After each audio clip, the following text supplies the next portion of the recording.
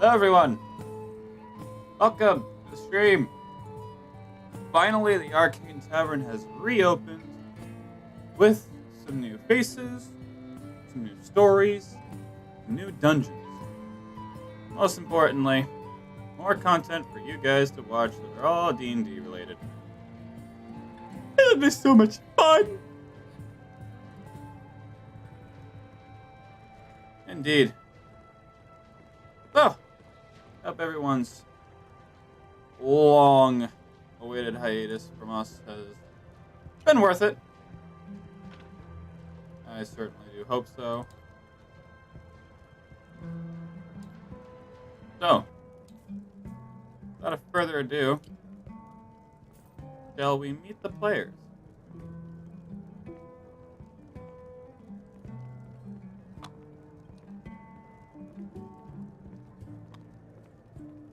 One second. Of course, things aren't wanting to work.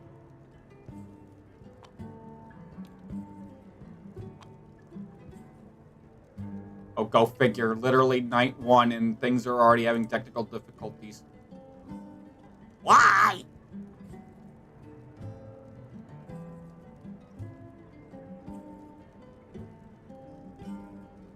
Alright, I got that working. Will this work now? Hello? Alright. Whoa, you're loud. Turning you down. Alright. Oh, go figure. Literally night one and things are already having technical difficulties. Alright, Stetson, you are definitely echoing. Turn that off. Or at least mute it. I hear myself. Is Pyro here yet? I'm right here, mate. Okay. This working. So, let's go around the table, shall we? Obviously, I am Pyro.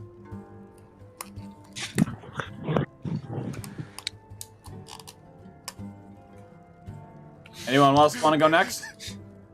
I'm Victoria. I'm playing Greg the Destroyer. At least for the prologue, because I'll get into details later once we go around the table. If he can live long enough and live through it, he might become my regular character. Or at least his son, Greg the Destroyer II.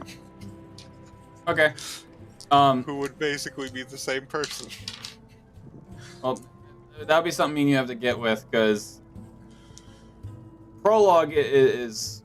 okay, so we got Victoria playing as Greg the Destroyer, orc. Yes, he is an orc battle master. Alright. Who is currently wearing a suit of samurai armor as well as wearing his family helmet and possessing his family swords, but not wielding them in the thing I'm making in Heroes Forge. Okay. Alright, next. Should I go, or is anyone else? By all means, go, mate. Go right ahead. Well, I will be playing Captain Eustace Darkwater, a harbor master, and level 5. It was level 5, right? Level 5. Everyone should be level 5. All right, Okay. level 5 wizard. I leveled him down. Wait. Sorry. Go first. I already got you set up, because I already got you all set up for Greg. We level 5. I thought you said it was level 3 in there. Nope, that's for once we get to the main chapter. Prologue, we're starting at level 5 because everything is deliberately a little harder. Okay. Okay, then I misread that. Sorry about interrupting you. So, we got Kana playing as Eustace, the harbor master. Yeah, level 5 wizard, and he will be in charge of all nautical and or fish related things. Mainly he can get information. He's got a lot of stories to tell, and he has seen a lot of things on the open ocean that he would probably like to forget. This one would. He's seen Greg running across the ocean to fight unhonorable enemies. Hence, emphasis on the word running. Yes.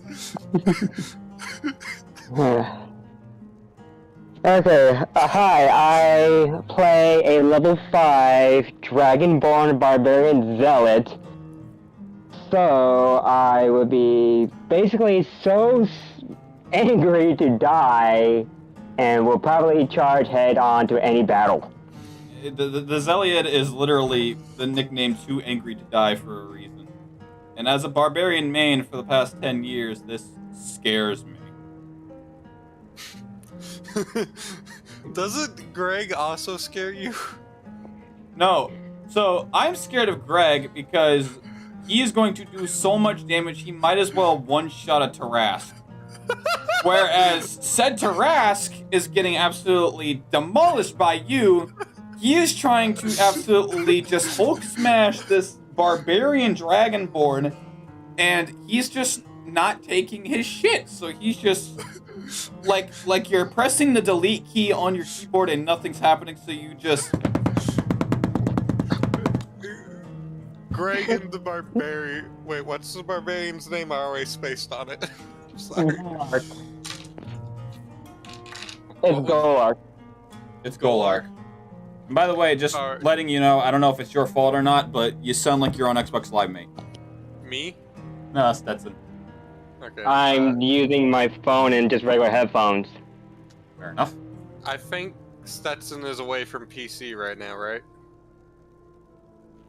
As of right now, I mean, he is my roommate, and we are at home, but he's on his phone right now. Get on your damn PC if you're at home. Also, I should make it clear that the captain carries a flask on his person. If anyone asks, don't touch it. Greg carries 6 great swords. Oh, I would, but I don't have any headphones because our DM's borrowing mine. What the fuck happened to Pyro's headphones? I'm not even going to lie. The dog ate him.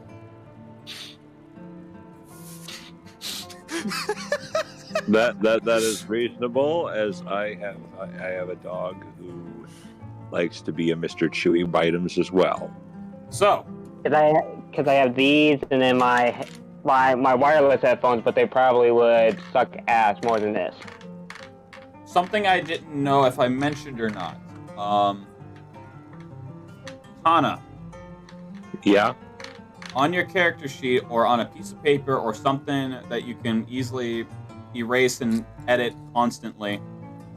Being that this campaign, we're using the Soul Essence system, give yourself 375 Soul Essence as your max. Okay, let me see if I can do that. You probably won't be able to do it in D&D Beyond. However, if you have like a piece of paper or like a notepad or something like that, by all means. For those of you that are now joining, the Soul Essence system is a system that I personally invented more so to help new players get into the rhythm of using magic, and a lot of people are very confused with the spell slot system. So I'm using the Spell Essence system that I invented, and it very fits well with this campaign, with its story. And basically what the Soul Essence system is it's basically an MP system, to put it very simply. You use a spell, depending on its level, how you use it, and where you use it, it will have a certain cost of how much Soul Essence you will use.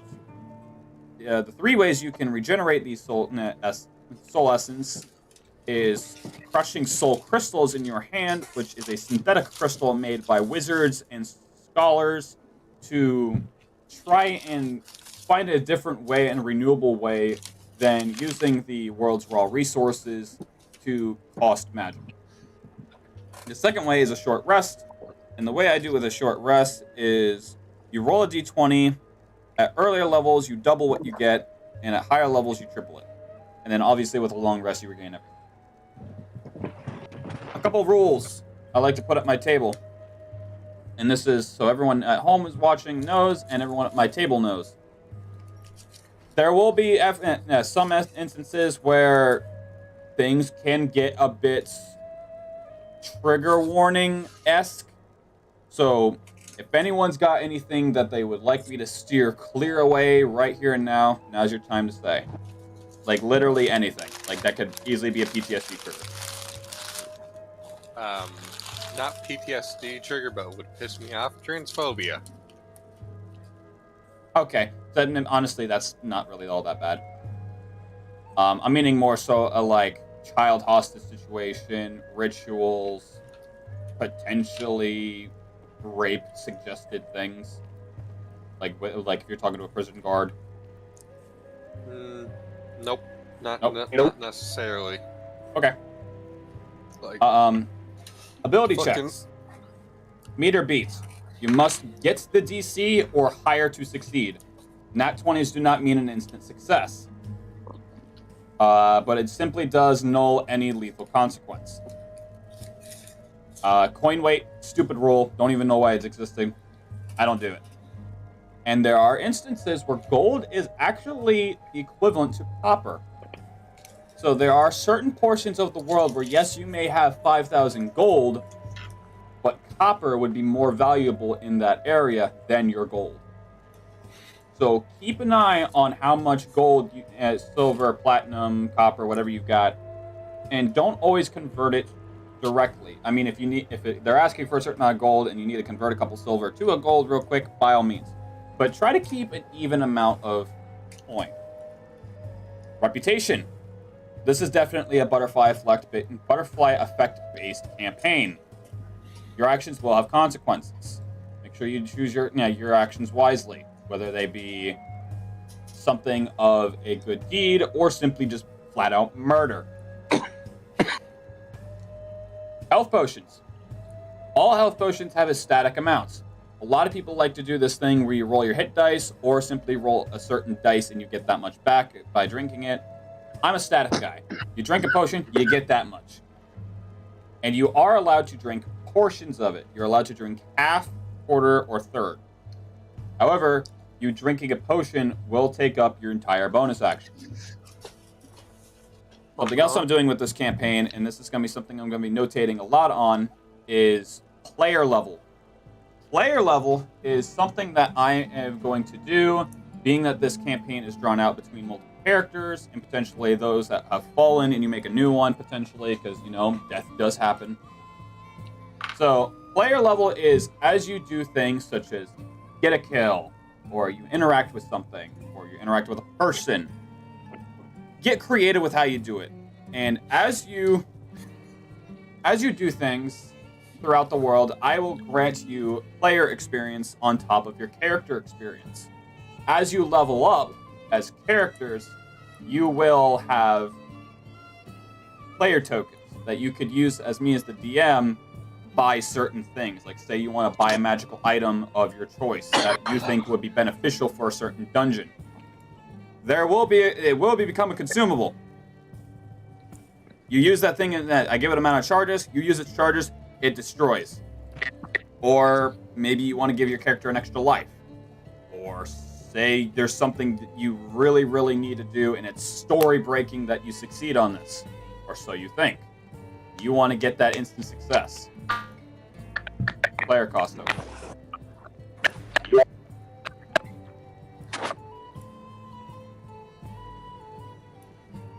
Oh gosh, my stupid phone is overheating. Alcohol. We all know we're going to drink at one point or another. So,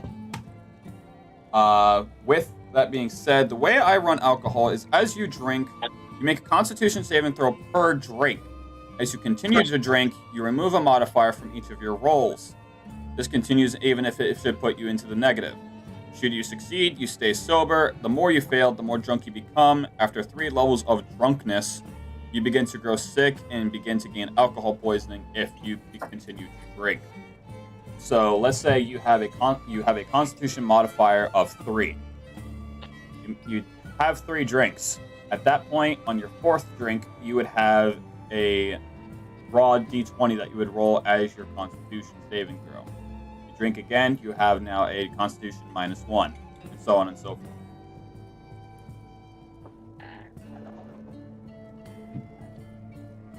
If you're looking for the thing, it's under the Arcade Tavern YouTube page. Oh, the stream? Yeah, Did I not post it? No, I just didn't know where to look and was just casually searching it.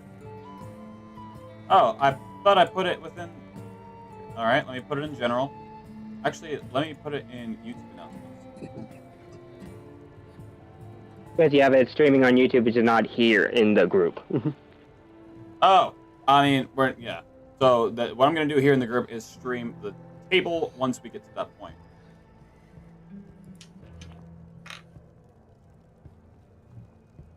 All right, and just making a couple notes for myself on far as character experience and player experience.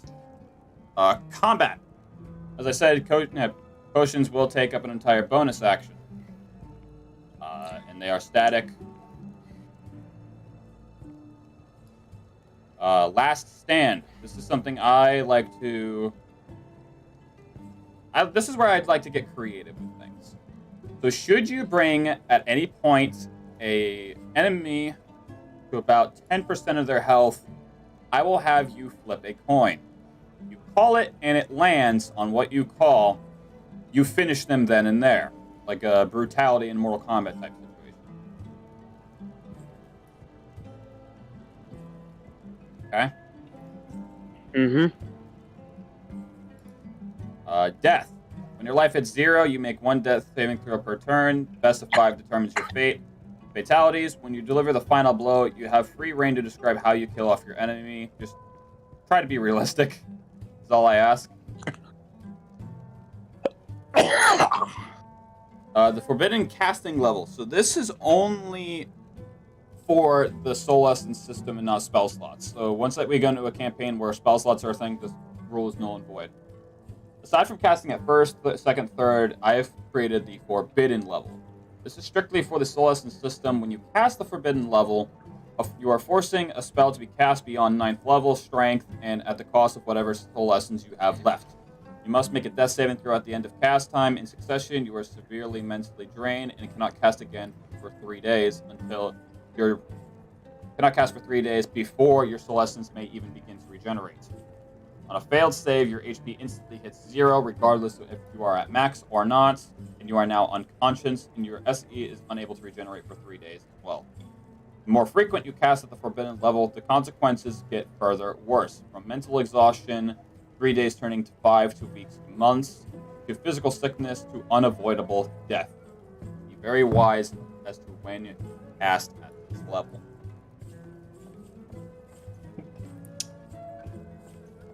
Oh, this seems like a lot to take in. Those are just generic rules, and I'm just throwing them on the table so that you guys will know. So basically, just be glad I don't have magic. Or at least, wait, do I have magic? As a battle master? Fighters, do they get magic? Wait, I thought I was a battle master, not a fighter. Battle master is a subclass. Oh.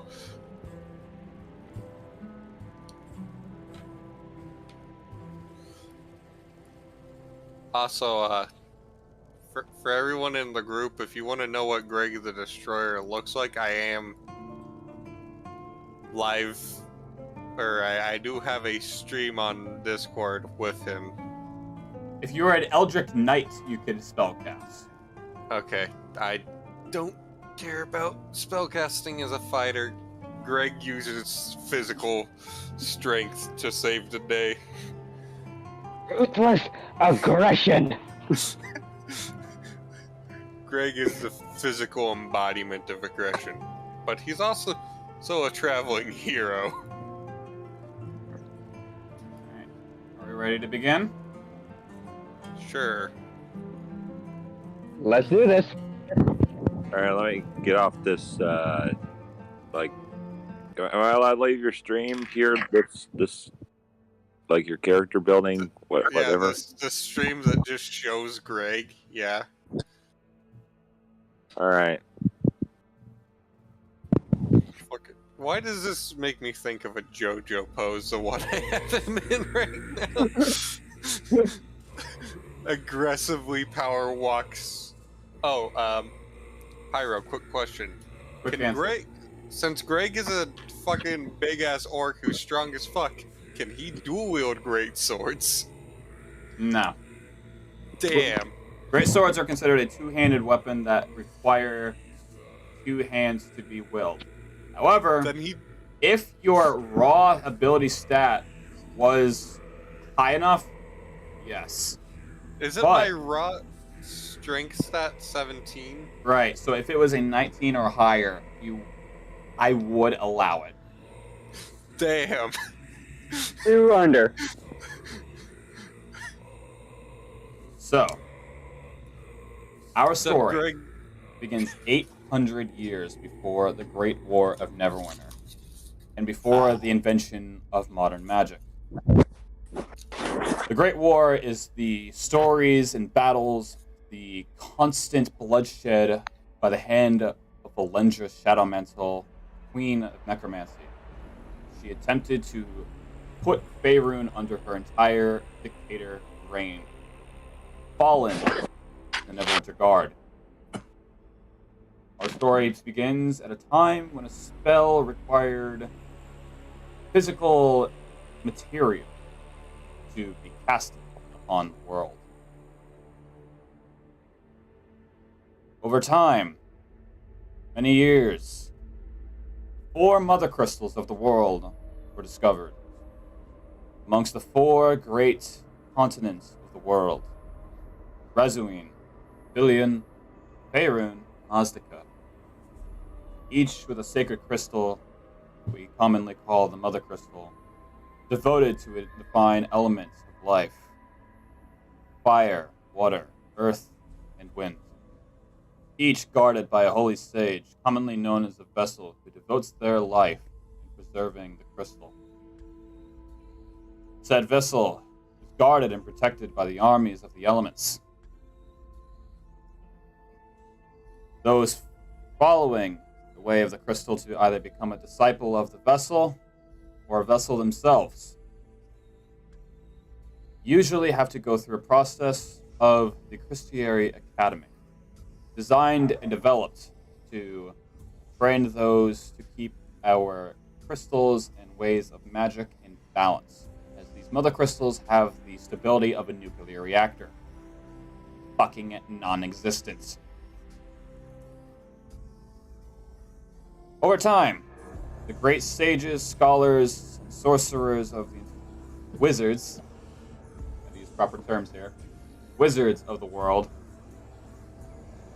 had created what is commonly now known as a soul crystal, which allows one to replenish their spell casting abilities with a crush of it in their palm. Along with these many mother crystals are 2 others that are usually unseen and unspoken of. Within the holy land of the heavens, there is the crystal of light, which brings order, happiness, and life to the immortal realm. Within the hells of the underworld brings the crystal of darkness, of which brings fear, hatred, and death itself. Should any of these 6 crystals grow more powerful than one another, to throw the mortal realm within a great chaos, tossing the laws of nature, physics, and magic off balance, potentially erode into nothing but pure spatial dust. The story begins within the many realms of the underworld. The king of the hells, Drakich the Dead. He had grown very bored one evening, growing tired of torturing the dead souls, causing eternal nightmares, horrors of the fallen within the mortal realm. He decided he wanted to have a little fun. He calls upon his servant, to which he requests his chosen 4, his greatest champion, sage, wizard, and scholar, to be present within his throne quarters. This is where you might want to start taking notes. His champion, Malin the Dead, was the king's most loyal of the group, undefeated in any arena in the entirety of all worlds, dimensions, and planes. Anyone and everyone across existence fears him. It is said in most mortal textbooks that he often would give his opponent a 5-minute head start, allowing them to attack them in any way they possibly pleased. At the end of that head start, he would finish them within a single blow and devour the opponent's soul as his trophy. And just to give you guys his name, I will then post it within the Discord.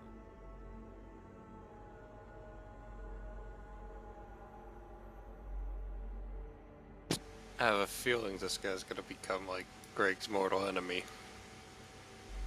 Next, the Sage, Adira of the Twilight. She was once the daughter of the great heavenly god within the mighty heavens, in search of mastering her power that she was birthed with, of creation and destruction. With a wave of her staff, she can have the queen bear the most beautiful princess the kingdom has ever had in the history of existence. The exact same wave, she can bring the queen death within childbirth. As the youngest of the group and a runaway of the heavens, Drakic has promised her teachings of how to control her powers at will in return for her loyalty.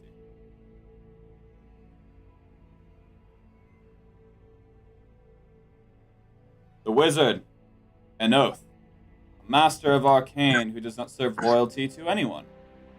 However, the king has an oath in his pocket, as he deals him a significant amount of coin and resources, allowing him to give him any opportunity to use the many dimensions to his liking to invent and discover new things. With a snap of his fingers, he can cause an entire forest to go up in flames. With the tap of his foot, he can cause the greatest of canyons to form. A simple sneeze can cause an entire army to crumble to ash as if it were to be raised by zombies soon after.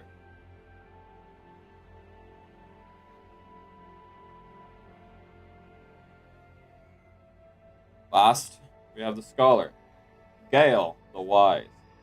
His wisdom is sought after by anyone who picks up a book for a living. He masters the ways of warfare and has strategized over thousands of battles across many wars. Whoever pays enough would be guaranteed to win via his service.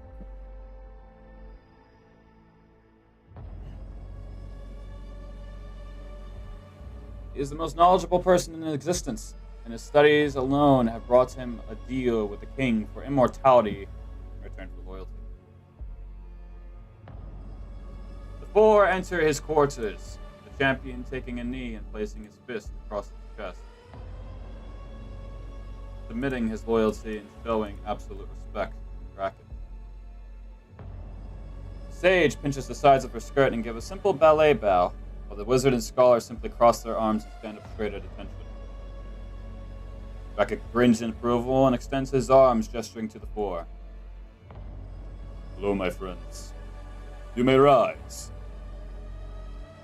Champion stands and smiles, as the bones within his teeth grit a little bit as he attempts to do so. What be your request, sire? The king puts his hands behind his back.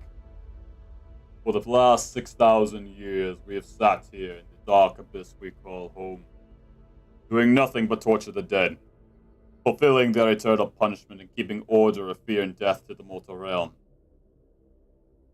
I'll be blunt, I've run out of ideas for punishment and am need for a bit of entertainment. He walks up to a massive black crystal, easily standing about 4 feet tall, 6 feet wide, emitting a gentle gray smoke as it shows it is healthy and working correctly, in a very healthy balance. He strokes it softly with elegance. We all know what these crystals between dimensions are for. Fed up with these eternal laws. Keepers can have their ways, the gods can have their sins. Spins around to face his disciples with his hands behind his back once again, with a very stern and serious expression across his face. Mostly, they look of eager determination, waiting for his request. I'm assigning you each a crystal of the 4 elements of the mortal realm. Assassinate the vessels. Massacre the Christieri Academy. Let these crystals be our power. Let us bring order to the underworld, giving us eternal power, immortality to our fallen. Let the gods reign fear as we stand strong, fight. Give our independence against the gods and the keepers. We'll increase our power amongst death, giving us the power to rule and control the mortal realm. They will have no power amongst us. They couldn't even lift a finger if they wanted. Not fail. Without hesitation, they each split up across the realm, stepping through dimensional tears. Scholar heads to Mazda, home of the Crystal of Fire, continent of pure desert and oasis. The Sage makes her journey to Razuin, home of the Crystal of Earth, a continent made of the most famous and renowned mountains and gorges. The Champion makes its way to Faerun, home of the Crystal of Water, within the northern territories of Icewind Dale. Lastly, the Wizard who's made his sight upon Aphelion, bearer of the Crystal of Wind, home of the continent of the wisest and greatest and inventor of sky islands and floating towns. They each assassinated the vessels under the army's noses, disguised as a simple guard before killing the sages and disciples, simply like a butter-through knife, one by one. No mercy or hesitation or intention of holding back. No witnesses or survivors amongst the entire Christieri Academy, Christieri temples, Christieri Guard, leaving no bloodline trace of having anything but the Underworld have control over these crystals. Over several weeks before I become the new sages of these crystals, as they are simply unfit to be given the title of a vessel. Corrupting them and causing their beautifully colored glow to be shrouded in a thick black smog, absorbing their power and transferring it to the crystal within the Underworld. At this point, the continents of the world begin to start a war with Drakish. 4 warriors and their undead armies started the War of the Underworld. A war that would last hundreds of years. Drakish stands firm, and always reigned victorious. Began a tyranny over the mortal realm. For the next several months following, slowly turned into the deepest, darkest depression the world has ever seen. Without the power of the crystals emitting their energy freely, blacksmiths couldn't forge their weapons and armor. The druids struggled to keep their forests flourishing and growing. The oceans began to form hurricanes and cyclones, devouring any sailor who dared to sail. Life in its own began to slowly diminish. 5 years after the start of this war, the mortal realm grew fear of power of Draken. Once he began to have a firm grip on the realm, he grants the crystal's energy to release just enough to keep the balance of order within the mortal realm, as if nothing had ever happened, but still siphoning enough to keep his godly status within the underworld. Anyone who began to speak of the ancient ways in front of Drakish's soldiers is killed on the site in public areas to strike fear back into the people, preventing any sort of rebellion. Should a rebellion be made to overthrow Drakish's power, he strengthens the smog to turn the elemental balance upside down and cause natural disaster after natural disaster. The world continued on living like this for the following years, which turned into following centuries. The only thing that began different from the world before and after is the fact that tyranny of Drakish is now still in vain. For politics, economics, life itself slowly regained itself, but the fear itself remained. 500 years. A collective army of over 60,000 soldiers stood up, decided to give one last push to the Underworld, bringing the fight to them. Many scholars and wizards trained, practiced, trying to find a way to rip a tear of dimensions so that they can storm the Underworld directly. And that is where we're going to start today's session. Amongst the ocean, you are one of the many hundreds of ships in this massive armada. You look around and you see those of many races, backgrounds, classes, weaponry, talents. Some are kissing the little lockets, saying their prayers and goodbyes should they fall within the war. You have others sharpening their blade and feeding on rations. I would like you all to open up your inventories. I'm giving you each 5 moderate health potions that heal for 25 hit points.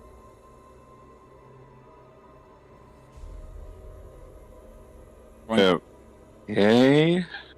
Hana, you specifically are going to receive 3 soul crystals that will regenerate 60 soul essence.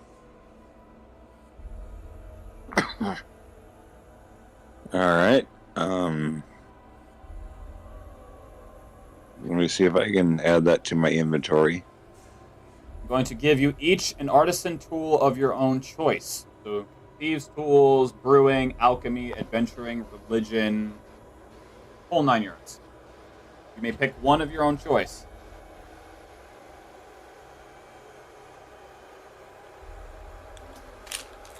Hold on.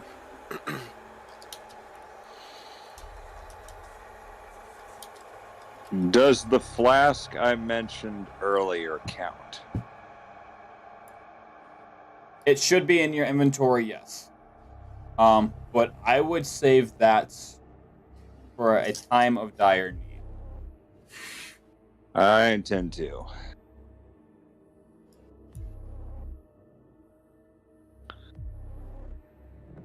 Well, I guess there's always the blunt force weapon.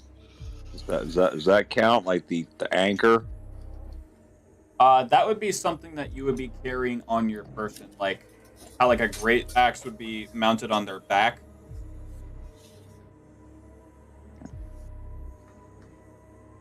Okay.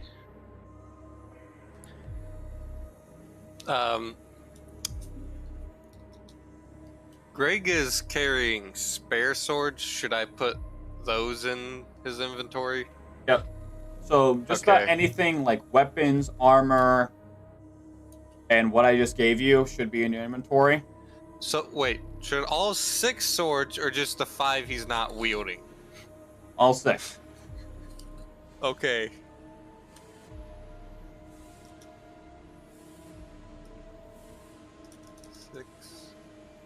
Okay, I didn't know what to call this, so I called it alchemist supplies for the crystals. Okay, so literally just call them soul crystals times 3. Okay, let me try this again. Because D&D Beyond just makes it have to be alphabetical.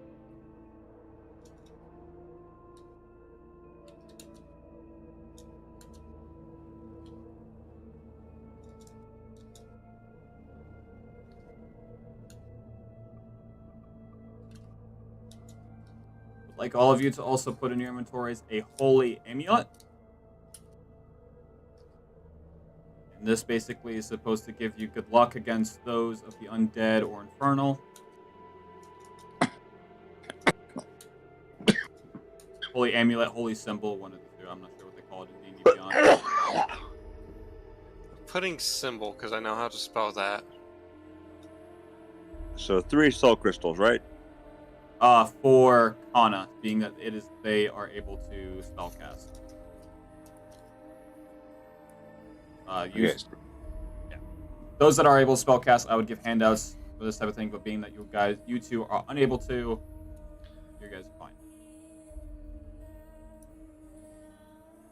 Okay. And any backstory-based equipment that you guys wish to have, maybe a couple notebooks, change of clothes, rations, tinker tools, something like that, by all means.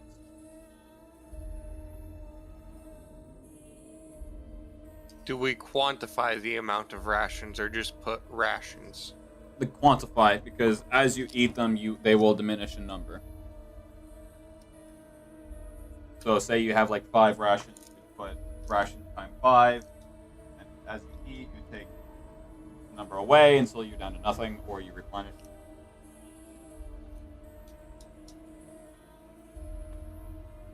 Where the I don't remember how to do a time symbol on the keyboard, so I'm just Just putting put an X. everything. Just put an X. That fucking looks weird, though. And the time symbol would just be Shift 8. Wait. Oh yeah, that's right. That's a fucking asterisk. They use that for times. Okay, so rations times. What number was it? Roll me a D10, and that will determine it. D10. For all of us? Yeah, all of you roll me a D10 within the dice. Where's my fucking regular D10? Okay, so that would be the little prism-looking one. That is I'm looking for the one that isn't like 90, 40, and all that. Right, There we it's a prism. It's the same shape. I know. I rolled 0. Is that 10 or is That that is a actually 10. 0? That's a 10. Okay, so I have 10 rations. Oh my gosh. For those of you that don't have actual dice at hand, feel free to use the roll the dice bot. I just got a half of his rations, so I got only 5.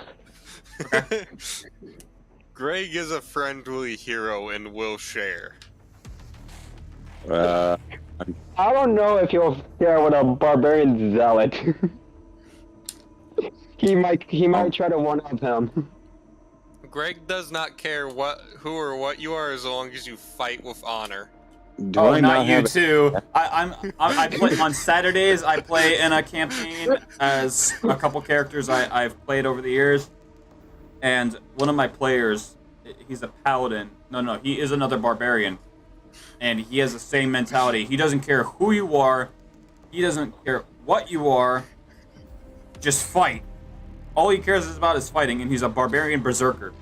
Oh, no. He doesn't care about Oh, specifically fighting. He cares about the fact that you're honorable doing it.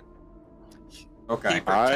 He protects those who cannot fight. He's a traveling hero, like most of the men in his family. He's this barbarian. He literally is just fight. So he will walk into a bar and just be like, "All right, y'all got one of those like bar fight wrestling arenas around here. I want to win." I have Yo! I have 2 quesaritos sat on my desk. One I've been munching on, and one I haven't opened yet. Yo! Fight me! All right. Okay, so I don't have a D10, it seems. All right. So in the roll the dice channel on the server, you just type in !roll D10. Okay, let me find that. Oh, there's the dice that I wanted to use. Where's the case for this one then? Right there. No, I was looking for the case for my actual physical dice set I have out. I have like 7 dice sets out right now. Okay, so what do I type here? So !roll space D10. That's capital D.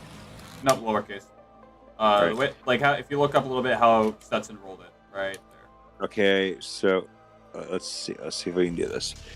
D10 roll. There you go. 3. So there you go.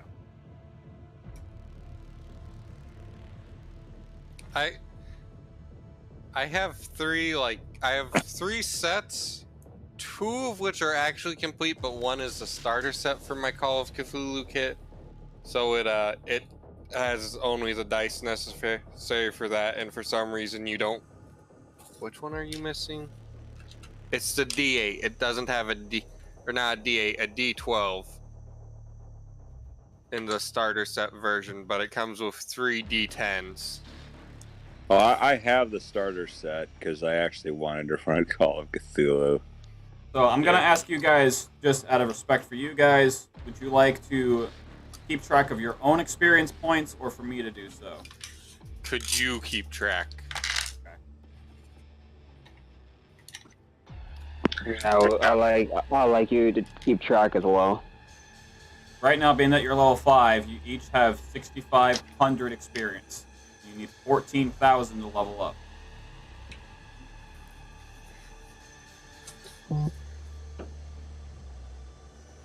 Being that this is going to be a very battle-heavy campaign. I don't want my character to die, but I have a feeling that's going to happen. No. Strength is health, right?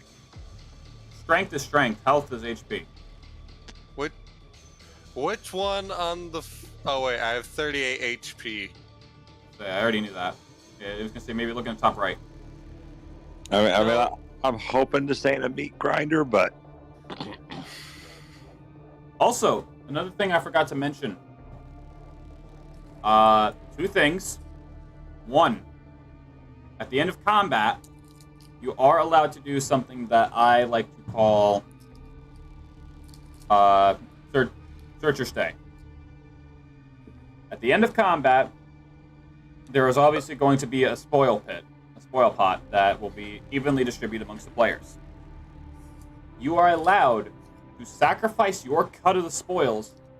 In return, you roll me an investigation and you're allowed to search one of the corpses. You don't know if you're going to get better or worse, because I'm not going to say what the pot of spoils are until everyone says search or stay.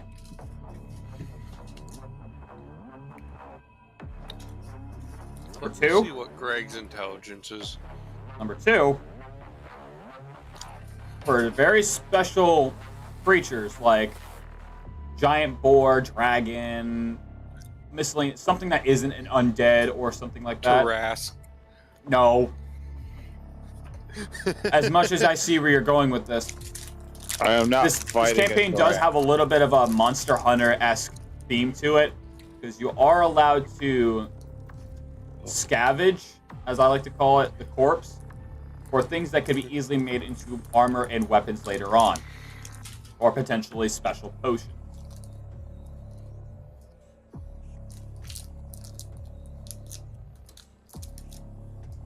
All right. If I see a Tarrasque, I am running. Wait, Pyro, what did you say I could run one shot? Did you say a Tarrasque or what was it? I was joking, but Tarrasques have several tens of thousands of health. What was the joke, though? Yeah, it's so you'd be fighting a Tarrasque, nearly slashing this thing to death as if it was a stick of butter, whereas said Tarrasque would be trying to stomp on Stetson's character, and it's just like, why isn't he dying? How much health does Stetson have? No, it's not a matter of his health. He is a Zealot, which is, in the D&D community, nicknamed Too Angry to Die. Because you are constantly raging so much, and the features and the buffs you get from this subclass is, as long as you are raging, even if you hit max health, and you hit 0 health, you are still continuing as if you are still having health. Too angry to die. Yeah, take off, now die! So again, this Tarrasque could be stomping on Stetson, and it's just, why isn't this bastard dying? I need 1 second. Alright. So, amongst the several hundreds of ships that are within this massive armada, getting ready to make one big push into the underworld. Eustace, you find yourself at the bow of the ship. You notice that... Hold on, I missed a little bit because I had to go answer my mom's question. So, amongst this massive ship that you guys are currently on, you are one of hundreds, if not thousands, of ships amongst this armada, getting ready to give one final push to Drakic himself, bringing the fight to him. Eustace, you find yourself at the bow of the ship. Amongst the bow, you see several other individuals that are basically mentally preparing for this fight. As on the very peak of the bow, you see an individual in very descriptive, elegant black robes. It almost seems as if these robes have layers to make it armor. Similar to what a warlock would wear if they were a rogue. And you see them looking at several amulets that are laid across the floor. To your left, you are noticing the captain of this ship. I'm going to now share the screen so you guys can see.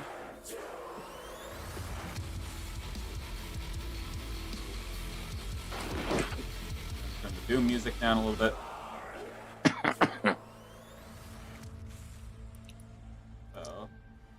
Wait a minute, I could join you in tabletop. So, Eustace, you are this token right here. Okay. Greg, you're over here next to where the cannons would be. Exactly where Greg should be. And Golark, you are here getting ready to go down to the main downstairs level. Just to give you guys a little intake of what your characters look like. Here we have Greg.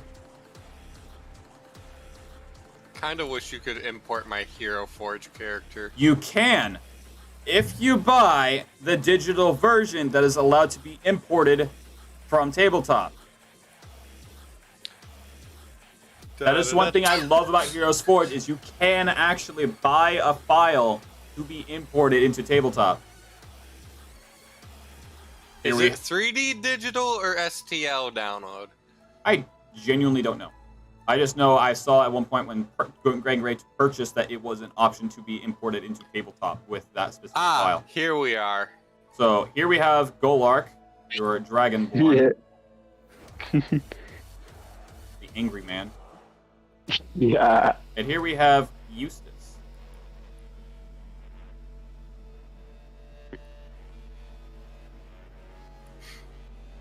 To your left, Eustace, you see who you know as Sergeant Brythe.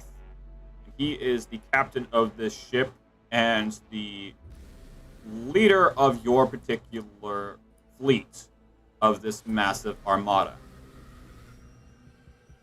Is there anything you would like to do as of right now? Well, I would wager that Captain Eustace Darkwater, he, despite the intense and probably nerve-wracking scenario that everyone's going through right now, would still be jovial enough to walk up to this guy and give him at least some kind of high-spirited greeting, or maybe just talk to him, just be like, So you approach up to him as you notice that he's currently flipping through what appears to be a notebook of some kind, maybe a journal. It's a bit thicker than your average leather journal, but it's not big enough to be a textbook. all right. So he goes up and he says,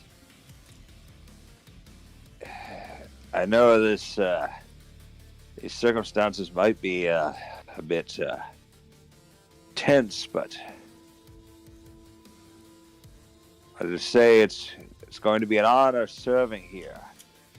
I do hope that I can be of service, though my original boat was scuttled years ago.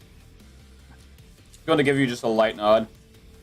Indeed, we're all going to be fighting in great honor, and we will not go down in vain. We will be victorious one way or another.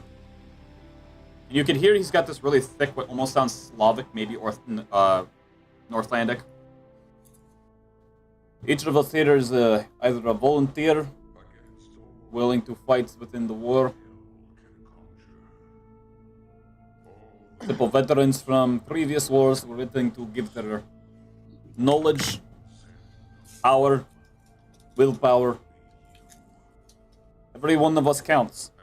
The bigger the numbers, the better of a chance we have. We have farmers, fighters, veterans of war. We have from the poor to the rich, willing to help. From all across the world. We are simply here, putting all of our differences aside, to take down this bastard.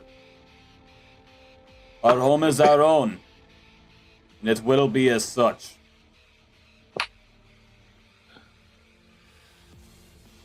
I admit, I may be a harbor master. That's mostly what I am. Not a warrior, per se. But I'll do what I can. Any and all help is greatly appreciated. Your service will not be forgotten.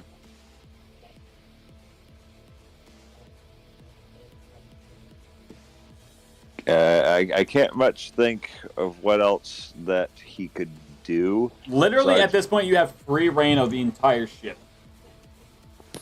Well, I would wander down to the sides, maybe, because Eustace would like to get a feel for the waters he's currently treading. The waters that you're in right now are debatable. They're not calm, but they're certainly not rocking the ship side to side. So if you were to take what average tides are in the middle of the ocean, if you've ever been on like a cruise or something like that, and turn the notch up by like 2 or 3 points, that's roughly what you guys are treading through right now. Yeah. He's looking for spots where he can fish. All right. Where I put your token now, right now, is probably your best bet, as the other sides of where the cannons are, or towards the actual main dock, and towards the bridge of the ship, semi-crowded. You may fish if you wish to. Now, I should mention this. Among his inventory, I don't even know how to classify this. He has a pet fish. Okay, so he has a pet fish. He usually carries it in a satchel and like an apothecary flask, because he couldn't bother with a fishbowl because he was too scared it would spill on these high seas. Yeah.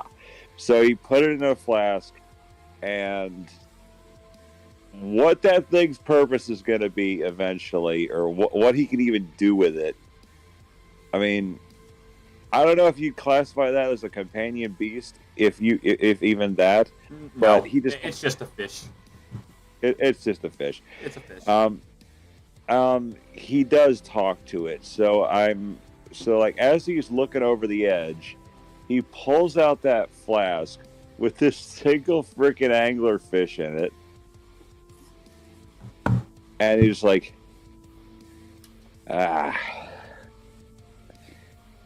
it's going to be choppy waters for a while now, my friend. It's just gonna blink. It's gonna just stare at you and just blub blub blink blink. Yeah. I mean, he doesn't expect it to talk back. But he enjoys its company. He's going to probably make his way to the stern just to take some time to think. Remind me what the stern is. I'm not very familiar with ship terms. The stern would be the back of the boat. Okay.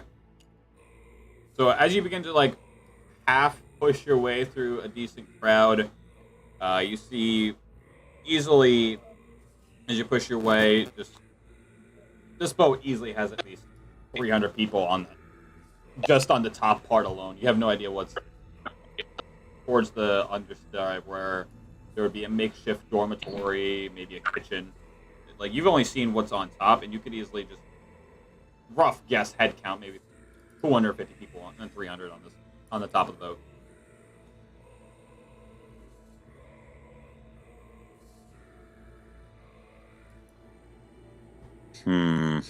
Make your way to the back of the boat. You done playing already? You playing? I'm not sure what else to do from here, actually. Okay. So in that case, let us move over to Greg. Greg. Let's see. What the hell would... I feel like this is the one moment we're going to see Greg with his helmet off. For a long time. He has his helmet off because it's the helmet that every male warrior in his family has worn. Okay. So It a has heritage. Yes, it has its battle scars and everything. But his family uses it to talk to the souls of their ancestors and ask for advice. This is not an actual magic thing, this is just a thing they believe the helmet does. So he is specifically talking to his great-grandfather, Grug, who he is named after, but due to talking to more humans, he calls himself Greg. Okay. A little bit of backstory there. So he's asking Grandpa Grug for advice. Is this battle truly worthy? First roll of the is he night. on the right side? First roll of the night. Roll me religion. What the fuck die is that? So at any point I say make me a check or a save, go for your d20. The only time you should be touching the other dice is when you're dealing damage, or a skill or a feature tells you to do so. Your d20 should be your main go-to dice. I'm not sure this is religion. This is just like a family thing. There is reason for it. Shit, I dropped the die. Hold on. What'd it roll on? What did it say? I didn't see it landed on carpet. We're re-rolling. What does the dice say? 13. All right, now take that 13 and add your religion modifier that's on your character. I gotta find that because I'm fucking around with tabletop trying to get you the actual Greg model. Well, in that case, let me. Where the hell is religion? It's under your skill. Skills is the one under stats, right? So like animal handling, athletics, sleight of hand, that list. Okay, it's +1. So you take what you rolled on your dice and +1. I got 14. All right, so with a 14,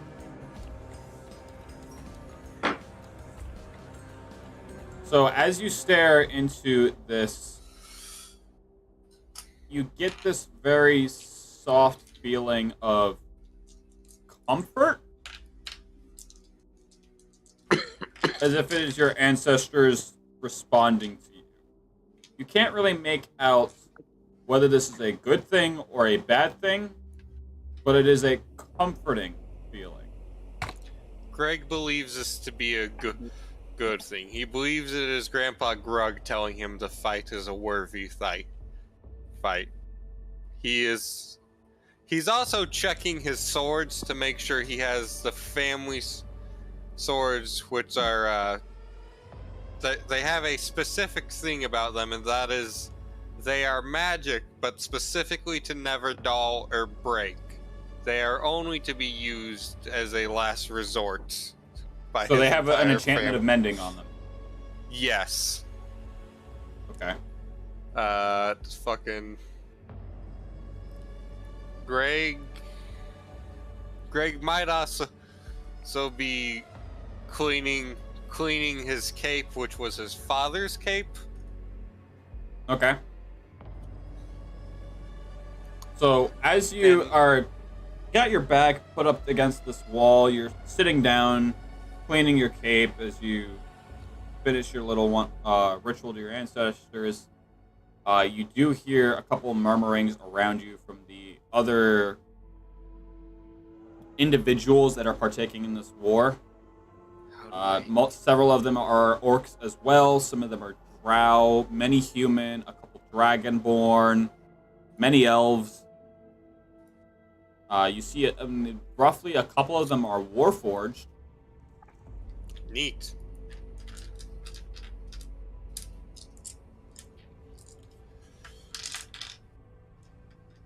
Greg is indifferent toward all of them so far, as he does not know whether they are great warriors or whether they are cowards or dishonorable. Understandable. Okay. He is going to continue cleaning his cape and maybe even polishing his new samurai armor, which he got from an adventure just before embarking on this legendary quest. Right. Is there anything you would like to do after you finish your little cleaning and polishing and go downstairs, walk around? Greg simply begins to inspect the cannon nearest to him. Roll me an investigation. That's D20, right? Yep. Alright. And that is my intellect? That is your investigation modifier. Hold on. Just so that way my search is still there. Is investigation the same as insight, or insight different? is more so you trying to see if someone is lying. I wish I went with medicine then. +1, I got 11. 11? It's old. It definitely hasn't been properly cleaned. It has been cleaned, but it hasn't been properly cleaned. And Greg is disappointed. In a while. It's in decent condition, but the only thing that really irks you is the fact that it hasn't been properly cleaned, but it has been cleaned. Like, instead of a deep clean, it's just someone shoves some bleach down it, scrape, and move on to the next one.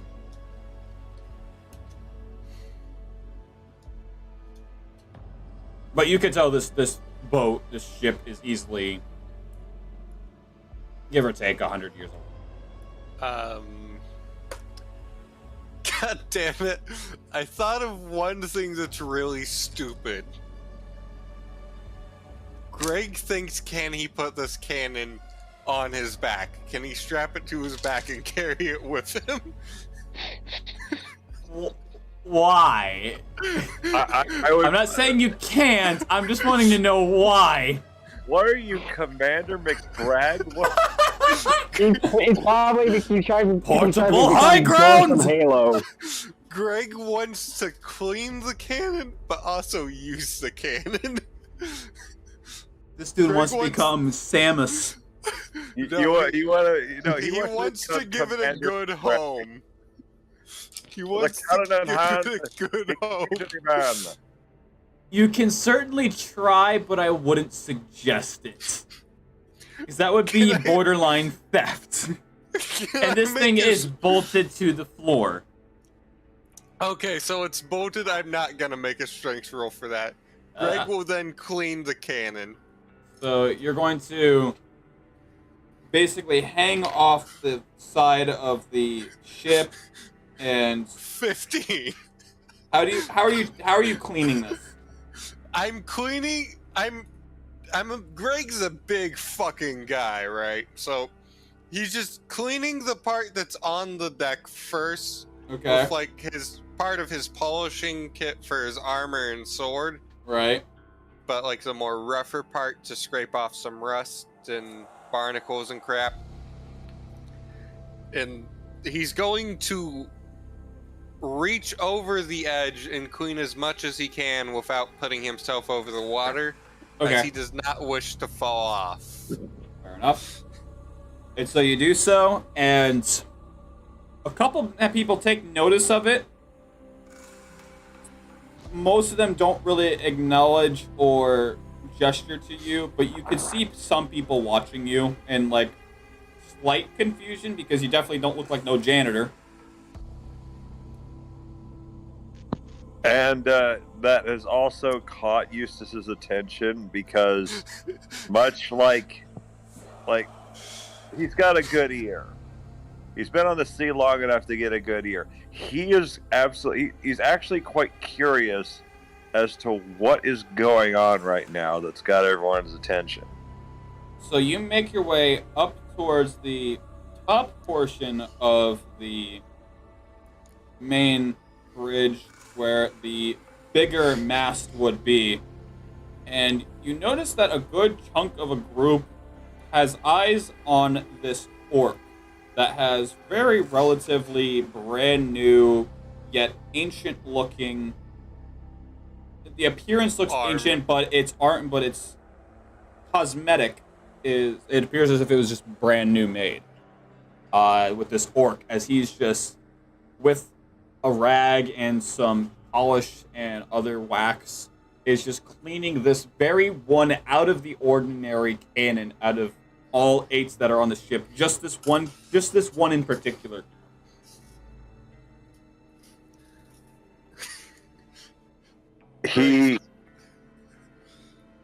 What Eustace does is he actually reaches into his coat pocket, pulls out a small, like not the flask, but a flask of like elixir, or like he calls it elixir, but Lord knows what it is. It's like his special brew that he makes all on his own, and he just takes a swig, like, ugh, I wasn't expecting to see this today. I will. Go ahead and roll me a con Sorry. save. Me? Or Kana. All right. Like what number die for that? That'll be a 20. Anytime I say save, throw, or check, D20. All right. It's not alcoholic. It's just. I'm aware.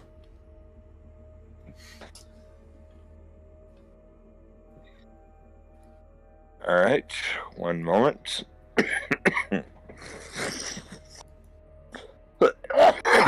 I'm already friends with you, Vic. Oh, nat 20. That's a 20. It won't allow me to send you an invite for whatever reason, but you might be able to join off of me. I didn't see you, so give me a second. Yai Miko. Alright, hold on. I may have unintentionally unfriended you, so give me a second. It says I'm friends with you because it's literally on my friends list. Alright, hold on. Alright, if that's the case, let me send you my friend code. No. Steam is just being stupid. Oh wait, I need to wait a minute before joining you, because I need to get the Greg model in. Okay. Which I will need to get a moment to watch this video on how to do it in a second. Okay. So, as you take that swig, your body, almost like your nerves, just gets heightened in senses. Like it's just been spiked for about 4 seconds, and then it slowly subsides. Yeah, that's about right. That brew that he makes while he was on the island, like when he was on that island, he learned that he learned how to make it from some fish people. Okay. So merfolk. Well, they're more like deep ones. They're like the children of Dagon, but Like tridents? no, how do I put this? They're like feral-ish fish people. They like if you've ever read Dagon by Lovecraft, they're kind of every so often they kind of make deals with fishermen that if every so often they give up a few of their town's women to mate with these fish people, they produce offspring, kind of keep the species going, then they make fishing abundant for any fishermen in the area. And so they're like, it's like they're intelligent enough to know what they're doing, but they're not like the kind of people who you would see just hanging around. They normally don't go to people unless they have a like actual business with those people. Okay. So yeah, they taught him how to make that, and it doesn't. It's not the elixir, but all it really does is it kind of like it gives you a little buzz. That's all. Yeah. So yeah, he watches this orc, and he's thinking that he's disgracing himself right now, but he walks over, and he doesn't think there'll be a confrontation. He really doesn't, because he's really curious about what the heck this guy is doing. So he goes over, peers over the side, and it's like, "Might I help you, laddie? You seem to be... Do you have this under control?"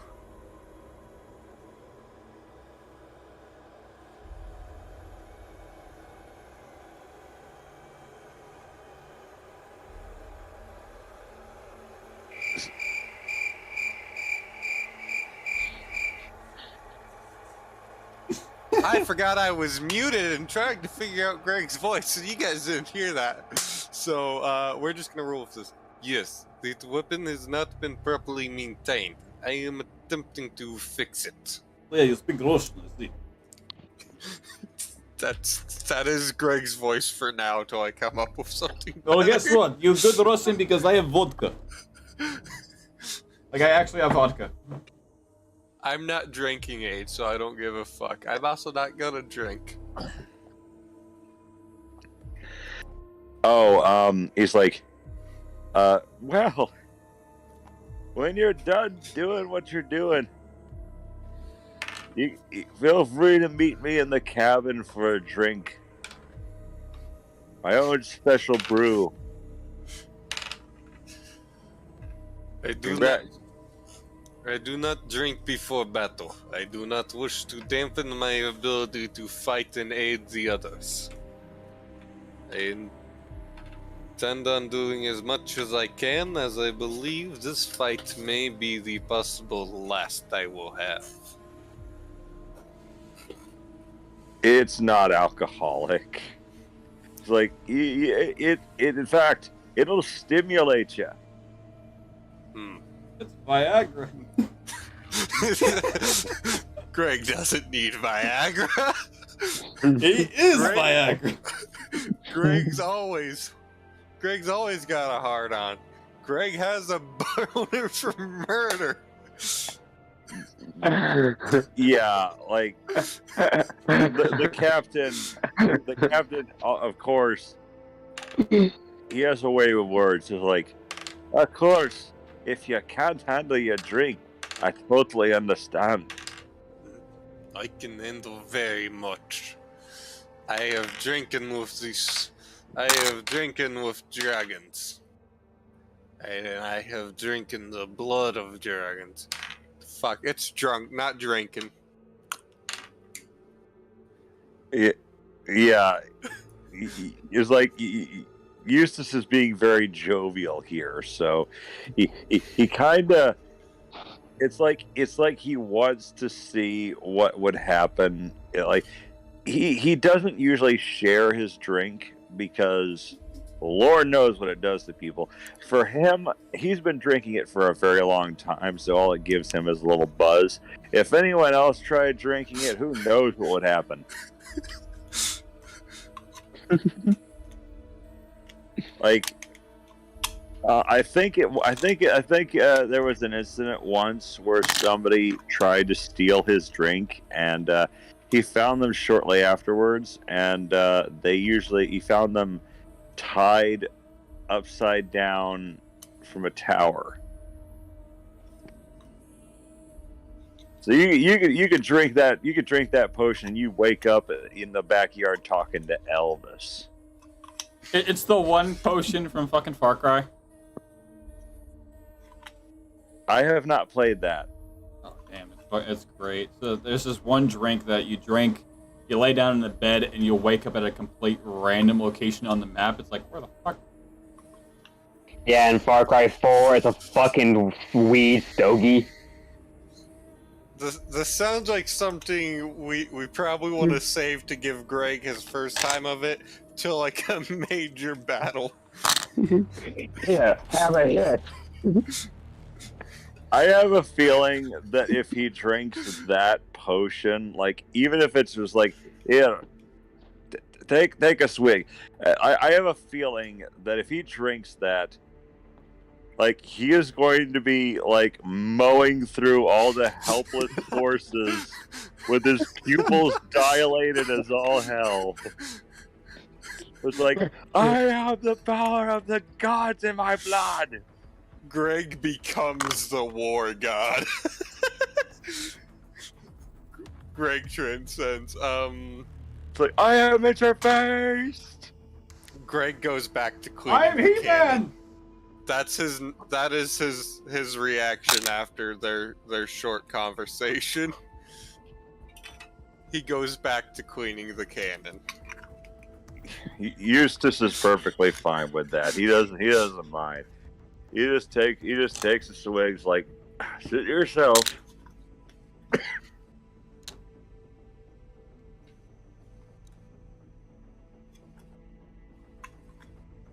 And as he's walking back, what he does, for whatever reason, he has a reason for doing it, he uncorks the flask of his fish bottle, like the bottle with his fish in it, pours a single drop into the water.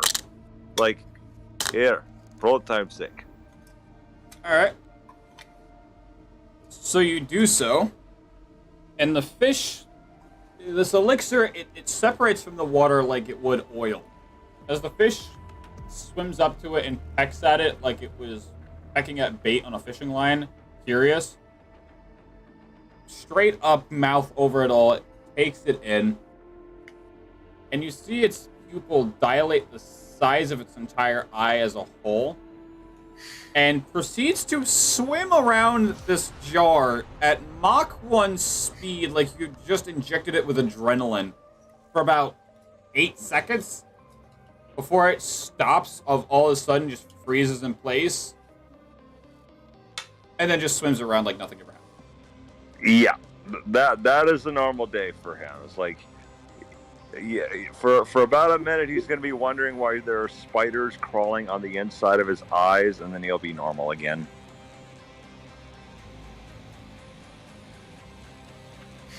All right.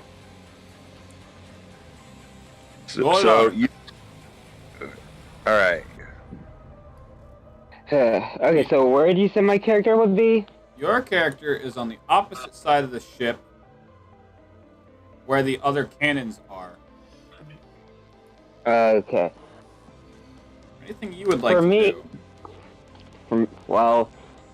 For stars, I would like to see what would be under, if there's like a lobby or like a little underground thing where supplies would be, just to see what could be good for There the is a upcoming battle or not. downstairs area. And as you walk down the stairs, you see this area is probably about as crowded, if not slightly more, than up on the top deck. You see basically this big, wide open, essentially a dining hall, like it was a restaurant or something like that. People throwing back drinks, feasting away, eating up for the big fight. You see a couple dragonborns and a few tieflings that are walking around as waiters, as you see a massive orc in the back, just straight double time working, multitasking like a train wreck, just preparing platter after platter after platter. Place smells really good. Behind you, you can hear the clanging of what sounds like a hammer on an anvil. Context clues tells you there's a forgery back there, or basically they're getting armors and weapons ready for the big fight, preparing. By any chance, will be there any like barrels down there? Make me an investigation. Okay.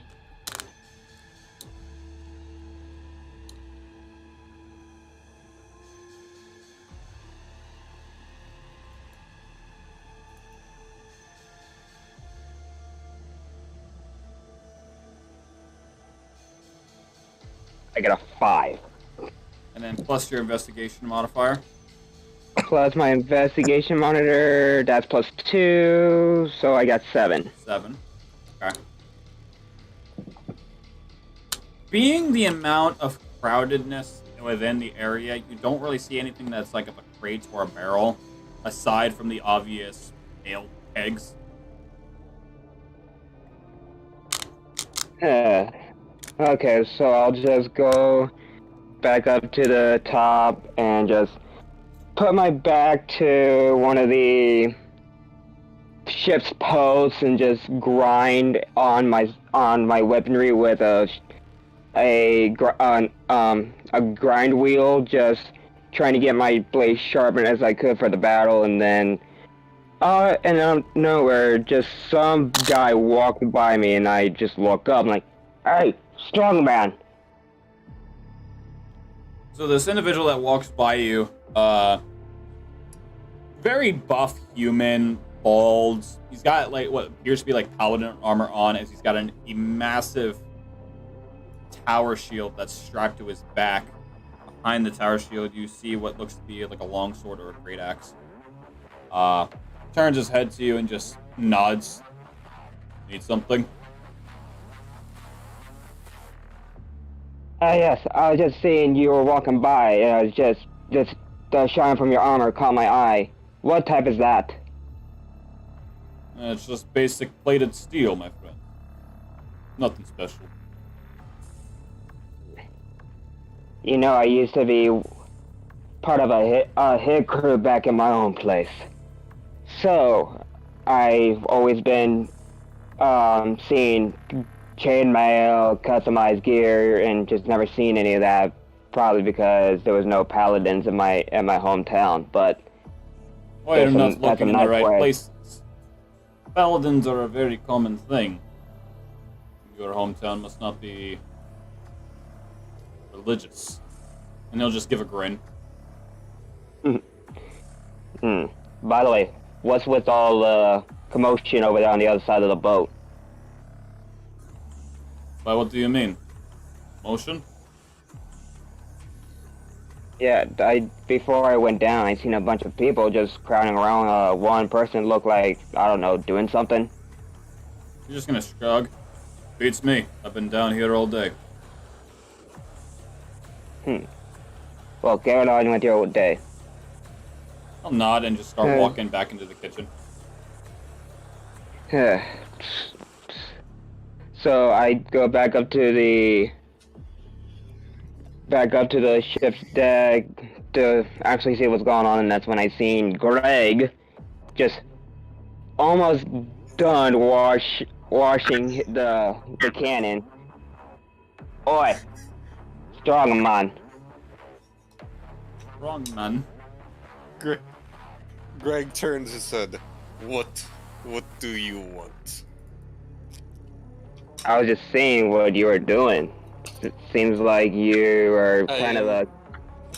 I am cleaning this weaponry. It has not properly been maintained. I do not understand why people with what perfectly good weapons go to such bad shape. That is very true. Have you tried picking it up like strongmen like you are? It is bolted to ground. Don't encourage him. I do not wish to break vessel while I am on the vessel. I see. Well, seems like we're not far from... Seems like we're still a ways from our destination. How about you and me go arm wrestling? See who's the better strongman. Oh boy. I do not see purpose to this. Promptly, as you guys are having this middle conversation, you hear a big commotion going on, trying to get all hands on deck. As you see Sergeant Wright climbing on top of the mast that is in the front of the boat, just to give a general broad of attention. Over several minutes, you have easily 1,000 people on the dock of this ship, crowded across the entirety of the main dock to the bridge to the back.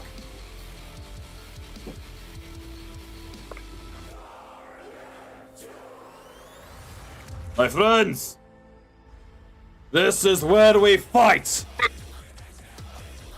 For many, many years, we've been under the clutches of that blasted Drakic for too long. His tyranny ends today. Today was the day we take back what is ours. Today is the day we take back our world, our power. But the gods have blessed us, not him. This is where we stand for what we belong to. What we live for. This will be our Independence Day. From the Underworld, from the heavens, we are one. We are the people of Zetithia! And you just hear everyone just like roar and chanting and just really getting hyped up. As you notice at the front of the boat, the Warlock Rogue wannabe cloaked figure is waving his hands as flames of fire are following and trailing around him. Easily, you can notice he is controlling it. Stomping his feet as he's doing very suggested movements that his body almost feels like it's flowing like water and moving on its own. Before he claps his hands together and spreads them apart. As in front of you, a couple 1,000 kilometers, you see portals upon portals upon portals as each of these boats of this armada is opening a portal of its own until this 10,000 kilometer wide portal of a purple ring spreads open. Imps flying out, getting ready to just straight slam down into the armada as you've got pit fiends and imps and other infernal creatures to start flying out, breaking into the mortal realm. You have archers just straight shooting them down into the water as they just explode upon impact with the water. And the boats just gradually flow within the underworld as you break in. I'm gonna have all of you roll initiative. Oh, dingle. Oh, what dice? What dice? D20. All I mean, right. D20 plus your initiative. This is just to determine who gets first action, right? Yeah. And the dice has fallen.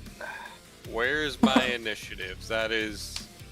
Should be next to your health. I don't even know what it rolled on. Let me try this again. Oh, that is a pain 1. You didn't put a number for my initiatives. There's just a plus sign. Oh, it'll be plus your dex then. Whatever your dex. Plus whatever your. So it'll say dex and plus whatever. That's your initiative. Okay, so I don't. I rolled a nat 1. Oof. All right. Okay, well, let me. So, nat 1 and my dexterity, which is nothing. You have plus nothing on your dex? Nothing. Yeah. All right. So it's just 10. So I wager 11. I have... So Kana, you got a nat 1? Yep. And you have plus nothing for your dex? Yep. Alright, so that gives you 1 altogether. I rolled 3 and my dex is 12. No, your modifier. Plus your modifier. Oh, it's plus 1. So it's 11 plus 1, right? No, it's 3 plus 1. 3 plus 1, so that put you at 4. I guess I go first because I rolled a 3 with my dex is a plus 2. So you got a 5? Yes.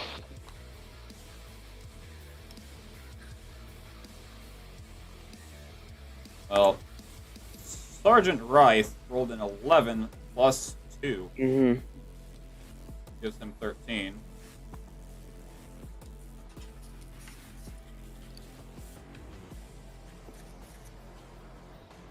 So, that being said, change the scenery there, mate. This is gonna get ugly. So as you all break into the underworld, as you've got imps, pit fiends, and other undead creatures, skeletons, zombies, it is flooded. Like you just broke into the washroom of straight death and emotional. Yeah.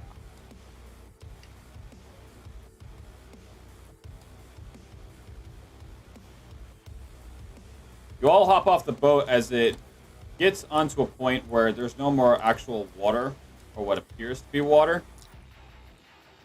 And you enter in this makeshift cave that's massive, every bit of a couple 100 kilometers big.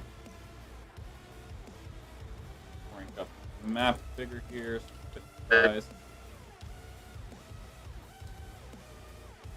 I love how I have Doom playing just unpromptly. Like, yeah, this will work.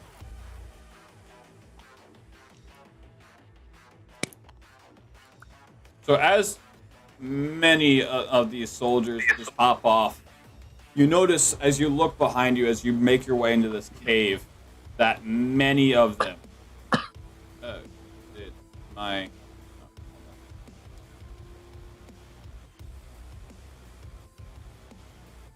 Did the tokens I had put aside not save? Oh, boy.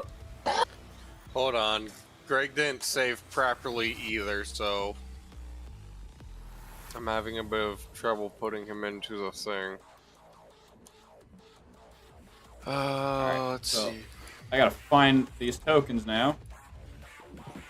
They disappeared on me. Oh wait, I have it saved on my desktop.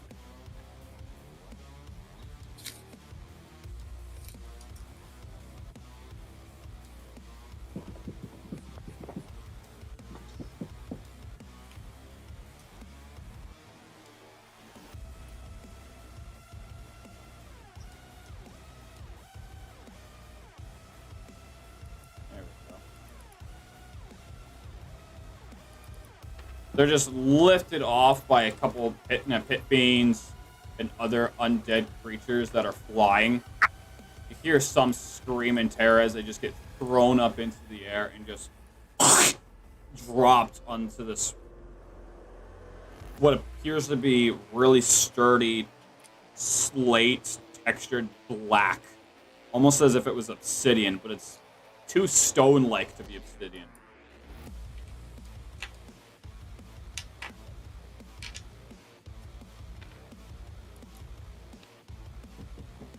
Love how I had this all set up before and none of my stuff wants to save.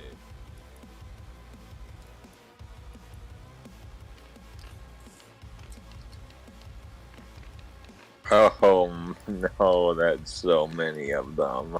Well, imps always carry in groups. Those are weak, right? Imps are the weakest of the demons. All right, hold on. We're getting some fun shit going on.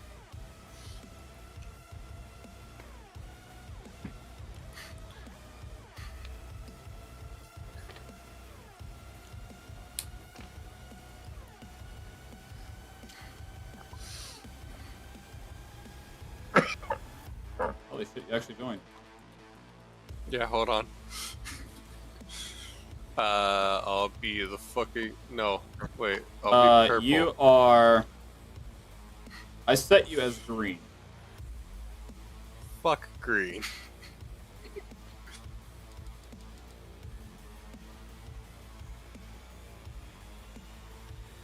Hold on. Can I get access to objects, my guy, so I can spawn in the actual Greg model? How would I do that? I believe it's in settings. Options, permissions,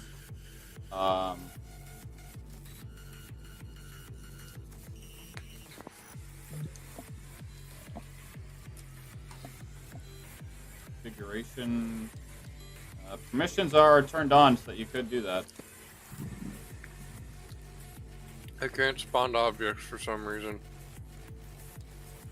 What are you trying to spawn in? Components. It's a Greg. Like actual Greg. I went and bought the file for this. Like what would that fall under? Like a custom object or what? Custom object. It's under saved. Oh, okay.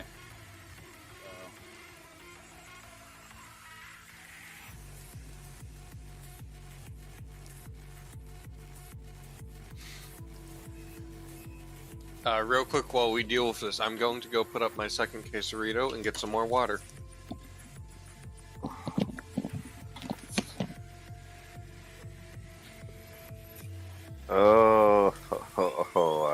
I was not prepared to hop into battle so early.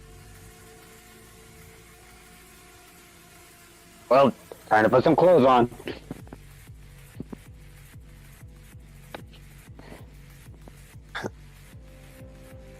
Oh, I just need to promote you. That's okay.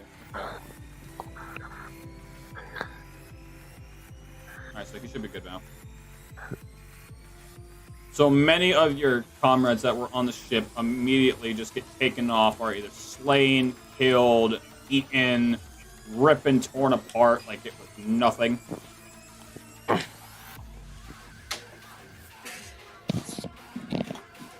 Yeah, I'm back. yeah, that resistance ain't looking so hot.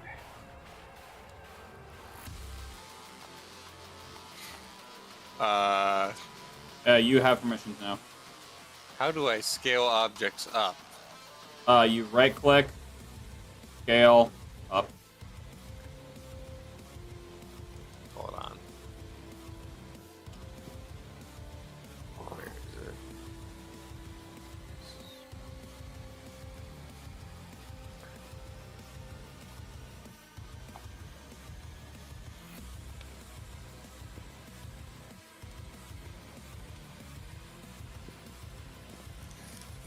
Can you guys see Greg on Pyro's stream?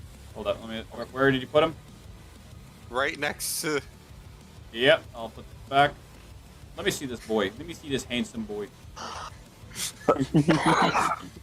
He's fucking glorious. He looks angry.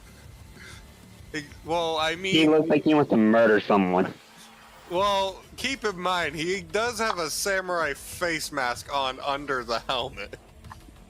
Yeah. For a minute there, I thought, oh yeah, I had that face too. That time I watched Matrix Revolutions. His actual skin color is just like bog standard orc green.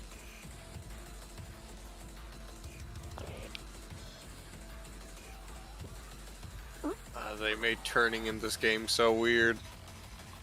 Yeah, it's right click and then your middle mouse just to actually move around. Yeah. Fucking.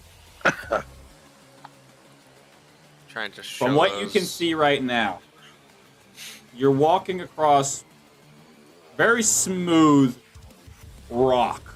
It almost feels like obsidian, but it's too rocky to be actually obsidian. It's got that actual texture and sound of you walking on rock of a mountain. It's very dark. You do see pits and little puddles of blue, bubbling matter that you have absolutely fucking no idea what that is. And in front of you, you see a bunch of demonic entities turn and look at your group as others of the Armada are going in separate directions, being...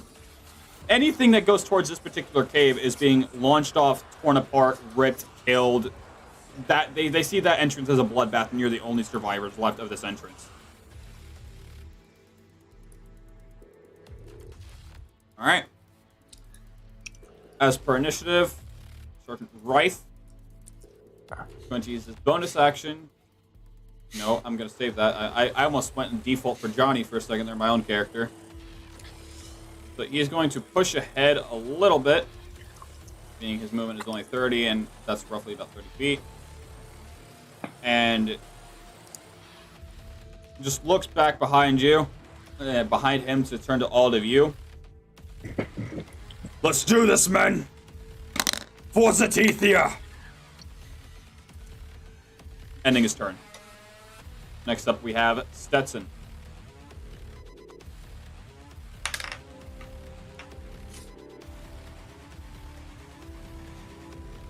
Yoo-hoo! Stetson. He must have got like water or something while I was grabbing water. Maybe. I'll just come back to him then. So, you. It is you. Oh, Stetson, you're back. You're back. You're up. I was getting teased. So yeah. Okay. So with the barbarian, how far can I just walk? That would be what your speed is, which is usually about 30 feet. Okay. Plus, since I'm level 5, I have the fast movement. It gives me an additional 10 feet. So you can walk up to 40. Will it be able to hit or reach one of the M groups? Absolutely not. So Sergeant Reith was just with you guys, and where he is now, that was just 30. Okay, I'll probably walk right between the big blue settings onto the big blue Right here. bundles of watery matter, whatever that is next to you. Next. So that'd be about, you'd get about that close. Yeah, right there. That'll be fine. And that, since they're too far away, I can't do anything with my weaponry. So I guess my turn's done. All right, that leaves to you, Victoria.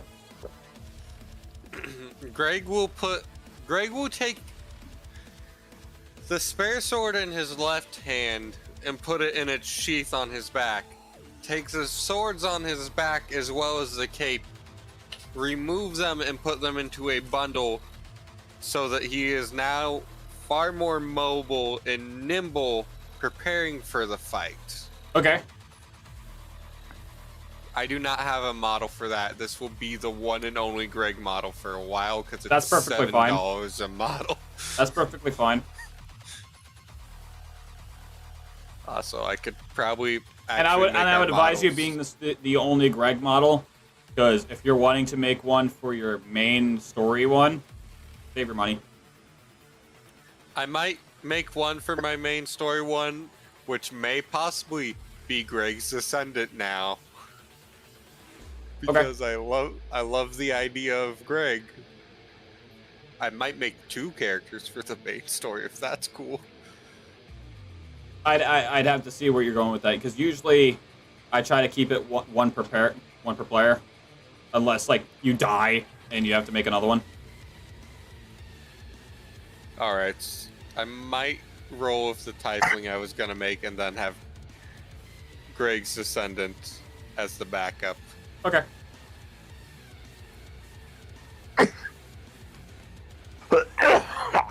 Don't mind me in the background just playing with a dice tower. Also, if anyone wanted to PayPal me the money at some point, I could totally make us all characters. Like, actually make our probably more the main characters, but I could do it. Well, I'm already having Maki make us actual concept art for all of our characters. Kana is already halfway done with hers, and then once we actually get yours taken care of, you're probably going to be the last one, because I'd have Stetson start getting his done, and then that'll be yours. After. Would that be the tiefling or up to you? Greg? Because this is going to be the one that you start chapter 1 with. Okay, so that will be the one that has concept art. Right. So the one that you're going to start chapter 1 with, and you're going to start the main story with, that's the one I'm going to have us do commission. All right, that will probably be the tiefling then. Okay. So, do you want to use any of your movement at all, or maybe you have something? In your feet? Greg will move slightly closer to the battle after securing his pack of all his materials. He always likes to leave all his materials, like say food, ration, extra weapons, things that could be useful to the others if he's ever to die, off in a safe place to be recovered. Right. So how far do you want to push up? Like, because you should have a speed of 30. Greg pushes up ever so slightly behind the captain. So about 25 feet. Yeah. He's ready to rush past the captain if necessary. But he's going to stay cautiously behind the captain so he can keep both him and the enemy in eyesight. Okay. Also, what is up with this beholder back here that's got wings? Oh, this one? Yeah. That's just something I have for like my DM table part of it. Okay. Like, say if all of us were say all of us were in tabletop, I would usually just be sitting like back here looking at everyone. But being we're streaming this, I've got it set up so that the map is obviously viewable. Yeah, I was about to say, there's no way I'm fighting a beholder. No, I was it's just not there. asking because I noticed it had wings and was slightly confused because I thought they floated on their own. Alright, so next is Anna. Oh boy. This probably wouldn't be the situation to use the flask, would it? That's entirely up to you. This is literally the opening to the final battle of the Underworld War. Well, I suppose to ensure that I don't get overwhelmed here, I suppose now is a good time as any to drink from it. Alright. So, As a bonus action, you take out your flask, cock it back, and get a nice big mouthful, swish it around, and take a deep gulp. I think I explained what the flask does, but Just for a refresher, just to refresh me. The flask was a gift from Dagon. Essentially, after I impressed him making it on his island after getting through a perilous storm that he caused, he basically just gave me this flask like, look, you drink like a fish, so you might as well get the benefits of a fish. Right. So essentially, drinking from that flask gives me freaking like deep one powers. So now I'm like fish people. Right. Well, there's nowhere to really swim, so you don't really have any of that you could do. Oh no, but they can be on land. It's They're perfectly capable of being on land. They're like Murlocs. what? I was thinking Murlocs.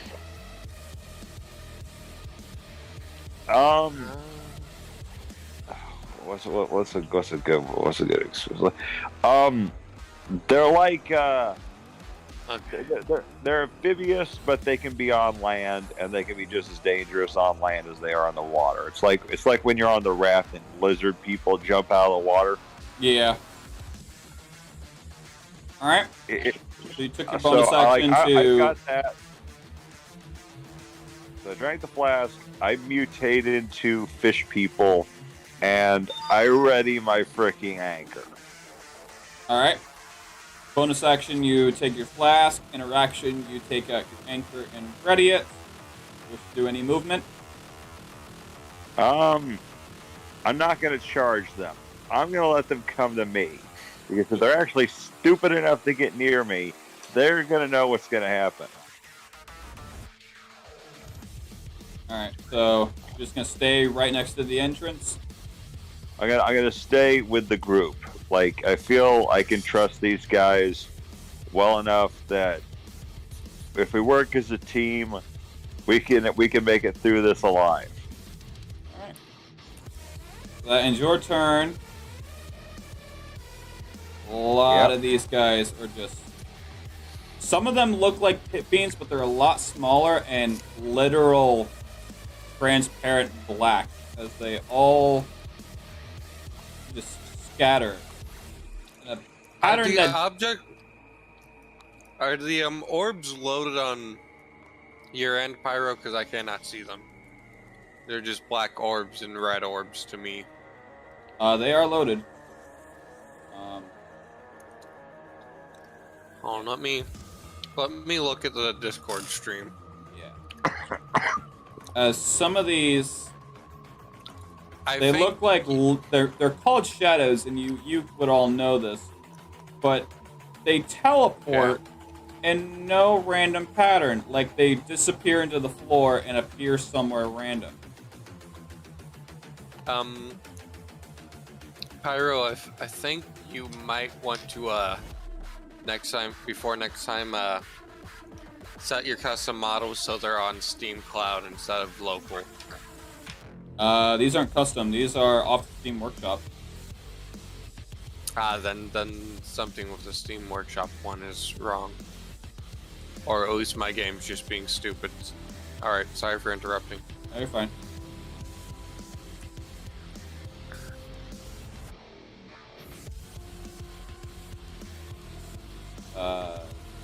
Lighting. Turn the lighting up so you guys can see a little better. Hold on. Wait. Alright. So, these, they look like pit beans, but they're a lot smaller and they're transparent black. You can see through them. It's like looking through a tinted window. As other literal black blobs are just... Notice them teleporting with no apparent location other than they are just blipping closer and closer to you.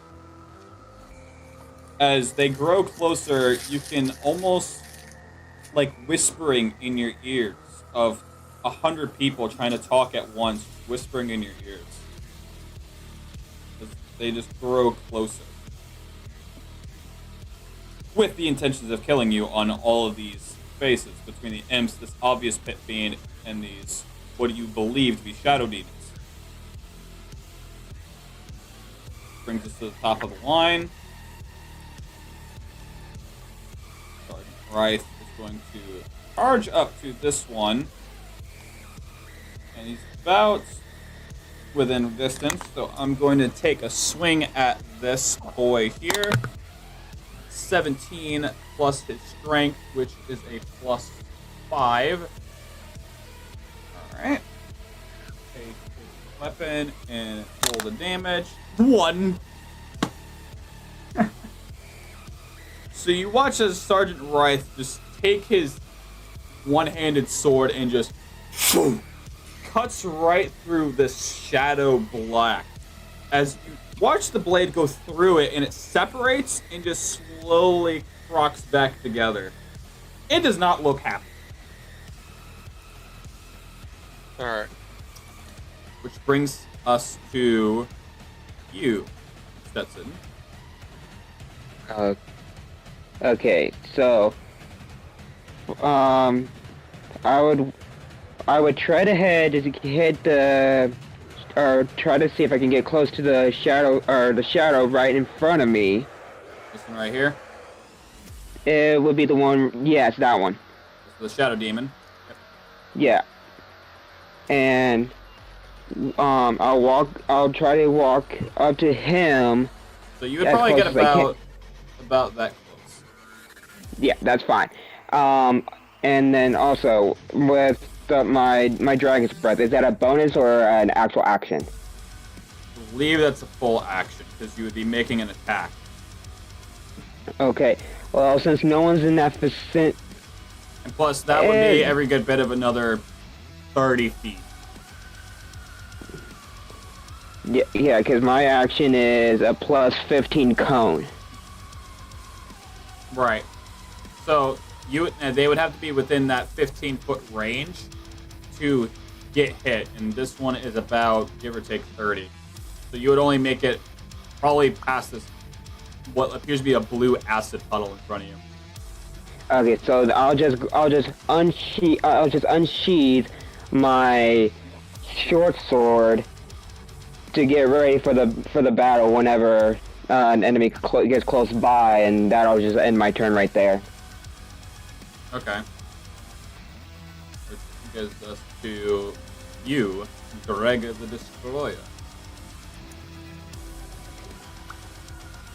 Hold on, I'm sorry. I just realized that these are just free Hero Forge models, but that's a sword sheath, but he's holding a great sword. It's just the model I had that fit. Don't question I know. it. I'm not. I just noticed that. I think that's a little bit funny and just wanted to point it out. Greg is going to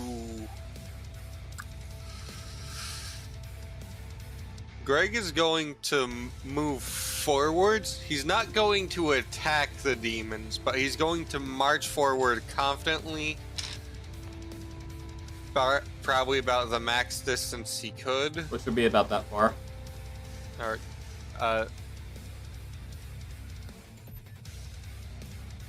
And stare down one of the shadows. Not examine, just stare it down. Are you trying to, like, drive fear into it? Sorta. Roll me an intimidation. Which one is intimidation under, so I know?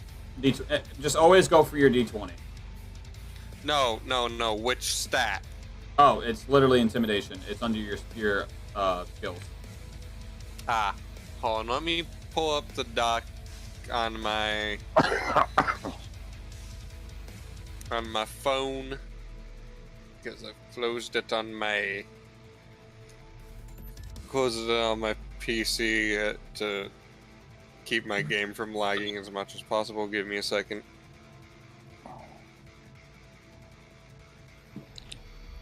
Hold on.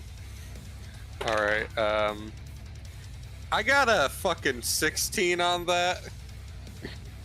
Okay. And Plus your intimidation. Intimidation. +1. I should have put more into my intimidation for proficiency. Insight now seems like a semi-bad choice, considering it's not what I thought it was. Alright. So, as you stare down and you kind of like hunch your neck a little to like almost get low, like you're getting ready to snarl at it, as this shadow demon thing literally disassembles its face and just growls and snarls at you in retaliation. Almost like Right. almost like the predator's mouth, how it opens up. Yeah, imagine its whole face lifting its what would be skin to just be this monstrosity of skull and death. Greg has seen worse. Ugh, your breath smells like cactus. Ugh. You do not scare me, puny demon. I have thought bigger in battle than you in one. And so has the rest of my family. All right. Greg leans in, putting one hand on his knee, holding his sword with one hand. All right. Does that end your turn? Yes. All right. Anna, you're up. All right. I know for a fact that I have a feeling anyway. Physical attacks do nothing against these things.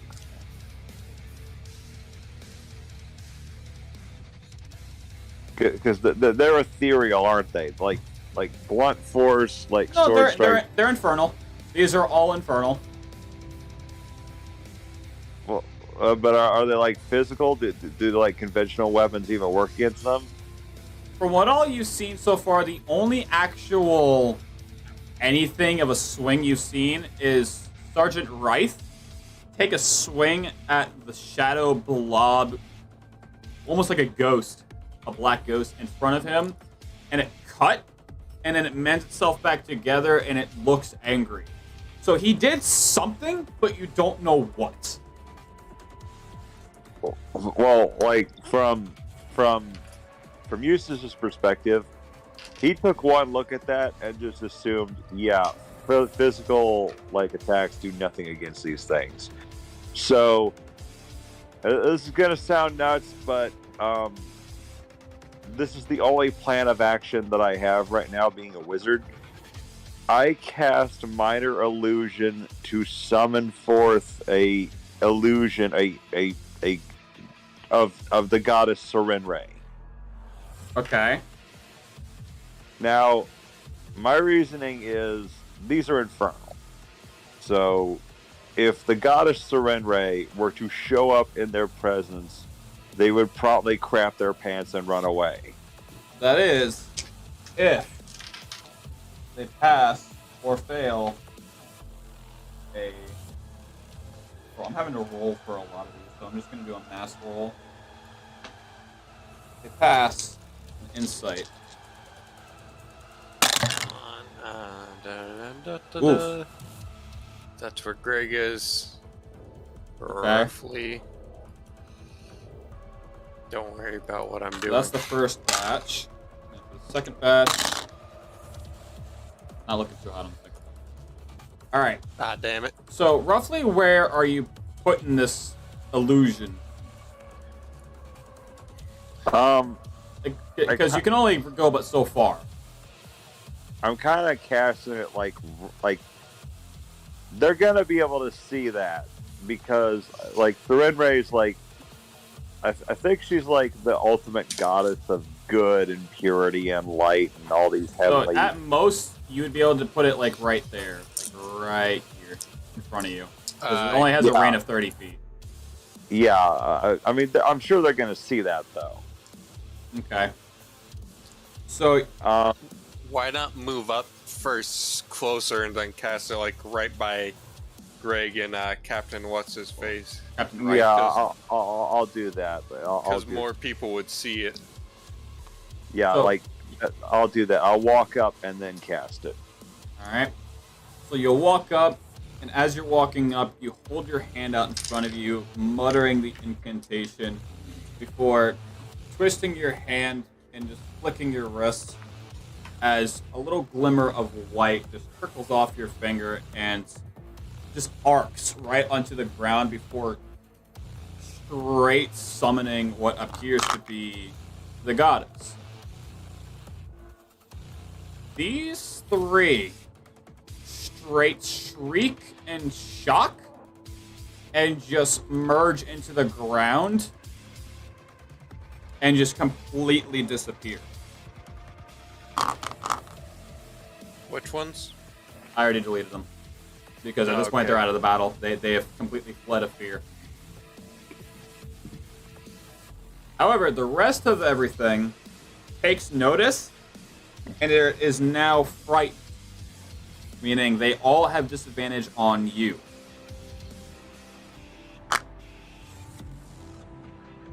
However, everyone else, it's open season. But against you, it's disadvantage. Okay, that's looking pretty good right there. So crowd control a little bit.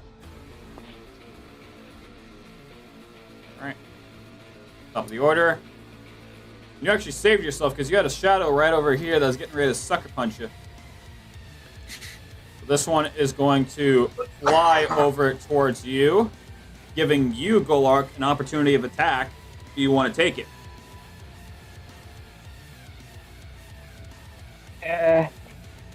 Since I seen what the captain did, it kind of ticked him off knowing that just a measly swing would do it. So I would trigger my bonus action of rage. It would have to be just a swing. It would have to be just a swing. This thing is coming towards you. You have an opportunity to just straight swing at it. Do you take that swing? Yes, I'll take that swing. All right, roll me an attack roll, which is a d20 plus your strength modifier. Okay.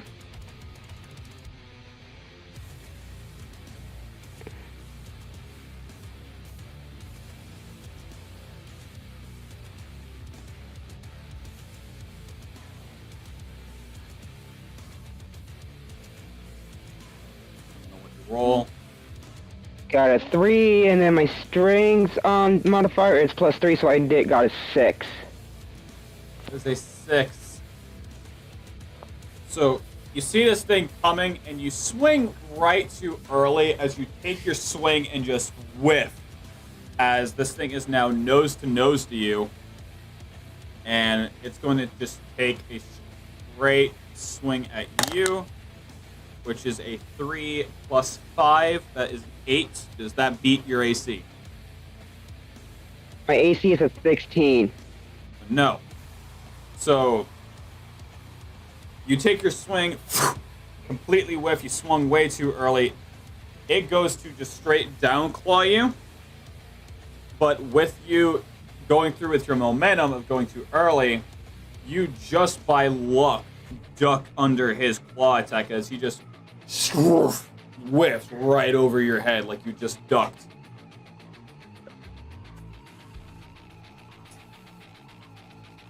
This one is going to just straight rush to you, Greg, giving you an opportunity of attack. Greg readies up his great sword. Do you take that swing? Oh, yeah. All right, roll me an attack. I got an 8. 8 plus 7 is 15. All right. Roll me that damage. My strength is 17. Your strength modifier. So whatever the plus or minus to that is.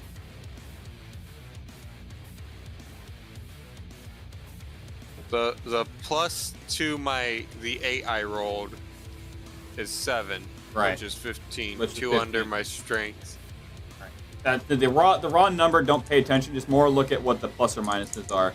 So, Okay. 15. Roll me that damage.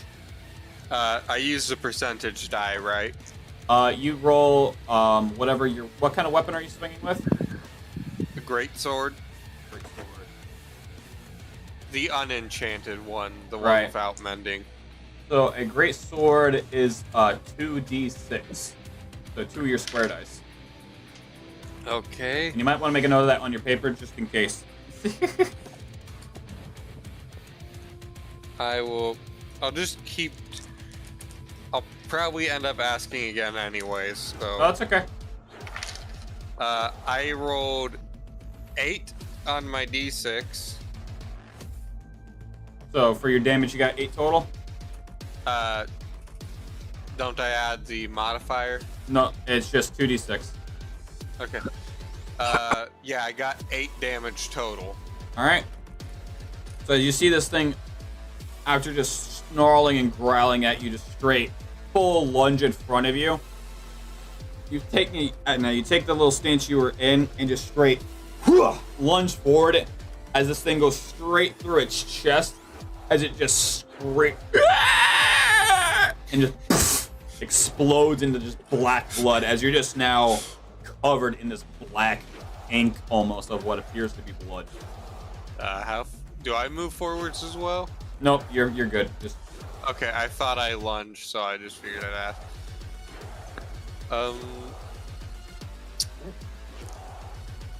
Greg will begin to slightly wipe himself off. all right. And that is the end of my turn. Or actually, no, wait. I want to move forwards before ending my turn. Towards another one. Or towards... God damn it.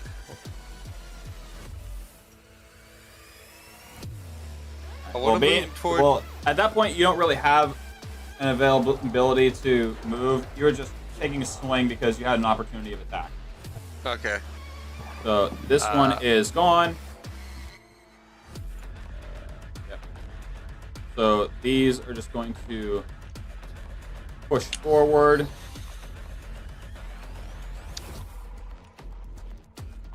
The imps are just going to fly as a group, making their way, trying to flank. These are going to fly over this little hole. You guys are straight about to get ambushed. So hopefully y'all have a little bit of crowd. What the fuck were some of my things? Because I think I had some that might be useful here.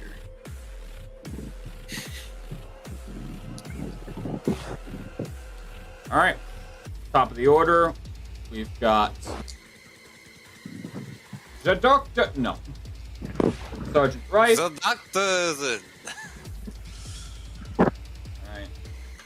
He's going to sheath his longsword and risk out his great axe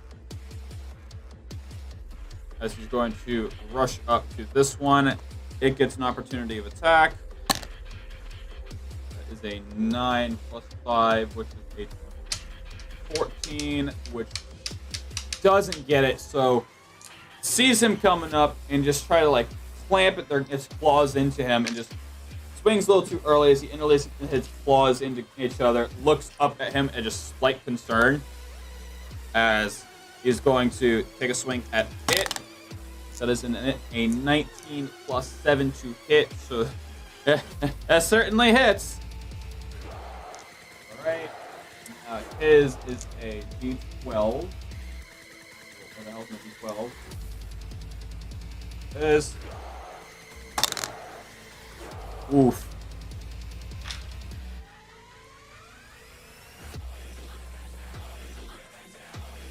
Okay. So he takes this great axe and just over the head slams it down into his horn. As it just completely breaks off one of the horns as it just, like a fountain, spits out a gush of black blood all over it. And you just hear it just scream. Just in agonizing pain. Did a little bit of damage, but not a lot. It pissed him off. He's going to take his extra attack against it via his level 5. 11 plus 7 is 18. Beats it. So one more time, take another swing. All right. So, okay. So after he breaks off, he's going to follow it up with just straight uppercut with his weapon. The little hook part of the axe, so you know the rough shape of an axe, so it's got that one point that hooks back into it. Into the handle. As he swings it up, it locks into his jaw and completely rips its head off as it's now stuck on his blade. As the body just becomes a black puddle all over the ground.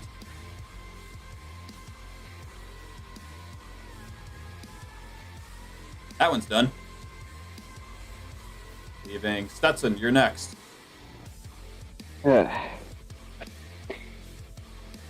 Okay, so seeing that there's potentially 1, 2, 3. 3 enemies, not including those clouds of, including those groups of imps. I'm going to sheathe my sword, and I'm going to use my dragon's breath to breathe out a 15-foot cone of fire, and it would definitely hit the one closest to me, but I don't know about the two behind. So it would hit this one and this one. If you were to like aim at the imps, you would hit these two, but it wouldn't be far enough to get the imps. I was trying to see just get those 3 black ones, and I wasn't including the imps. All right. So as a cone, what it would do is if you were trying to get these 3, it would only break out to this one, because this one would be out of reach. This one would be out of reach from your cone, because you are the source of the cone. But if you were to aim at the imps, you could hit this one and this one. Okay, then I'll just aim for the imps and just try to take those 2 out at once. Alright. Go ahead and... Don't I have to make a dexterity saving throw against them? Yes, a dex save. Alright. What does it say the AC of it is? My AC is a 16, but for the Dragon's Breath, it just says fire, 15-foot cone, plus dex save. That was all that I found on the book. Dragon's Breath? Let me see if I can find out. I'm a gold dragonborn.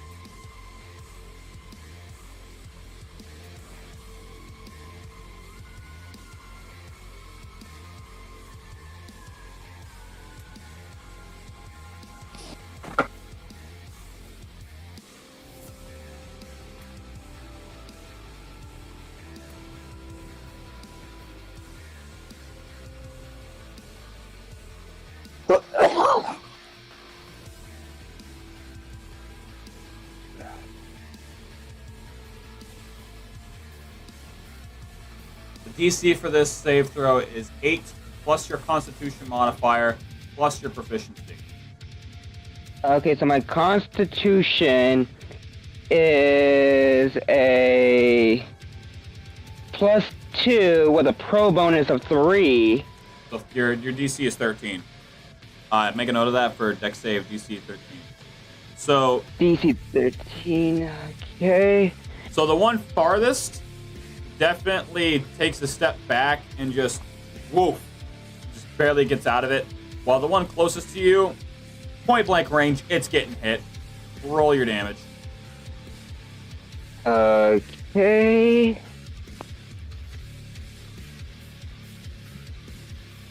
Roll 1d20. Again, 8. Alright.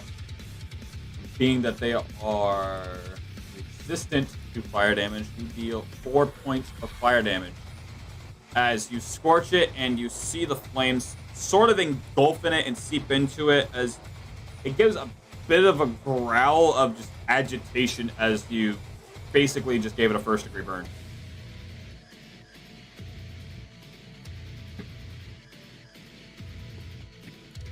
Okay, At this point, you've got a bonus action or movement action left. Is any one of my because I know the only one that really attacked was the captain. Has he taken any damage? So far, no one has gotten hit.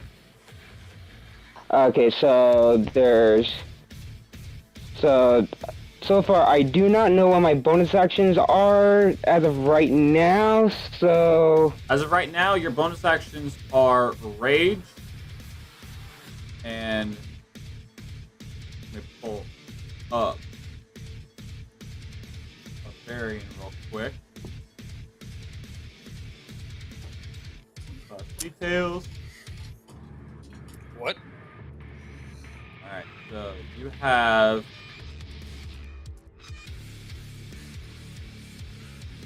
Yeah, as of right now, you have Rage, and that's it. Okay, yeah. Since I already did my main attack, I won't use my bonus move, so I'll end my turn right now. All right. Victoria, you're up next. Let's see what else close. You got this group of imps that are coming towards your area, and you have this shadow that teleported away.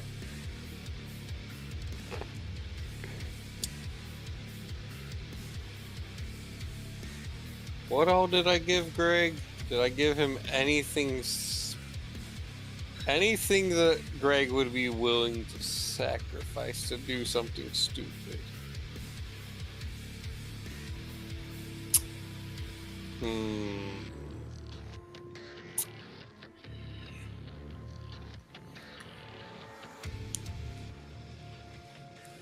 Greg's going to swap to one of his mending greatswords.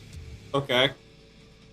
And try and use it to splash the acid-looking stuff onto the shadow demon if it's close enough. So you're just gonna slap your blade into the acid. I'm going to put it in and then use it to swing and send acid flying at it. Okay. Or coat my blade in acid. Oh, I was assuming that's what that is. Well, that's what it looks like to our characters, and what Pyro's been calling it. Rolling the golf ball. Literally, I'm rolling a golf ball. Yeah, the D100. Yep. Oh Get boy. Actual... What? You better be grateful that this thing has mending on it.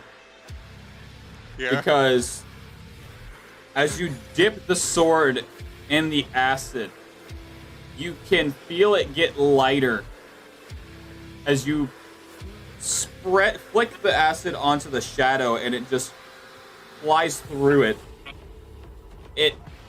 You just watch your blade sizzles and smokes as it's trying effortlessly to eat away at the blade, but the mending is just saying, no, fuck you.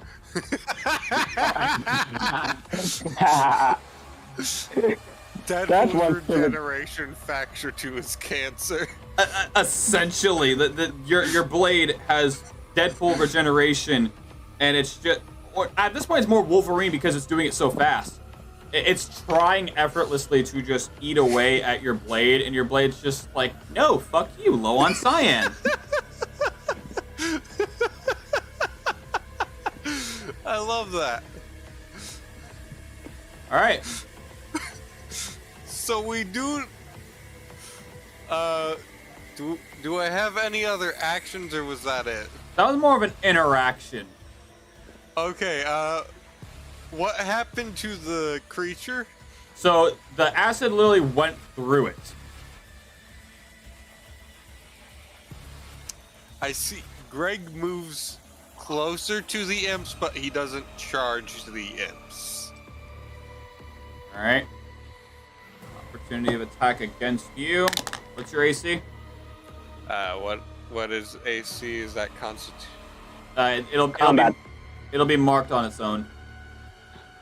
Is your armor thing, I think. Yeah, armor class.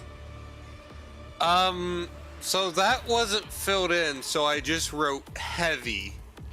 Okay, so the samurai armor. Yeah, it's like heavy samurai type armor.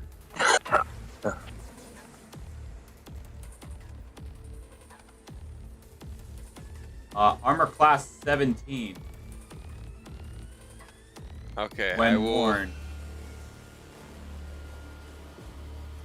And that definitely does not beat your 17. So one of the imps is just going to like snarl at you and like take a quick swipe as their claws just scrape like nails on a chalkboard against your armor.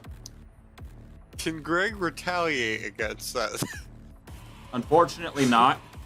Not this turn. Just squish. No. I have a much funnier idea. Anything else you wish to do? You moved up towards the imps. Am I close enough to grab an imp? You can. Greg grabs an imp and uses it to swing at the other imps. Were you like doing like freaking Hackmaster full? Have you ever been so angry you hit a motherfucker with another motherfucker? Yeah. Oh no! Not only am I hitting the imp with other imps, I'm using sweeping strike on those other imps. Okay, so you're using sweeping strike. All right, so let me read this real quick.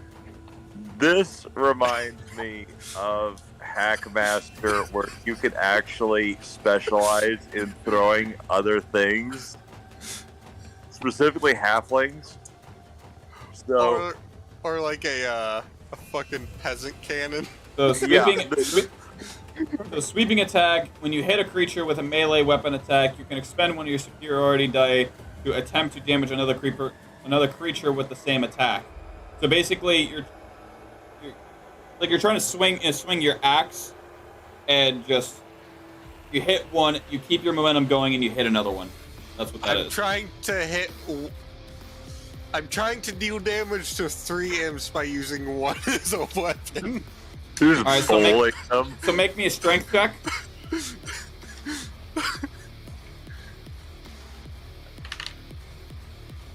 I got 17 exactly. All right, plus your strength modifier. 7. All right. Jesus So Christ. you grab a hold of the imp as it's clawing at your hand, screaming. I take it by the legs. Yeah, it's clawing at your hand, trying to get out of your grip. Roll to hit. Motherfucker, we got damn Hulk over here with Loki. I rolled 7 on my dice, on my 2d6. Plus your strength. Plus modifier or plus 17? Plus your modifier. It's always your modifier. Plus 7. So 14. Yep. All right. Being that it is an imp, you're hitting 3. That's gonna cost you That's the 2 of your quarterback. superiority dice. How many? Which ones are those? 6 d6? Those are the ones that are that are labeled as superiority dice. It'll be where your maneuvers are on your sheet. And you said 2 of... Alright. And they are usually a d8, so grab that real quick. To add on to your damage. Wow. So you pick this one up, and you straight swing hitting those 3. And on contact, the pure strength of your swing, literally you hear the bones of this imp crushing and cracking as it just straight demolishes these 3 imps in a single swing. And the 2 behind them are just horrified at what you are doing. Like, what pit fiend monstrosity is this orc? You puny imps think you can destroy Greg? Grog is the destroyer, not the destroy. Just sort of manic laughter ensues as I let their friend's corpse go flying. Okay, I am convinced this guy is the orc version of the heavy from Fortress. Yeah, kinda. So, by the way, you still have a grip on this fucker, and he is just dangling limp at this point because you straight snapped his neck. I toss him at one of the other imps.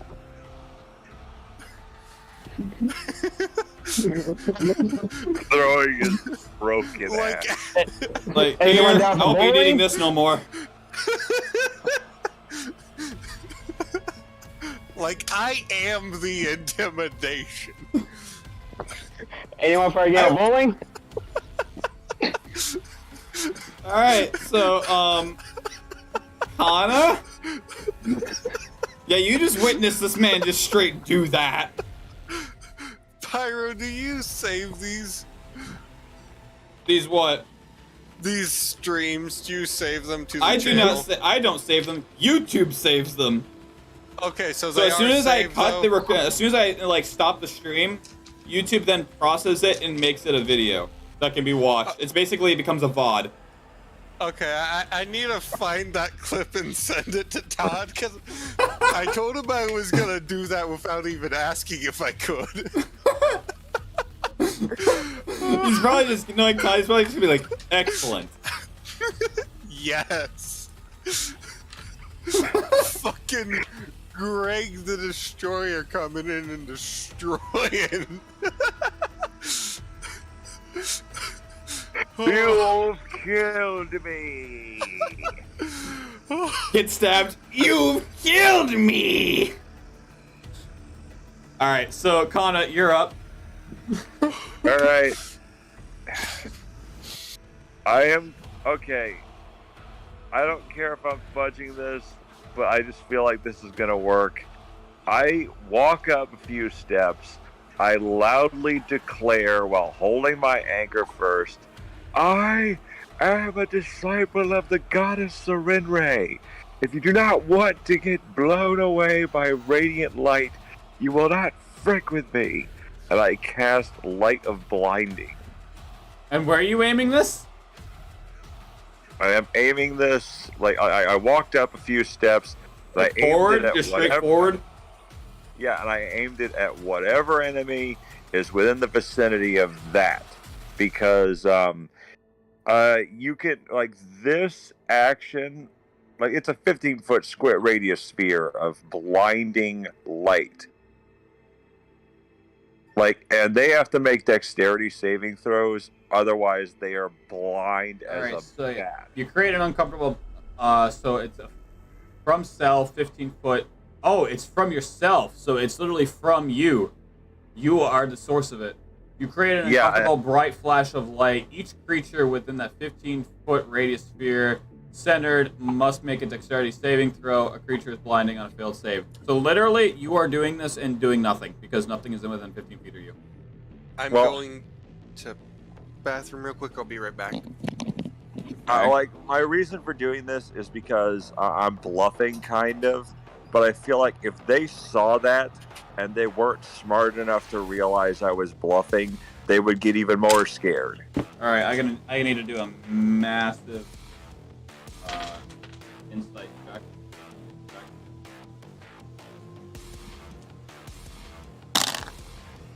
Pass. Fail.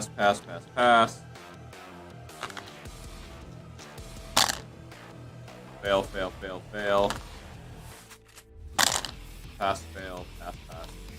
Alright.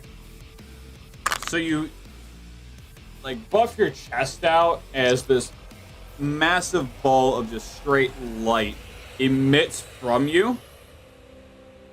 And you've gotten the attention of all the infernal beings in the immediate vicinity, but they're more agitated that you are trying to belittle their actual intelligence.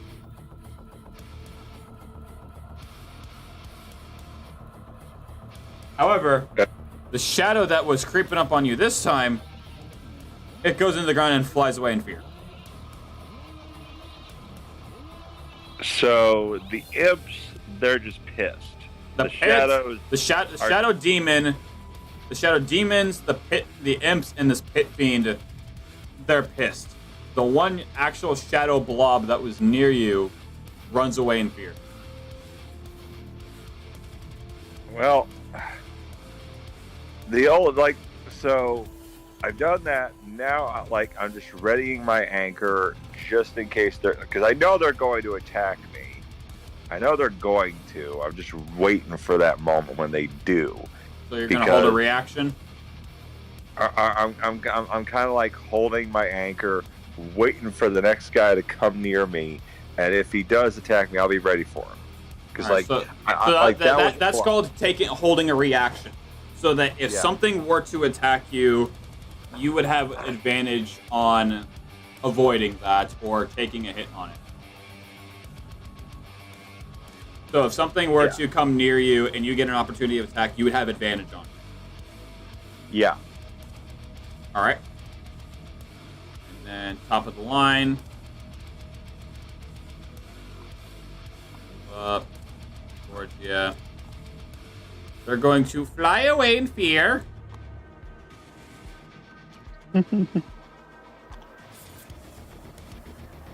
Place that.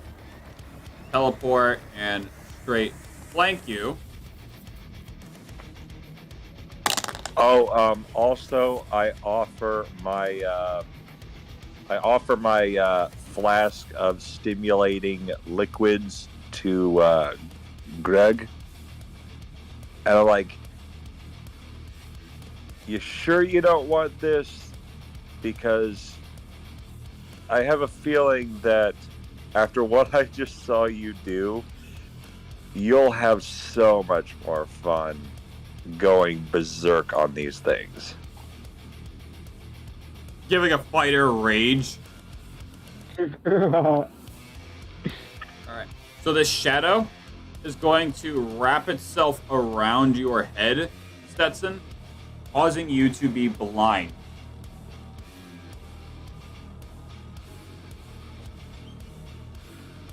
Gonna keep pushing up. These are going I am to... back.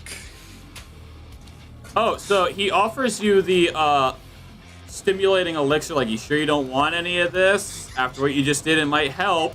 And then my smart ass just went and gives the fighter rage. Sure, Greg will accept the elixir. You gain the benefits of the feat rage temporarily. Oh, So as you take a swig of this and give him back the flask, you are now in a rage. Which means you continue your rage until you do not attack or be attacked. So if you make an attack, you stay raged. If you get attacked, you stay raged. When you are raged, you are resistant to all types of damage except psychic, meaning you take half damage. And I'm just here blind. What the fuck's going on? Wait, what the fuck is What going on? And Golar gets just blind. Like, why do I hear someone going ape shit? Why do I hear boss music? Wait a minute. What? Hold on. Oh, there's Gorlock. Okay. I was like, did someone just call him Grug? well, that potion may have tasted like peppermint barf, but it's gonna help you in the long run. So Greg's tasted worse. you smell like cat piss. This tastes like cat piss. Who This pissed? is not the worst I have. So This is Sergeant not the Rife. worst I have. So Sergeant Rife is going to march up to this shadow demon. It's gonna get an opportunity of attack against him. Oh yeah, that definitely hits. Wow.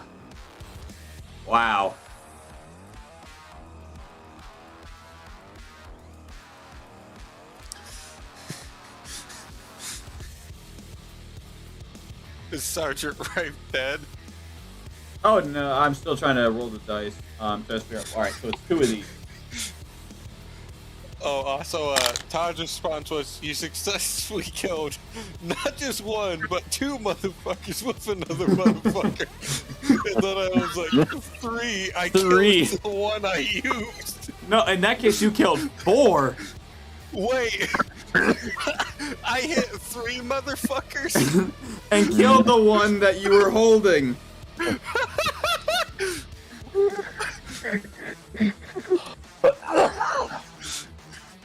All right. So it manages to take a fat swipe at him as it just scratches across his armor, and part of it with its claws, digs past the actual male, and pierces through, scraping his chest. How much damage does he get hit for, though? You would not know. But Alright, it got him hurt a little bit. He's going to take a swing at hit. Yeah, that definitely hits. Let me roll damage.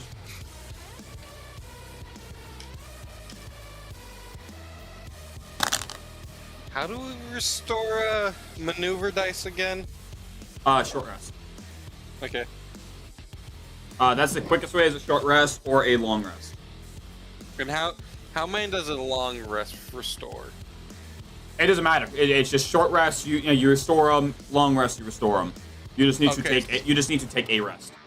So a rest will restore to full? Yes. Okay. Shenanigans may continue.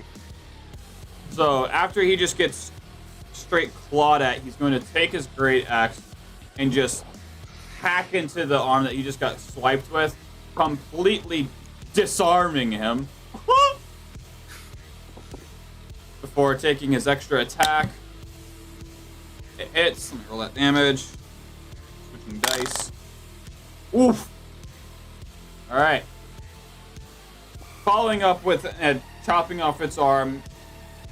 Straight keeps the maneuver going and hacks it in half as it just splatters into blood all over the floor. Moving on to Stetson. So, being that you are blind, anything you do right now is with disadvantage, or you take your entire turn to rip the shadow off you.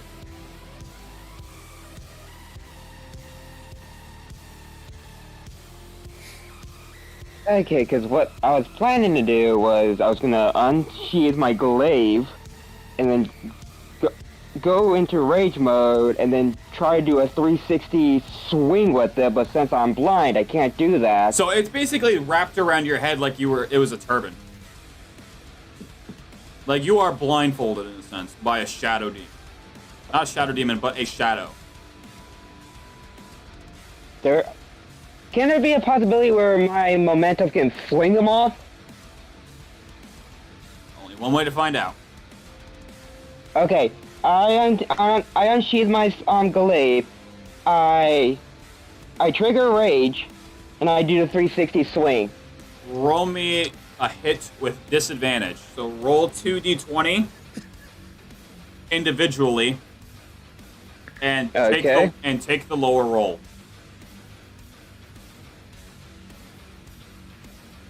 That move cost me 2 of my superiority die, right? Yep. Okay. Tomorrow before work, I'm gonna try and translate my stuff into an actual character sheet. Go for it. I just use Google Docs because it's simpler and easier for me. Yeah. Okay, I got a 6 and a 2. Oof. All right. And then roll me a dexterity check. That would be just another d20. D20 plus your dexterity modifier. Okay, roll 1 d20. Okay, I got 11 plus my dexterity is a plus 2, so I got 13. All right. So you make your little 360 as you completely spin around, and you just barely, in the nick of time of catching your momentum, stop before you step into the acid. And this thing is clinging onto you hard.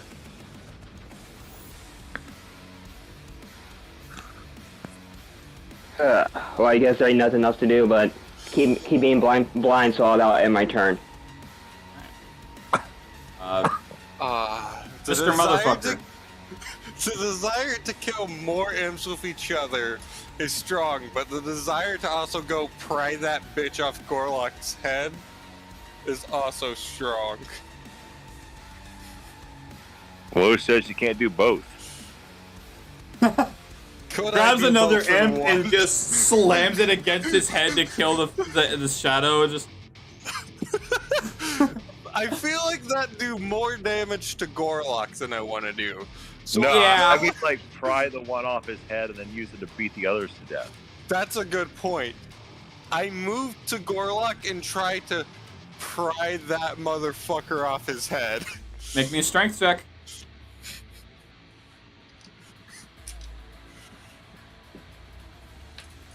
Good. Ah, god damn it. I dropped down the ground, almost had it, then I fucked it up, so quick reroll. 12 plus 7. Oh yeah. You grab it, and it's now raveled around your hand like a snake. Greg grabs its head. Okay. Greg crushes its head in his hand. Well, at that point, roll me a d6 plus Hold on. your strength modifier. Hold on, I dropped my d20. Let me find that. Okay, it's in my chair. Cool. A singular d6? Yep. Plus your strength. I got a 5 on my d6 plus 7. Plus 7, so it's 12.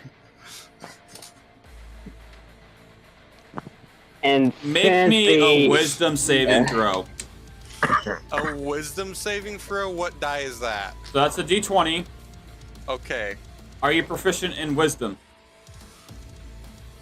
Why did I alt tab? I have that pulled up on my phone. And Give- now since Greg got that shadow off me, even though I was blind for maybe a few seconds, as he Golar was like, "God damn, it's bright." So you were blind for every good bit of 12, 15 seconds. Greg's wisdom is 13 plus 1, so Is not it the- dumb, but not the brightest. But does it say you're proficient in it? Because I should have put pro next to which ones you are. I am pro in insight. Alright, let me pull up your character sheet real quick. Which is wisdom, is what it looks like. And pro in survival, which is also wisdom. So...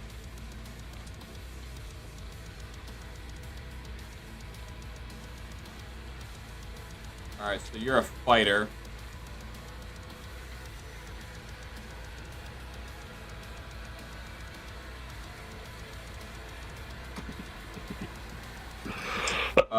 You are proficient in strength and constitution. Alright.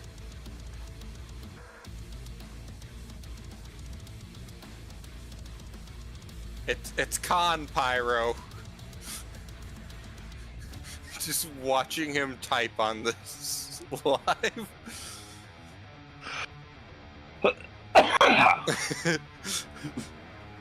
Alright, so you just roll a d20 plus your strength, plus your wisdom. Okay, so plus my wisdom or plus my wisdom modifier? Your modifier. Okay. Hold on. The more That is you a do this, the more you That is a 16. grand total. Oh no, 16 on my die, so 17. All right. If you need a picture, I can send you it. No, you're fine. So Alright. the more I say to do certain things, it becomes second nature what to do. Yeah.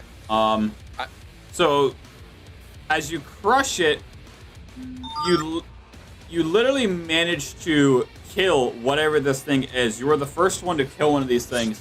I've killed 2.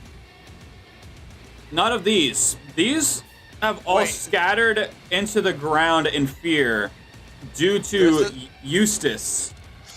You've killed the shadow demons. These are like a shadow blob. They literally look like just a black abyss that is living. Okay. So this thing, you crush it in its hand as it explodes, but there's no blood. But it explodes in a shriek of whispers and just pure psychic damage. But you manage to cup your ears right as you begin to hear it, and it just subsides. You got like a minor headache after that. Greg's family helmet is built for protecting against shrieks. Can I throw its... Does it still have a corpse? Nope, it completely just... Yeah, you killed the crap out of him. God damn it. Yeah, you scared the crap out of him to the point where it screamed in fucking fear and shit itself. Can I move back to the imps and grab a motherfucker again? Absolutely. I grab an imp by the feet. You just hear one of the ones that are from the previous group. Not again. Well, yeah, it's like at this point they scream at such a high frequency, only freaking dogs can hear it. Greg winds up for a swing with the imp to hit the bitch behind him into the acid pit.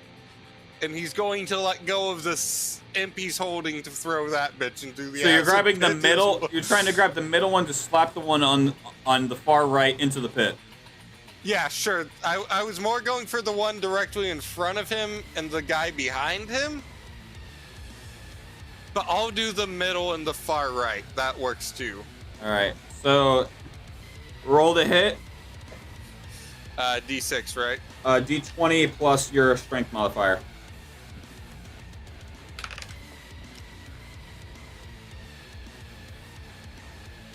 I got a 13. Plus your strength modifier. That's 18? No, is that 20? That's dirty 20. That's 20. All That's, right. That's a dirty 20. Well, the reason why I say dirty 20 is because if your dice hits 20, it's called a natural 20. Whereas if you have to I have know. modifiers to add it, it's a dirty 20. Anyway. Okay. So you grab its leg, rip it up, and just straight back, like golf club swing this other imp and just knock it unconscious by clean impact as it just falls into the acid pit, and you see it literally just deteriorate and melt away into flesh and bone to literal nothing.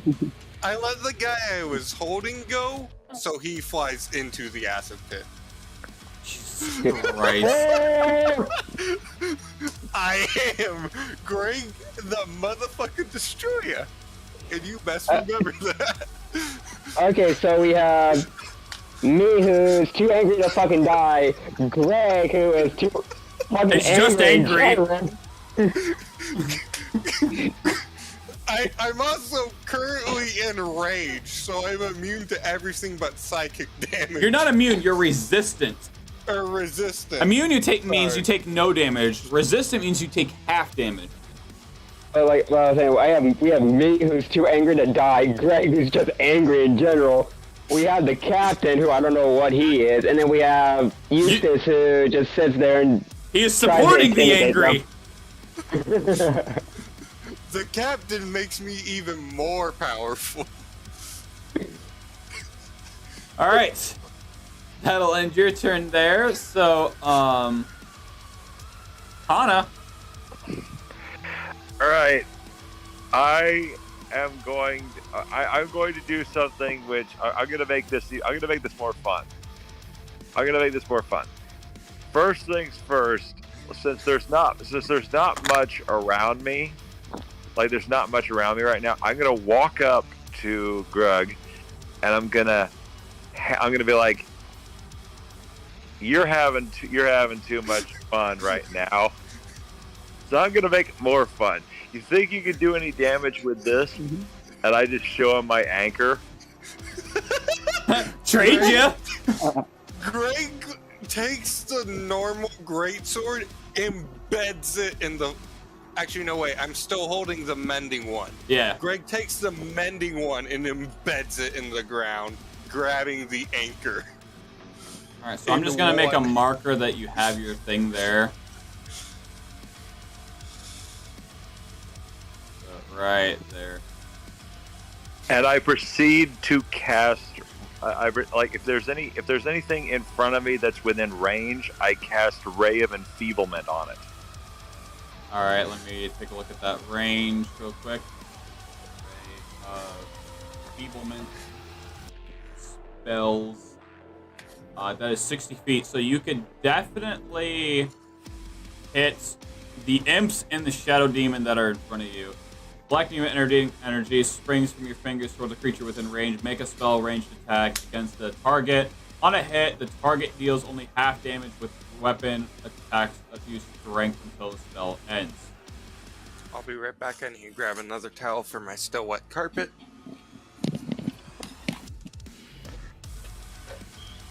So yeah, none of them are using weapons, but they are using just raw strength. Yeah, plus I feel like this would be more funny if I just made them like Chihuahua strength. Hey, well, fear the ankle biters. Alright, so which of the following targets do you want to hit? You can hit any of these 4 imps or the shadow demon in front of you.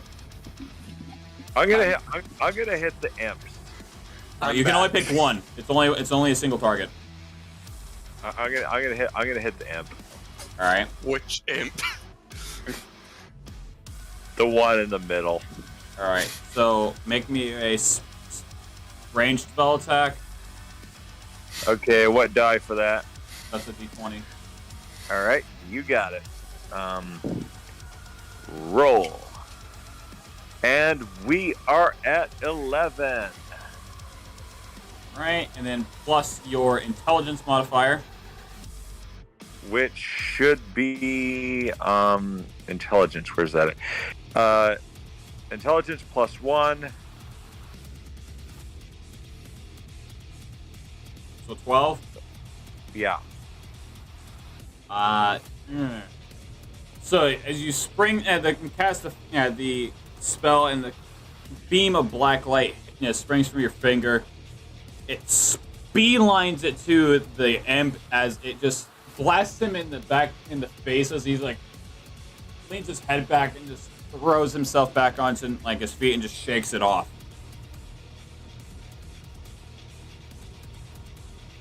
What? That did nothing? It did not work. You did not meet his AC. Ah, crap. I mean, you've got Greg in between you and all 4 of these imps. I think Eddie's now wielding my anchor. yes, with his still has 2 of his great swords on him, one on the ground and one and the other 3 back over here somewhere, like close to where we came in. Fuck, I'm gonna have to grab my stuff. Yeah. Also, that anchor is 2d4, by the way. 2d4. Okay. Hold on. There's my. Okay. I've got my d4s now. So yeah, what do you want to do with that? You want to just power slam it into the ground like you're freaking jacks? Wait, is it my turn for the anchor now, or At this point, it is the top of the order, which means enemy turn. Judging is going to rush Captain. Opportunity to attack against him. Yeah, that whiffs.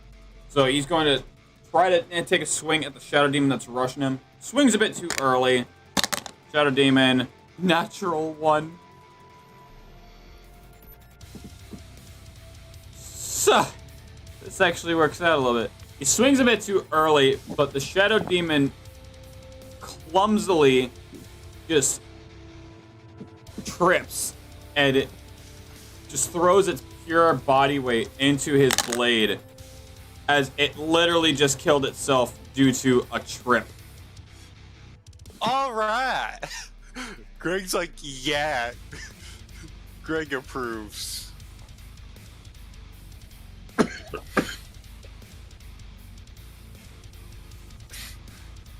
It is whatever number is on the top of the pyramid, right? Yes. Okay, cool. So these imps are going to be in absolute rage after what you just did to their friends. Make a hit on you. 4 of their friends. That is a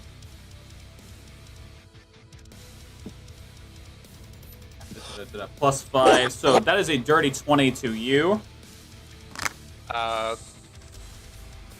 What about the rage nullification? Right. That's so that they can hit you. And now I get. Okay. So that means I get to deal damage to you. And then we subtract from the damage. And then I half it. Yep. All right. You know, it'd be funny if they roll a 1. They fight each other.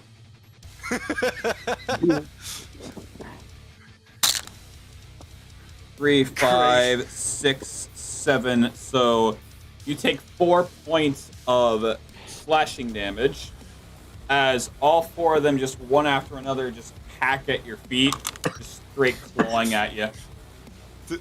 They just tear my boots up, basically. Yeah. So you take 4 points of slashing damage. So just make sure you take that away from your max health. I'm going to write max in front of 38, just so that way I know what the total is. Yeah. Like they do like whatever / max your health. The way I do it. Oh, I just put parenthesis max and then the 38 parenthesis, and now I'm putting 34. Like the way I do mine personally on my sheets is almost like it's video game style. So your current health / max health. Okay. That's the way I've always done it. You can do it however you prefer. No, that sounds like a decent idea. So And the I'm Shadow just Demon gonna- is going to rush up to you, Greg. Me? You get an opportunity of attack against it. Greg turns around with the anchor ready to catch this bitch. All right, so roll me to hit. That's the D20 again, right? D20 plus your strength modifier.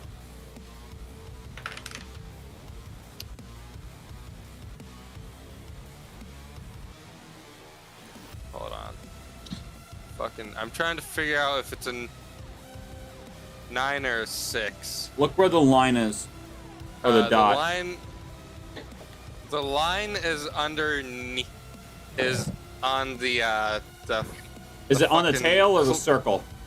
It's on the circle. So that is a 6. Fuck. So you completely with your anchor as you're still adjusting to the absolute weight of this thing. You struggle to swing it. And the Shadow Demon is going to take a swing. 17 plus 5, so 22. Yeah, that hits. As you take 1 point of slashing damage as it tries to abuse your whiff of a momentum and just scrape at your neck that's exposed from your armor. I'd like to point out it'd be better if he were hitting literally anywhere else if you look at the Greg model. Yeah. Greg's neck is very much not exposed. Let's take a role play. Okay, the helmet comes up slightly for a second, and that's how he scratches. Alright. So I've the done Shadow that. Demon is going to take a swing at Golar. That is an 11 plus 5, so 15. My AC is 16. Alright. So it goes to take a swing at you with its claws, baring its claws, and just goes to down slash you, and it just nails on a chalkboard against the front of your armor. Yeah. These imps are going to rush Sergeant Rife, giving him an opportunity of attack. I gotta do it 4 times because there's 4 of them. 16, 6 plus. Okay. So he manages to stab into one of them, but the other 3 are just completely unfazed as they take a swing on him. Oof. Yeah, that hits. Wow. You're just getting absurd high rolls, these damn imps. And they're supposed to be squishy as fuck. I mean, Greg's taken out 6 of them so far without using a sword. So he takes 8 points of slashing damage as they just, in unison, just reach forward and stab him with their tails. Pit Fiend coming up. As it looks over at you, Greg, the one who's dealing the most damage, and points at you. Mm-hmm. And it's going to cast Command on you. What the hell is command? So, the target must make a Wisdom saving throw or follow the command on its next turn, in which Crap. Wisdom save. Hold on, wait. I've got something for this. The lucky die. So this is going to be a d20 plus your Wisdom modifier. What the fuck? Hold on. I dropped a die again from the set of the lucky ones specifically. Where the fuck did that bitch go? I'll roll the d20. I see it. I got a 14. Plus your modifier. I believe that's +1, and my wisdom is 13. The actual Wisdom itself doesn't really matter half the time. So, Plus my modifier, that is +1. So, you lock eyes with this massive demon that is towering over you by at least 2 feet as it points at you and speaks in Infernal. You have no idea what he's saying, but your pupils dilate in slight fear until you shake off this feeling and just enhance your rage. Greg gives 0 fucks. So am I under its command? You are not. You successfully saved. Nice. Okay. Is that all the demons? Yep, so top of the line, Sergeant Wright. He's going to take a swing. Actually, what he's going to do is bonus action Rage.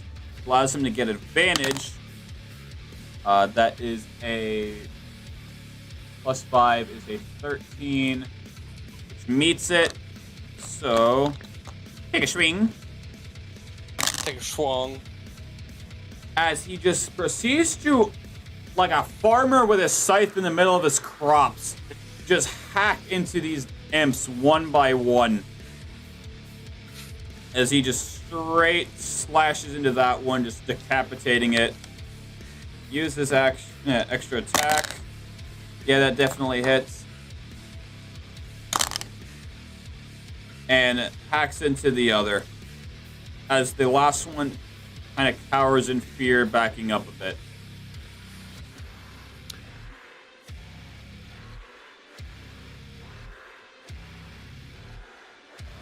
Adding to the XP pool that y'all are acquiring from this battle.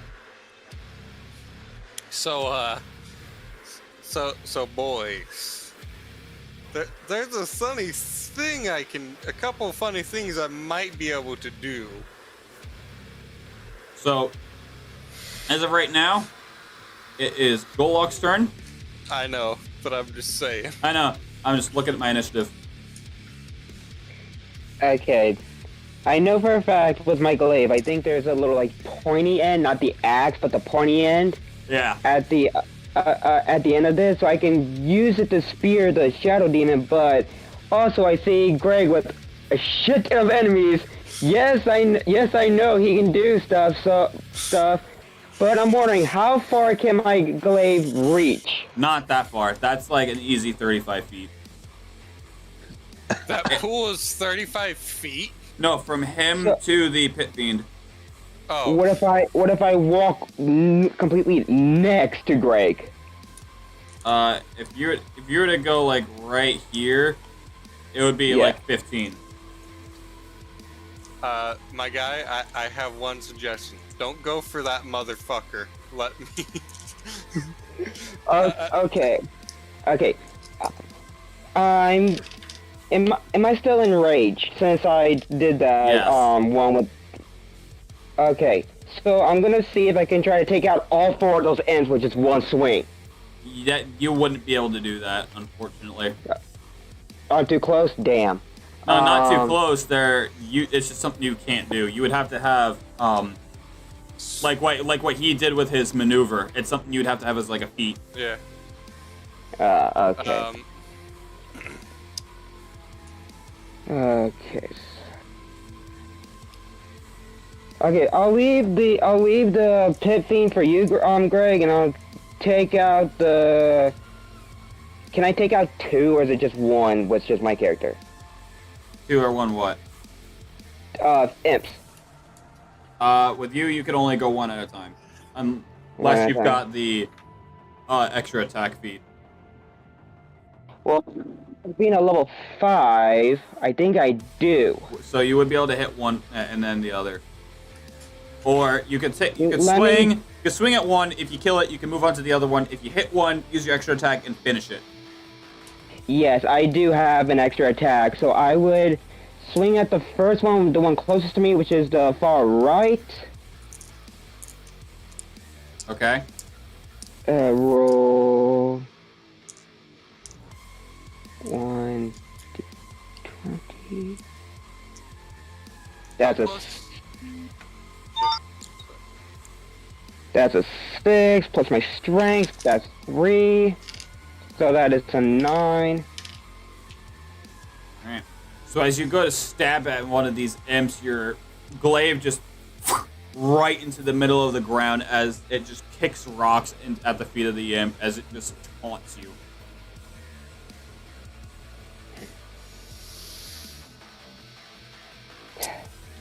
Greg, step.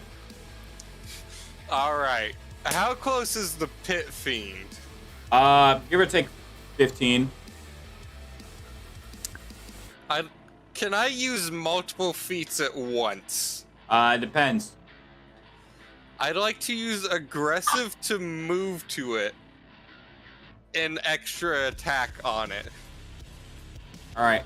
So push your way through and go toe to toe. I just knock the imps aside. They've seen what I can do, so if I'm not attacking them, they're just like, okay. Alright. Greg raises the anchor above his head and Roll to hit. goes to come down on that bitch.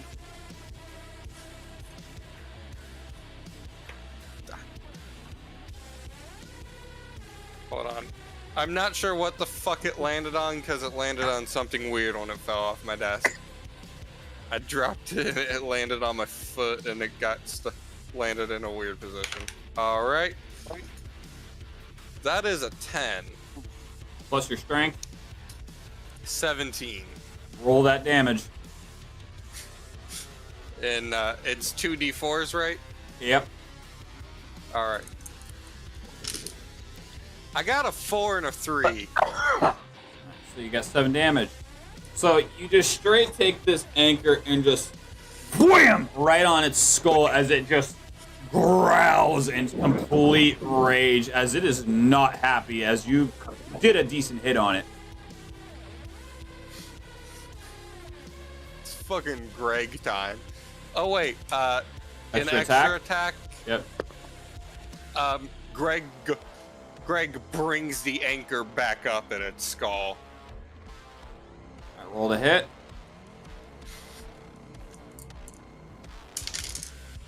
That is a 3 and a 2. Alrighty. So another 5. So yeah, not as hard as your first time, but you hit it and it just cracks and you get a little bit of a black blood just splatter on that anchor as it just roars at you. It's not happy. What if I just add action search? Come back down on that bitch. Would that I mean, be you possible? could action surge, And do Action 2 more a surge. turn, and do 2 more attacks. Action surge. Bruh. Back down we go. So at this point, Bean, you're gonna have to re-roll your attack. So roll to hit and do your plus your strength again. Hold on, we're busting out the lucky D20 for this. It's like hammering a nail. Bruh. Eventually, this is gonna end one way. It's like, I've been defeated. I got 12. Plus your strength. 19 on that. Roll the damage. We're swapping out the Cthulhu for the lucky. Fuck me being the tank. We have great brains. No, you're not the tank. He is the fucking glass tank. Glass cannon. Easy, Bismarck. I got 6. Alright. So you bring it up and you just start to just bash its skull, and as you can hear its skull start to crack a bit as you are literally breaking bone at this point. I brought it down again. Yep. And then And roll your then extra now- attack. Now back up again. You're just bonking him to death. Like I said, like hammering a nail. I got another 6, 2 3s. As I bring it back up against this bitch's skull. Flip me a coin. Opens coin bank, removes $1 bill, I said flip me a coin, not flip me a bill. grabs quarter, heads. Alright, flip it. Shit, where'd it go? Okay, so let me explain what happened. I flipped it, it went out of my view, hit the arm of my chair, bounced onto the lower part of my desk, hit my Xbox, and landed on fucking heads. I shit you not, as unbelievable as that sounds, that's exactly what just happened. How do you wish to do this? I wish to bring it back up through the chin of its skull and rip its head off in one go. So are you trying to go for an uppercut or just straight hammer the nail? Like an uppercut, but the anchor's still coming with me. So as your previous hit, you bash its skull in and just follow up like a goddamn clock pendulum. Swing it up as you just rip its fucking head off its shoulders as it just falls to its knees and just collapses onto its side right in front of you. As you now have a head on a spear. What if I told you to rip and tear? The only thing they fear is you. That's ironic. Doom Guess what you. song is playing right now? The only thing they fear is you? Yeah. But there needs to be, Like this whole fight, I've had Doom music playing. I know. And the first that popped into my head because of Doom. And I think that's actually like the quote a lot of people say before playing. The only thing they fear is you. Has anyone and ever seen the tear. Doom Crossing music video? Yes. Oh no. I didn't listen to it in full, but yes. Greg is now like 2 parts Warhammer 40k orc with the amount of weapons he's carrying and his love of damage, and like 5 parts Doom guy with the amount of demons he's killed. You, my friend, are the only one with kills. With a whopping 9 kills. Hasn't, wait a minute. Hasn't Garlock and or Golark and He is damaged, but he is not killed. And Sergeant I thought- Rife does not count. okay. He is an I NPC. He is an admit. He is an NPC. I am the Doom guy at this point. Basically, I could just say, Dude. fuck it, sit down, have something to drink, and just watch you take all the feet. I'm distributing. I gave you the What anchor. you doing, girl? Huh? What you Yeah. doing? You've also given me my rage, which is currently making me tank this damage. You have a nice nap. Well, I got your. If we want to get extra bullshit, I could turn around to those imps and sweeping attack them with the anchor. Oh, with your next turn, that is. Because right now it's going down to Kana. I know.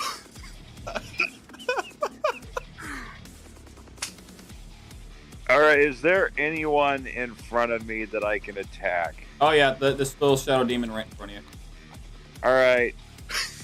I know that I might regret this, but I feel like it's a weak enough enemy. I'm still in fish people mode right now.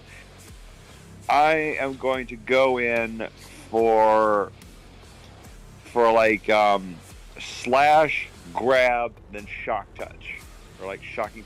What is that called? Kill touch? It's this like shocking touch. It's frick. I know it has a name. Shocking grasp.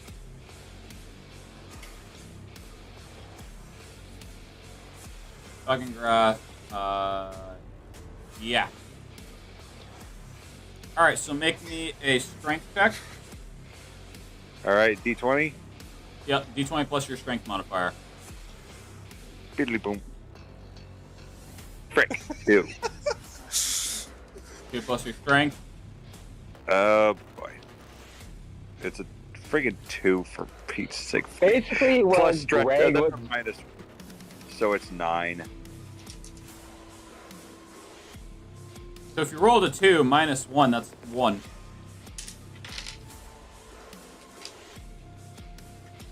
Alright, so as you go to reach for it, this giant shadow demon is gonna grasp your wrist and just sink its nails into your arm as you take 8 points piercing damage. Greg is amazing. Again, I'm fucking horrified. Basically, what Greg is doing now is like Hulk with Loki. I already made that joke.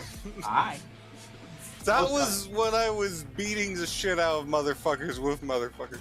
What I'm doing now is heavy in the current final comic to classic heavy when he kills the medic. Classic heavy may be an invincible god at that moment, but fucking heavy is beating the shit out of him.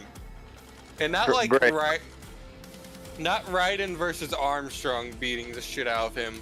Like he is going toe to toe with an unkillable bastard while being immortal. And I'm supposed to be a barbarian, and I'm getting outranked by a fucking fighter. Yeah, I've been blinded. I've been stabbed. I've been straight up not been nice with because I can only breathe fire. Anytime I try to hit these guys, they just taunt me. And then we got this asshole. Greg exists to help others in fights. His As you throw the entire my fight neck. on your back and carry. On my next turn, I'm asking you for youth and for fucking help.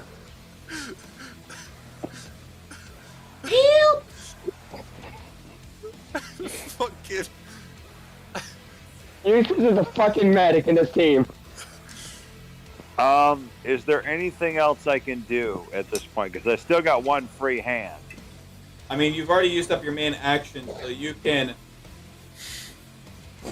essentially try to use a bonus action to try to break out of it. His grasp.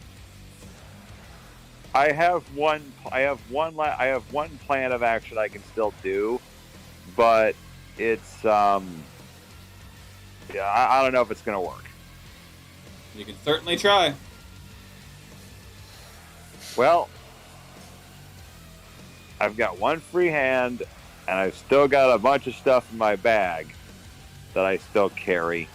So, what I can do is, I had a dagger. I know I had a dagger. I think I did anyway. Yeah, you can't make an attack roll because you already used your main action. Okay. So, what does that lead me to do? You could use a bonus action to try to break out of it. Or you could just straight end your turn at this point. I could try to break out of it. Is that a possibility? Yeah, make me a grapple check, which is a d20 plus your strength. All right. Please work. Please work. What is that? That's either a 5 or a 13. Like, that landed weird. Reroll then. All right, let's try this again. Oh, 20. Natural 20? Yeah. Okay. Okay. Plus, I get the minus ones. That's 9. Give me a sec. I'm thinking here. So, as it digs its claws into your wrist, technically you're still casting the spell.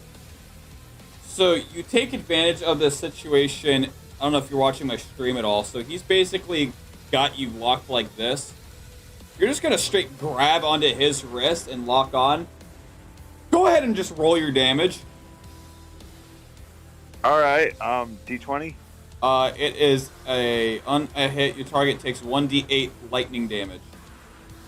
And it can't take reactions until the start of its next turn. All right. So. And because you rolled a d20, natural 20, that's double.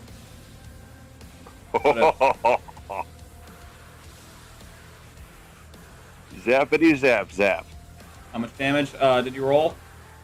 I'm trying to say what dice do I use for this? D8. Okay, D8. So that's gonna be the diamond one. Yep, I got it. And roll. 2. Alright, so you deal 4 points of lightning damage as you shock him enough to let go of his grasp, and you clearly pissed it off. As it's going to take a swing at you. Natural 20. Oh, frick. Yeah, oh fuck is right. So. As you take 10 points of slashing damage as it just straight hacks into your chest. Just straight down swipe with its claws. I have like leather armor. Did that help any? Your leather armor is what gives you your AC. Oh, dang it.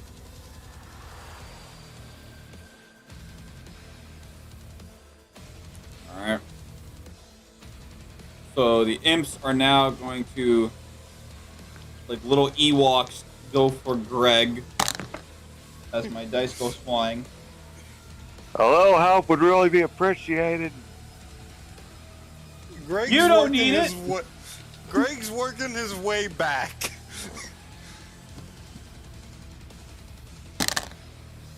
Alright. And the fourth one. Alright. So 2 of them managed to actually deal some damage to your ankles, being their height difference. They cut more of the straps on my armor. You take 2 points of slashing damage as the other 2 imps that you had previously whacked motherfuckers around with push up, slightly nervous, afraid of what's going to happen to them next. Death. As they manage to help out their friends, go for your ankles, dealing 2 points of slashing damage as well. Okay, so I was on 33. I got dealt 4 damage. That's 29, right? Sounds about right. Alright. So the Shadow Demon's going to push up towards you, Golar, giving you an opportunity of attack. Sure, I'll attack. Okay. Roll 1d20, and hopefully I get something good. It seems like luck ain't on my fucking side. 17! Whew. Plus your strength. That's a +3, so a dirty 20. Alright, roll the damage. So that is a... You've got your glaive out. Yeah, so that is a... Where's my glaive? Ah, it's all the way at the bottom. My glaive is a 1d10. Okay.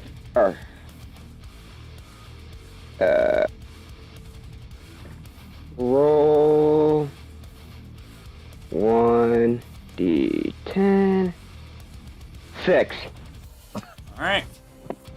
So as it's coming up, you take your glaive and you jerk it forward as you take a nice, decent stab at it right into its thigh. Goes for a swing, attacking at your arm. Natural 20. It did beat it. My AC is 16. Yep. And it's going to deal 16 points of slashing damage against your arm as it takes your arm is closest to it from your stab and just straight slash down onto it. Goddamn, how many damage? 16. Damn, 16, so I'm at 22. That brings us to top of the order. He's gonna rush up. They get an opportunity of an attack. 5, completely whiff. He's gonna swing. 9 plus 5, 14. That definitely beats his AC. 7 points of damage. Roll again for the extra attack. Natural 20. 7 points of damage to 14. Yeah, as this thing is trying to like back away from Wraith, you just like Doomslayer marching up to him, slashes at its legs, just completely dismembering it as he just decapitates him. How many kills does Rife have, just out of curiosity? I haven't been keeping track of him, Alright. but I have been keeping track of how much experience you would get as a pool from it. Okay. Alright. So now it's Goluk's turn? Yep. Alright. I don't know if this is acceptable, but aren't Infernals undead, right? No, they are infernal. Undead or undead. So they can't so they don't take damage with healing. Nope. Smart that you actually thought of that. Cause literally I was gonna say fucking grab one of my fucking potions, just chuck it at one of them. That doesn't work. Healing spells, yes. Okay. If you were to splash a healing potion onto him, it's just gonna do nothing. But if you were to cast a healing spell, then yes. Which I can't do that because I'm a barbarian.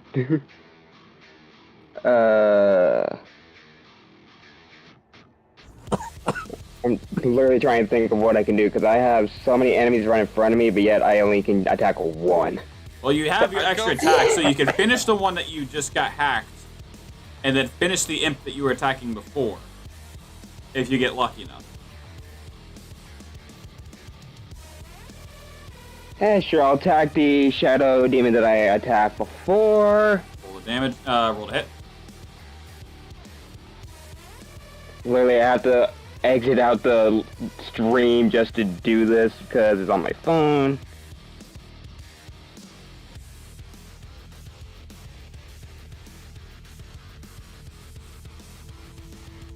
A 17 again plus 3, that's a dirty 20. Roll damage.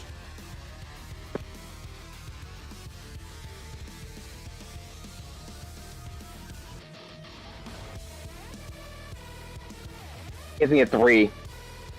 Oof. So as you take your glaive, as you rip it out of its thigh, you go to stab it again, but you get it right in the shin. As you are just simply pissing it off more and more as you're dealing damage to it. It's like what I've been doing for the fucking whole entire fight. Go ahead and do It's your just- extra attack if you want.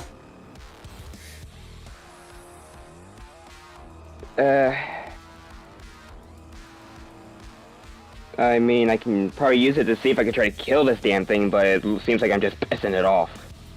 You're dealing damage. That's what matters. But being that you're getting so low damage rolls.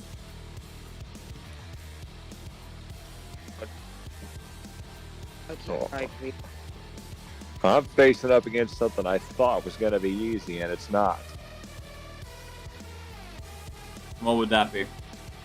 Well, what I was fighting right now, because I thought this was going to be easy. Yeah. The only easy thing here is the imps. Not for Greg. What do you mean? Greg's just been murky. Not even murking. Greg's just been massacring everything. That's not meaning. That's because the only easy thing here are the imps, but you are just like, ha! I said Moving object, slab. I basically just want to say, fuck it right now, just kill myself. I just rolled a 2 for damage. Flip me a coin. Huh? Roll a d2. Oh, roll a d2. Yeah, and call 1 or 2 first before you roll it.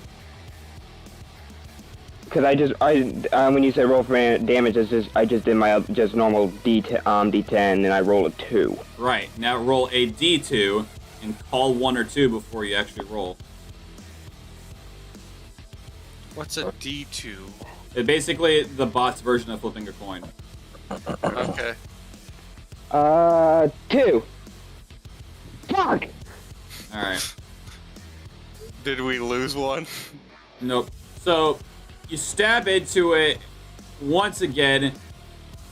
After all the damage you've done, you've completely dismembered its left leg off of its body as it falls, and the other leg is sticking into the pool, and he's basically on the edge of this acid pool like Anakin in the end of episode 3. After he lost the high ground. I crippled it. I did something. He certainly did not have the high ground.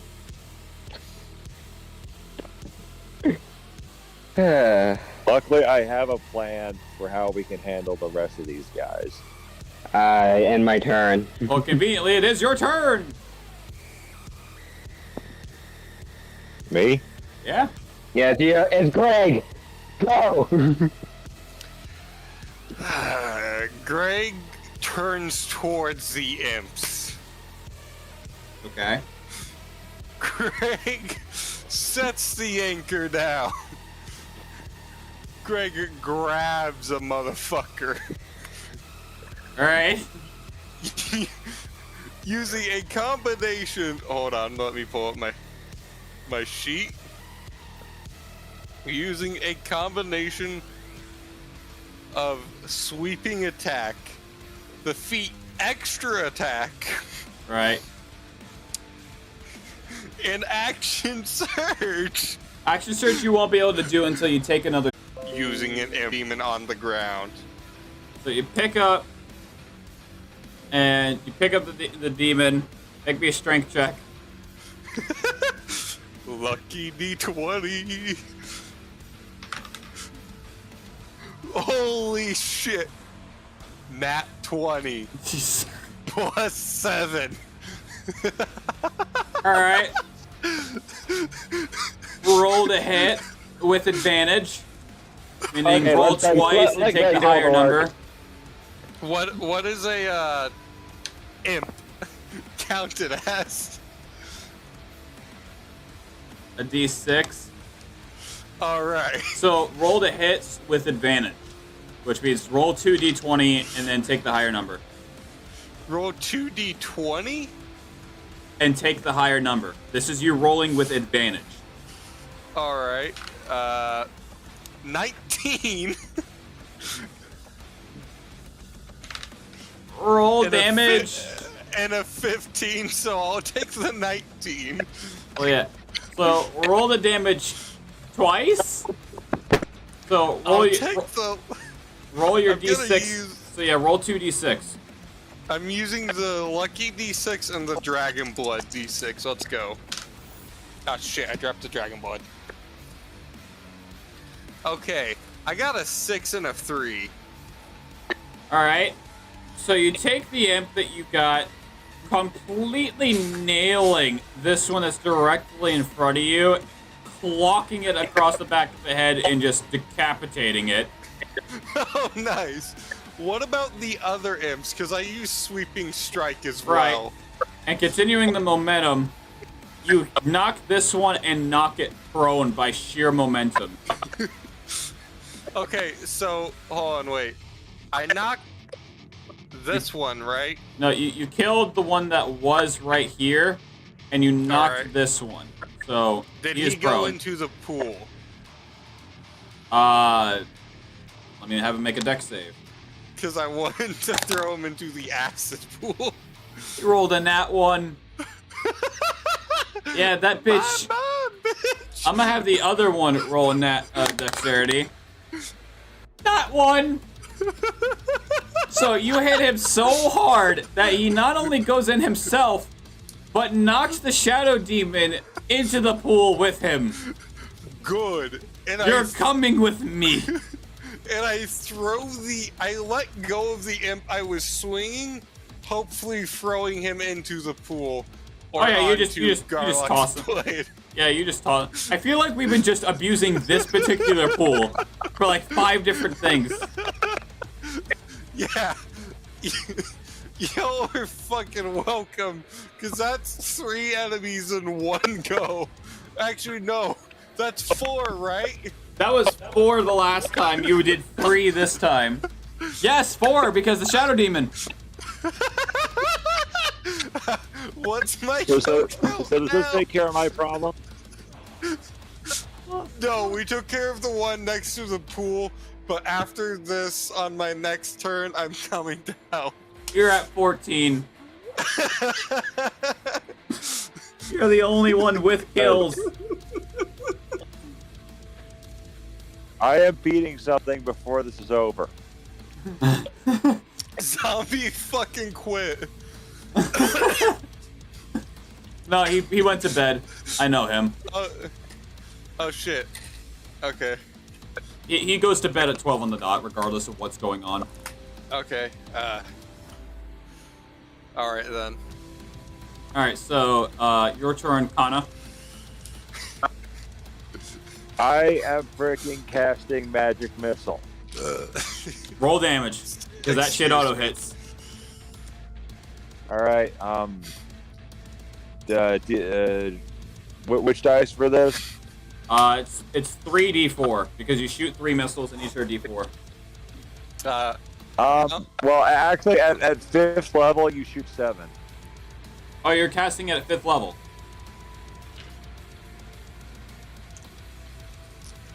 Yeah, you are at 5th level, but are you casting it at 5th level? I think so, because So when you cast a spell, you always cast it at first. But if you were to cast it at... so you cast a spell, it takes up 1 spell slot. If you cast it at... Because we're doing Soul Essence, I forgot we were completely doing that, to be quite honest. I was doing spell slots. You know what? Just do 7. And being the amount that you've done so far,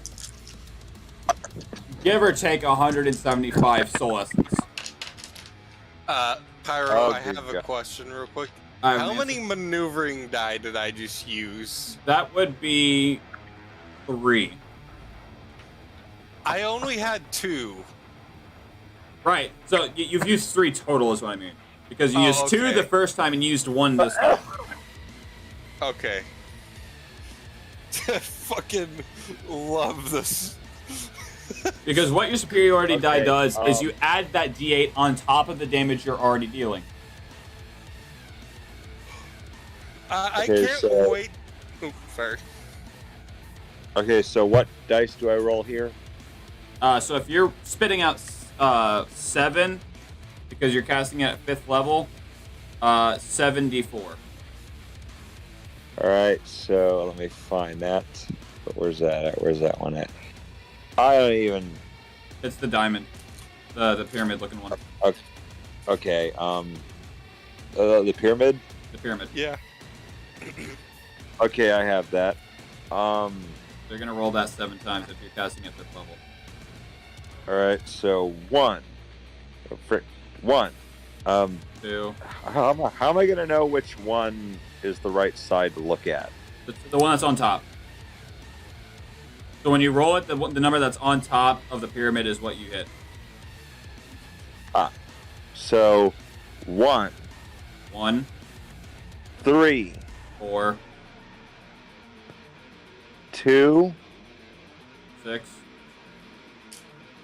1, 7, 4, 11, 3, 13, 14. Zombie's 3. phone took a shit, actually, is what happened. 15, 16, 17. and 4. 20. How do you wish to do this? So you mean like how like You killed it. How do you wish to kill it? complete like just domination, just magic missiles? Like I want to do to him what happened to Murphy in RoboCop, where he got the shit killed out of him. All right. So you pull your hand out, and just ice beam after ice beam of these magic missiles shoot out of your hand as one just goes through his chest, through his neck, and just finishing off between the eyes. I've killed 11 people using another person as a weapon so far. Okay, there, I beat something. One other person has a kill count. All right. And I would like, is it possible to quaff whatever healing potion there is? So you would be able to, as an interaction, bonus action, take out one of your healing potions and drink it, yes. Alright, so I'm doing that. Alright, so go ahead Big- and consume one of your healing potions. You heal for 25. Because that thing hurt me. The reason I gave you guys starter rations. Top of the order. The Shadow Demon is going to straight rush you, Greg. Opportunity of attack.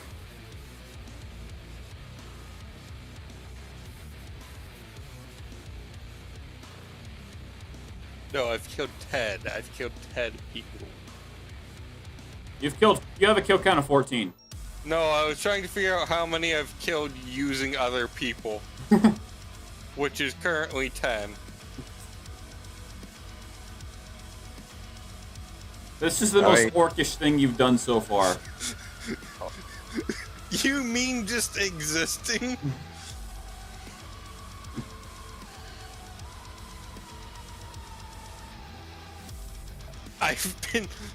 I've been refusing to let enemies get attacks on the people I now call friends. They're decent enough fighters, but they need to train. All right, so are you going to make your opportunity of attack? Who? You.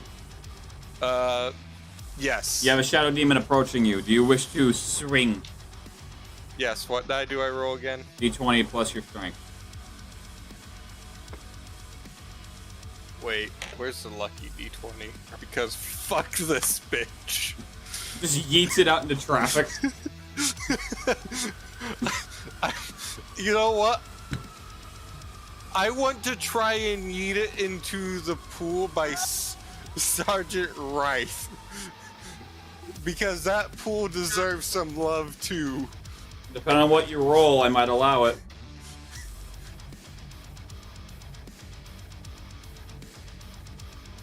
I rolled a 9. What's 9 plus 7? 16. 16. Damn, one under my strength. So you take your sword. Oh no, And- I'm still holding the anchor. Oh, the anchor. You're gonna grab the anchor and, like it was fucking cricket, as this thing is flying at you, just straight bashing it into the anchor as you throw it into the imp, causing him 9 points of bludgeoning damage and just straight death by death on impact. I'd like to point out I rolled a 16. You didn't get as far as you wanted, but you did something. Okay. So the imp death on impact and the shadow demon 9 points of damage. No, the imp had 9 points of damage, which died due to said, because it's 9 points of bludgeoning, because it straight got body slammed and crushed into the ground. Yeah. Nice. Greg is the greatest. That ends its turn, as both imps are now going to take a swing at you. That's a nat 1 and a 7, so one of them is going to accidentally attack its own friend. And what's the other? Friendly fire. And the other is claws or tail are just gonna bounce off my armor. Yeah. As one goes to claw at your armor. The other jumps into it. No. The other goes to do the same, but dumbfuck got in the way. And he gets clawed and dies by friendly fire. Friendly fire. Does that count as a kill for Greg? Unfortunately not, but damn. at that point the imp would get a kill. My kill count remains at 15. I mean, you did get a kill to make it 15 because you bashed the imp to death. At this point, the imp's like, you fool. I mean, me fool. Fool! Alright. So that leads us with Stetson being first. Knowing him, he's probably going to rage and take a stab at the imp. That is a 13. I don't even need to know his modifier because it just beats it. D10 is his damage. 7. So yeah, he just straight as the imp is dumbfounded by what he's just done, just gets hacked in half. Damn. Hey, look, you got a kill. All right, Greg, do you wish to finish him? Greg sets the anchor aside, making sure it's not near the acid pool and not to drop it as he respects all weapons. Right. Greg pulls the other mending one, because Greg's about to destroy this motherfucker. I'm about to end this whole man's career. Thus we told ya, comrade. Greg's going to skewer this bitch through the chest. Roll an attack with advantage. D20. So roll it 2d20 and take the higher roll. We got the lucky and the dragonborn. I got an 18. Roll your damage. And is that 2 die or 1? You roll 2 and take the higher number. I see. Wait, is that how you do great swords? That's how you do rolling with advantage. Okay. Your great sword would be your 2d12. I got a 4 in a... Yeah, 4. Well, you would roll... What are you rolling? 2d6? Was that what I was supposed to roll? The great sword? Yeah. My great sword. That's what you said earlier. Yes, it is 2d6. I was thinking of his great axe. My bad. Alright. Yeah, no, I rolled 2d6 and got a 4. So I'll 2 and just put my 2? 2 and 2, 3 and 1, or... No. I got a 2 I rolled a 6, 2, and 4. Okay. Pyro's done with Greg. How do you wish to do this? Greg's going to put the tip of the sword against his enemy.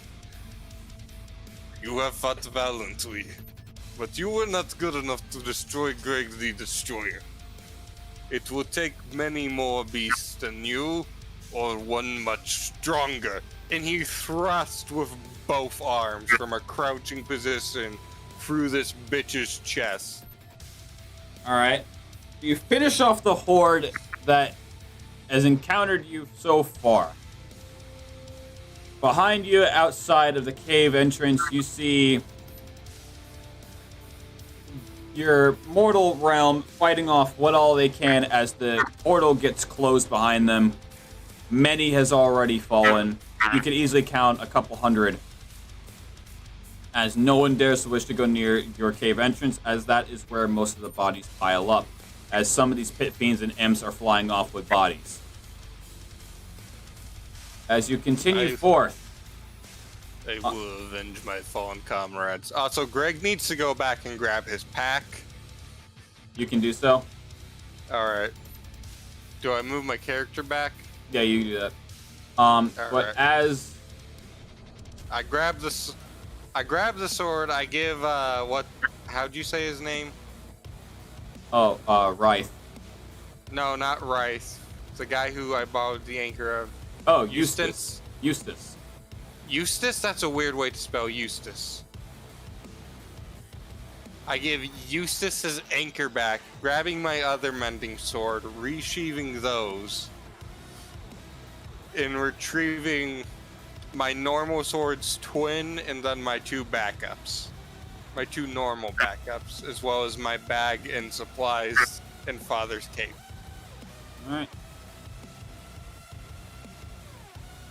So Sergeant Ryth is going to just call for the entire party to go towards him as he's marching forward, going towards the end of the cave. As any imp or about anything that comes by him, he's just hacking and slashing like fucking Doomslayer, just one-shotting, hacking through everything. Greg walks along, just fucking not giving a shit as everything runs in fear from him. Alright, let me do this math real quick for all you guys' skills. S- 16 plus 2 plus however many Rife got.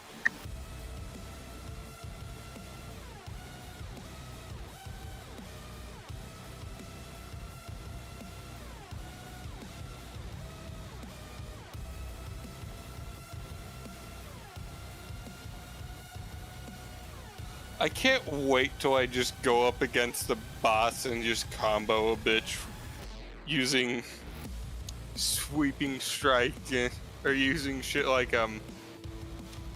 accent surge and extra attack. That fight was already pretty tough.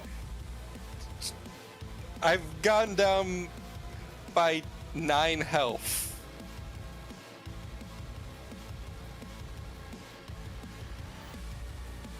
I mean, I did manage to bluff my way out of some of those. Yeah, you were useful as shit.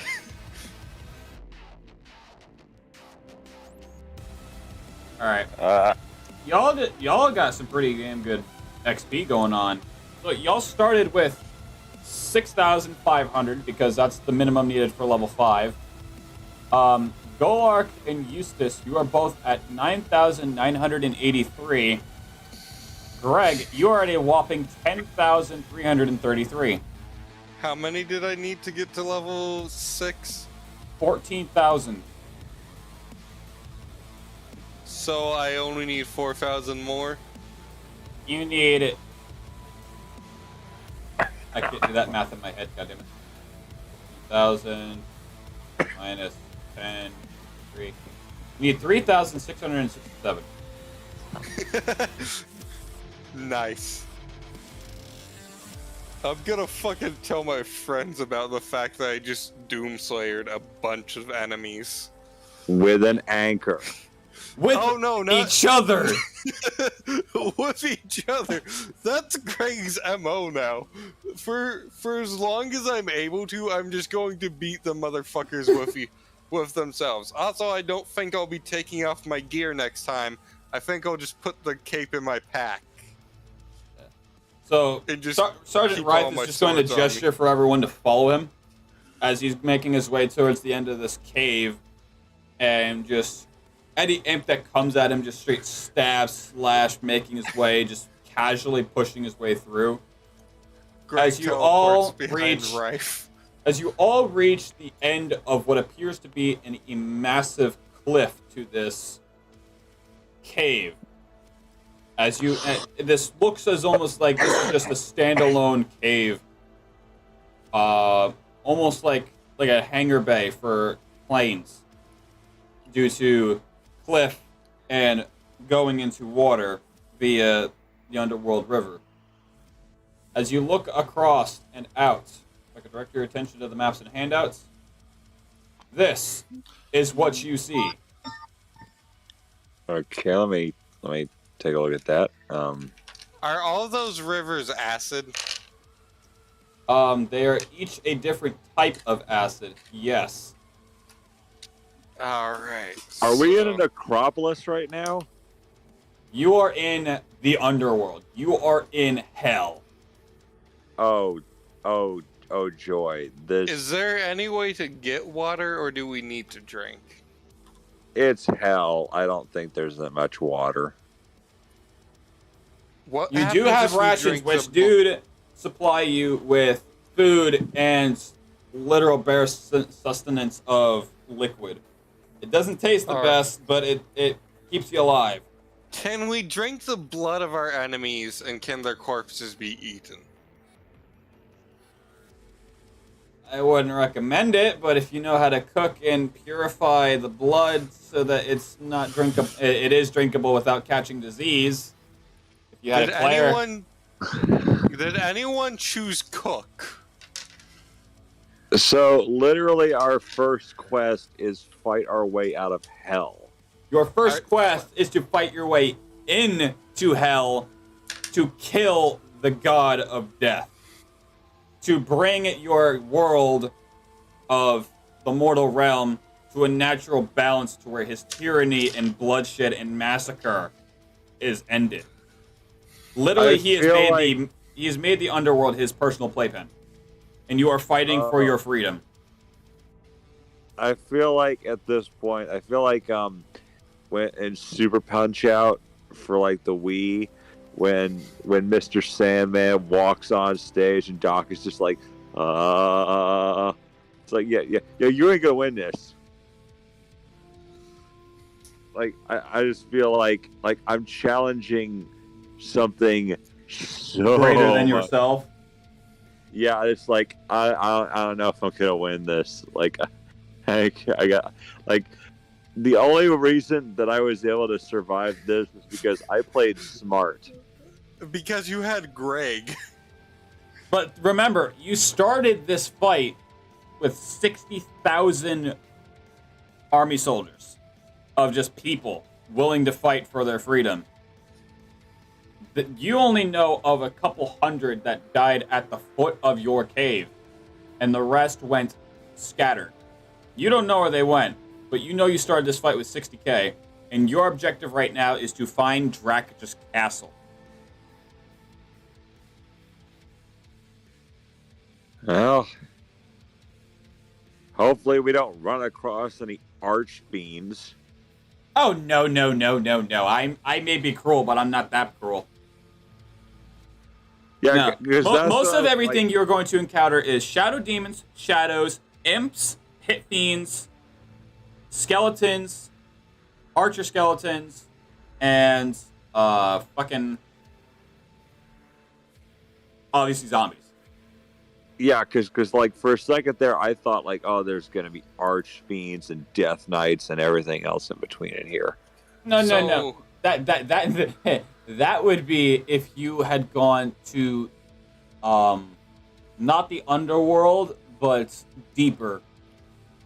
Like, because there's the Mortal Realm, the Underworld, no, the Overworld, Underdark, Underworld, Hell, and then the Demonic Abyss. The Demonic Abyss and Hell is where you would find those. We're like the tier over that. So it's mostly just your basic bare ass. Because he may be the king of the underworld, but he is not a god. The only reason he is a god is because he is siphoning the powers of the crystals from the overworld into his to give him that power. Well, I mean, at least I managed to, like.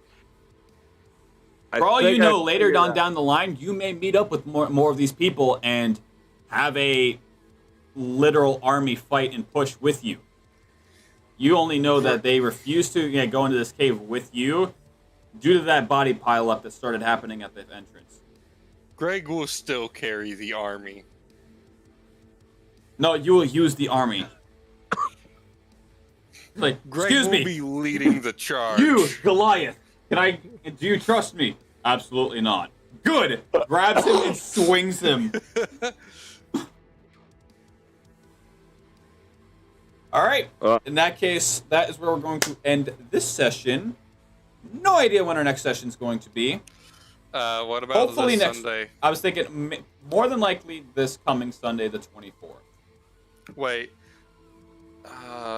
Okay, yeah, no, I'm off the 24th. I don't know about the next Sunday after that, and I don't know when I get off that Sunday. So we got the 24th, and then we have the 1st.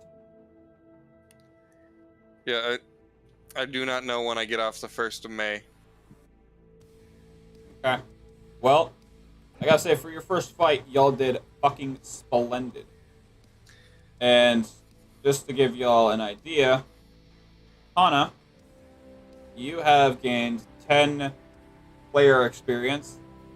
Victoria being your onslaught and your deeds towards the ship, you are at 18. Nice. And Stetson is at 6. What is player experience, by the way? So player experience, it's a separate leveling system that is for you. So if you get successful rolls on when you're trying to persuade someone, or if you get really creative with your role play, if you do very well in battle, if you swindle your way out of a battle so that you completely avoid something that could have been devastating if you went into battle, like say, for lack of a better example, you seducted the dragon from it attacking the town. It's to spark creativity, and as you level up within player levels, you gain player tokens that can be used to gain an extra life, have a limited use magical item, maybe get a special potion that you'll need, give you a guaranteed natural 20 succession on a certain roll that you think might be story breaking, being this is a butterfly effect based story. Like literally everything you're doing now in this little spot will have effects later in the story. Greg the Destroyer will become a legendary warrior who helped lead the battle through hell, even if he doesn't make it to the end. He will see through that his friends do. Was my bluff at the beginning there with Serenray a pretty good idea? That gave you a bit of points. That one actually had me a bit impressed. I don't know any gods in this world. Google exists. Serenray is like she's like the goddess that most paladins and most clerics, at least with their lawful good, she's like the purest freaking thing you can imagine. So I figured like that in this place would have given them the heebie-jeebies, and sure enough, it worked. All right. So just Google D&D gods then, like 5th edition D&D gods. Yeah. Because literally, this is a butterfly effect based campaign. Everything you did here everything that you do later will have an effect on something in the story later on. And the main story literally has a branch that forces you to pick one or the other, and then you must stick with it. You'll know it when you see it. All right. But for right now, you clearing out this spot will have an effect later on in the story. What it will be, you don't know right now. But everything you do, every choice you make has an effect on the world. I'm hoping it gives Greg intimidation towards demons. As of right now, word has easily spread by the little shadow blobs that have been scared off. Yeah, the Underworld is being raided, and people are fucking us up. By an orc and his friends who were there to help distract.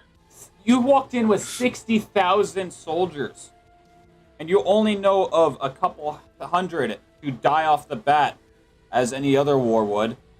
So you roughly know of 55 to 58,000 soldiers that are still alive. Well, pushing. I'd like to point something out. The blobs only were scared off from our area, which means, as far as we can tell, the only ones who are out of combat is us. Therefore, presumably, the only ones who have had word spread about them is us. I'm not denying there could be other groups, but they're definitely spreading word of an orc and 3 other motherfuckers who the orc is using the others to divide the attention of them and just take out people by picking them up and swinging them and throwing some bitches into acid. It's kind of hard to not notice a group of 60,000 soldiers via a massive ship armada just tearing a portal at will to enter said underworld. I'm aware that has definitely spread, but we're talking like specific groups that have been noticed. That you are aware of, though. Yes.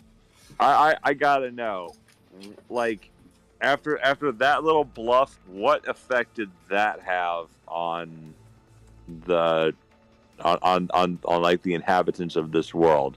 Like, well, you definitely scared off those shadow blobs, and shadows might, keyword might, have a leniency towards you, being that you claim to be a deity of purity. Whereas Greg, green light. Greg is who they're going to attack, but Greg is just going to fuck them up. Fuck also, you, fuck you, fuck you, fuck you, fuck you. Yeah, I'm Greg bluffing. is going to send them to Orc Jesus. You are sending them to Detroit. Yeah, I'm bluffing about the whole thing with Serenray, but they don't know that. No, that's why I had to roll an insight check, and only the shadows failed. Yeah, because like I may be bluffing, but I'm bluffing for the right reasons. Because like I don't think Serenray is gonna care, because as long as I'm showing these guys who's boss, I don't think she's really gonna care. Well, as of right now, all the gods, this is well-known knowledge. The gods are very displeased for the actions of which Drakic has made. So as many gods we can invoke the name of to help us, I think is a good thing, because that might get us blessing. You choose one that you praise, but to invoke, you would have to be a cleric or a paladin. Well, so you can ask for blessings. So, like, if you pick a god and you make religion checks frequently, whether it be praise, offerings, trying to build a relationship, your chances of an actual blessing down the line via you committing to that god and showing loyalty, your chances are raised. And that's just how I've always run religion in my campaigns, is the more effort you put into showing loyalty to a god, the chances of you getting a blessing rather than a curse or being ignored are more greater. I see. So if like What every if night before bed you say a prayer to your God, thanking for everything, staying alive, this, and then in the morning thank you for a safe sleep or whatever, something like that, or constant offerings towards at like a church or something like that. You are building a relationship with your God, and it will take knowledge of that. But if What you if our if you character is claim atheist? if you're atheist, you're atheist. It's not that big of a deal. But if Also, you this is for my main story character. That's why I was wondering. that's fine. Greg believes in God of Justice, I want to say. Okay. Yeah, Greg's an honorable person, so God of Justice. I'll figure out which one that is. Pretty sure that's higher. Who now? Also, Yes, there's it is Tyr. Tyr, the god of law and justice. Tyr. Yep. Okay. He does also ask his family for strength. Which that would also be more of an ancestral thing, but it would count as religion. Well, no, his passed on ancestors, everyone who wore the helmet before him. Right. And because it is slightly enchanted, it has remembrance of a heritage, it will have. That's why you had a warm feeling. You felt the presence of your past. I was mainly going with it was a sort of placebo effect, but I like the idea that it's actually enchanted. That's better.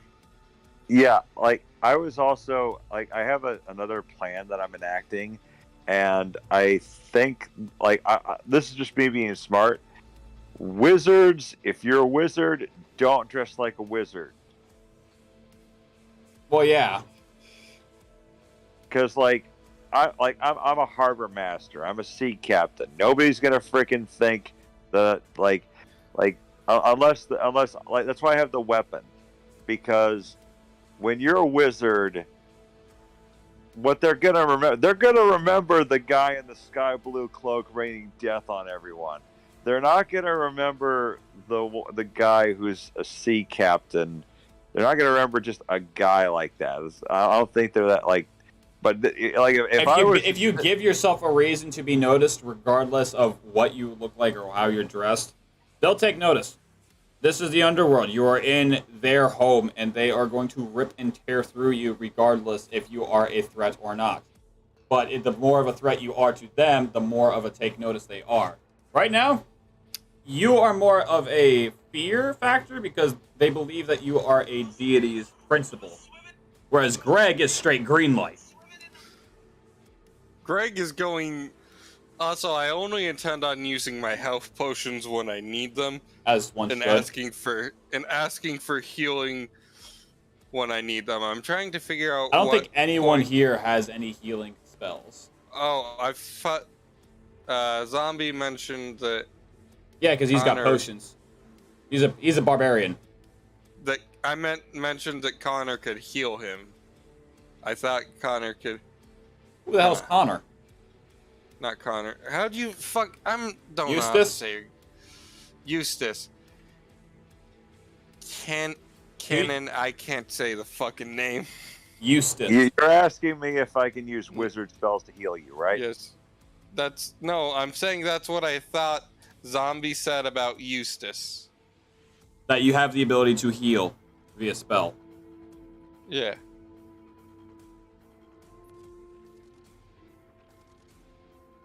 I'm not saying I couldn't, but it's up to the DM if I could. It would have to be in your spell list. Yeah, in the D&D wiki spell list. If you have healing abilities, then yes, you are allowed to use them. I mean, you saw 5 spells I've already casted. Right. Which would cut your cap at spells you have at the ready until your next long rest. And when you can recycle through them. Yeah, so, because, the Ray of Enfeeblement, that didn't do anything. The Shocking Grasp actually did something. The Magic Missile definitely did something. I filled that guy with so many holes he whistled when he fell to the ground. I think I'm gonna keep the magic missile. That actually works pretty well. Yeah, do not get rid of magic missile, but maybe if you can, pick up some healing and defense spells, because we could all use them. How does shield sound? Shield sounds pretty good. Yeah, Does it lessen the damage we take? No, it raises your AC. Ah, that also sounds good, because that makes us more likely to take less damage. Yeah, I could use shield, and there are other things I could use. I'd have to research this because I've got a lot of time on my hands since I'm recovering from a cold. Nice. You've probably heard me coughing all through this. Yeah. But yeah, like I can research as much as I can on what spells I can use, what spells are more useful, what ones can heal us, what ones can make it to where we don't get completely owned. Which I mean, so far you've done a pretty good job of making sure we don't get owned, or well, you don't get owned with that magic missile. Greg's been in charge of making sure we don't get owned. We need to make sure we have more of that elixir and get the ingredients for it. Like hardcore, I feel like what was supposed to be more of a DPS build has turned to ultimate crowd control. Yeah. Greg wasn't meant to be DPS. Greg was meant to be the destroyer. Well, he is literal crowd control. Yes. Yeah, and every time you take that elixir, that I have, that's going to happen. Yeah. You gain the benefit of rage. I also have aggression, which is fun, because I can just move to an enemy within 30 feet. I had Or an closer, idea, at least. but I don't want. I had an idea, but I don't think the DM will let me do it. What is it? I was going to I thought about this. I thought about just pouring some of my fish people flask into my fish bowl with my angler fish that's just swimming around in there, and then all of a sudden, flump! I'm a monster now that's gonna fight on your side. Nah, no. Yeah. Neat idea, but the science behind it wouldn't work. I just feel like that would be cool if any of my stuff had an effect that could just turn it into a monster. That is a potion, but that is a very difficult potion to brew. I already got an elixir that can make you really, really nuts. I'd say that's more of like an adrenaline rush potion. Quill. Like literally, you are intaking adrenaline. The way I've been looking at it. Well, it is that way, but at the same time, has anyone ever watched Disenchantment? No. No, not yet. Oh, there's this thing where I guess there's some kind of what do you want to call it, hallucinogenic maybe? Yeah. But every time someone takes it, at some point, took the friggin' drug, they're strapped to the bow of their ship, going like, ah.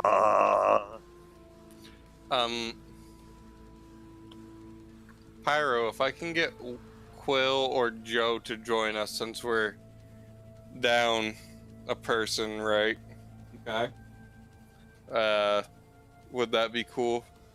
Yeah, and I could have them be one of the soldiers that broke off of the rest of the fucking 60,000. All right, I'm not sure Joe necessarily would, because I do not know, but I think I did offer Quill at one point, and he said he was busy. But if you want to try to get him on board, by all means. What like? He said I'd be unable to guarantee my availability. Well, right now we have set in stone that our next session would be the 24th. Yeah, I mean, I'm free for that. I mean, I've been doing a lot of research. Did you know there was a Bible D&D? Ew. Oh, this raised some questions, though. I mean, we all know, Christians once thought it was a demonic thing. They still do, but it's like, oh, Bible D&D. Though you know some sick fricks are gonna like have thoughts, like because like they don't stat Jesus, although we know it would happen. It's like, have you ever played Baldur's Gate? Oh yeah, absolutely. No, I've not played that. Oh yeah, I definitely have. You know, it's like, you ever encountered Zetithia? You tried to kill him. Tried and did are two different words. Yeah, I know. It's like you encountered Zetithia. You tried to kill him. I mean, he'd kill you, but you could take him, or you could try to take him. And Could, it's like, and at the same time, could and should are two different words. I mean, you could still try to take him, but that's the thing. Is like it's an unspoken rule of D&D that if you stat it, they'll try to kill it. So it's like don't stat Jesus, because we should stat Jesus. Well, it's like, because you know what would happen. Charisma 35. We should stat Jesus and get high-level versions of our current characters and take him the fuck on. No way. Because if you do that, like, at least you learn something about the people in your party. You foul people. No, all right. Quill is. Because usually what we do is on Sundays. Like, it's usually on a Sunday, either at noon or at 8 p.m. Like we did 8 p.m. today. Okay. I don't think I will actually ever be able to make the noon thing, because I usually work before or start work before or after noon. Yeah. I mean, I'm okay with the night stuff. Okay. All right. Uh, All right. In that case, I'll go ahead and end the stream and call it here, and I'll probably touch base with you at like some point when we're playing with Ethan and Todd and Hunter or something like that. all right. Yes, this is a good first time. Quill will try if he's able. So If he's able, get a character sheet started. you're gonna have to do that, because I don't really understand that. Don't worry, Quill would be. It's a process and a half. Quill would be able to better do it than I would, and would get it done much faster. Also, do we still need to finish my imp character? Your tiefling? Yes, because the sooner we get that done, the sooner I can put you on the list for commissioning art. Because once Tetra, Hana's main character, she's currently going through getting art done, and she is almost done, which means Stetson would be next with his main character. After him, which give or take might be a couple weeks, would be you.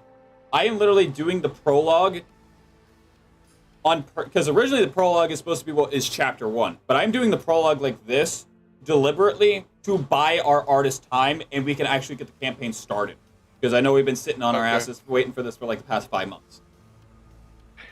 Yeah, I like Tetra. I've got so much I can work on with this one. And with you being backstory stuff and things I have planned, literal first fight of chapter 1 is involving you.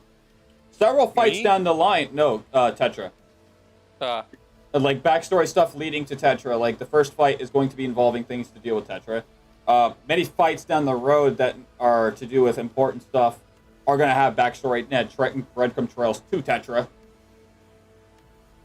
And honestly, when it comes to Tetra, I don't know if I want to spoil this or not, because it's actually main story plot or not. No, I'm not, because you might figure that out in chapter 3. Yeah, you don't want to take chances, because I'm really smart when it comes to this stuff. Yeah. But I will say that much. There's going to be a lot of encounters that are literally only tied to you. Like, they're only there because you exist in the mortal realm. Should we warn people about the elephant in the room that follows Tetra wherever she goes? It's kind of hard to miss it because it's the elephant in the room. What's there to warn? Well, I just feel like they should know that this is this is coming, or if like it's kind of like it's like the Gravity Falls like short. Oh, you mean that? I thought we were talking about the staff. No, I'm not talking about the staff. I'm talking about the elephant in the room that's following her wherever she goes. Yeah, that's what I'm talking about with the encounters. Well, yeah, it's like the Gravity Falls. So it's like fair advice. You see bubbles on that lake, you run. Yeah. All right. Well, good first session, and I definitely now have a lot of homework to do with butterfly effect stuff, and as well as getting new. Stop Greg. No, I want to see him do more, but I need to figure out because now you guys are getting into the actual Underworld realm, and I need to buy us enough time for the artist to finish. And obviously, Dracage's castle is the main thing. So yeah, obviously, you guys are on a cliff. You guys are probably going to go around like a side routes or something like that, like as if you're we grab the anchor. Greg gets the anchor. We embed it.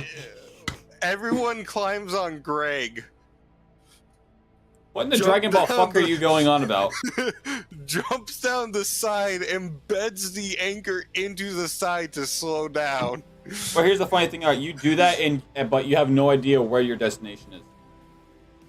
Fair enough, but I feel like it's gonna be in the middle. I actually had an idea, which would probably be the most insane thing ever, but I just want to see him do it. Greg? Yeah, I want to see him do it because it'll be hilarious. And okay, I'm a harbor master. Okay, I have access to all kinds of ship parts. How you much wanted to see me rip the cannon, didn't you? No. I've got something way more fun than that. What do you think would happen if you took my anchor and tied it with like ship rope to the back end of a harpoon? Oh, no. What if we just took your anchor, attached it to a chain, and Greg just... Shit, I knocked my headset off. Greg just went swinging. I want it to be like a ballista or a battering ram that just happens to have an anchor. It's just charge to the hapless hordes of imps and monsters. Like... Stop! There once was a ship that sailed to sea, and the name of that ship was the Billy of Tea. Oh, that reminded me, because I've seen all kinds of D&D comedy stories, especially you know about wild mages? No, I don't I watch think Crit so. Crab a lot. Well, yeah, I've watched absolute funny as hell D&D stories with wild mages. Wild magic is weird because you can cast normal spells, but there's always the percentage that your spell might go wild, and if that's the case, pretty much anything could happen. Literally anything. Literally anything. And because of that, you wind up with some of the most hilarious situations in the history of D&D. One such that I heard about was they cast a spell and it goes wild, they're in a bar and they get into a fight, and one of the spells is fill the entire room that you're currently inhabiting with marshmallow fluff. Soon may the woman come to bring us sugar and tea and rum. Well, if that's the case, you better have a fuckload of peanut butter around. Oh, if you think it's funny now, think of for a fact that it's coming out of a wand, so that makes it super suggestive. I can't stop. I cover you in my sticky. But at least the peasants are happy. Also, I'm glad everyone liked Greg.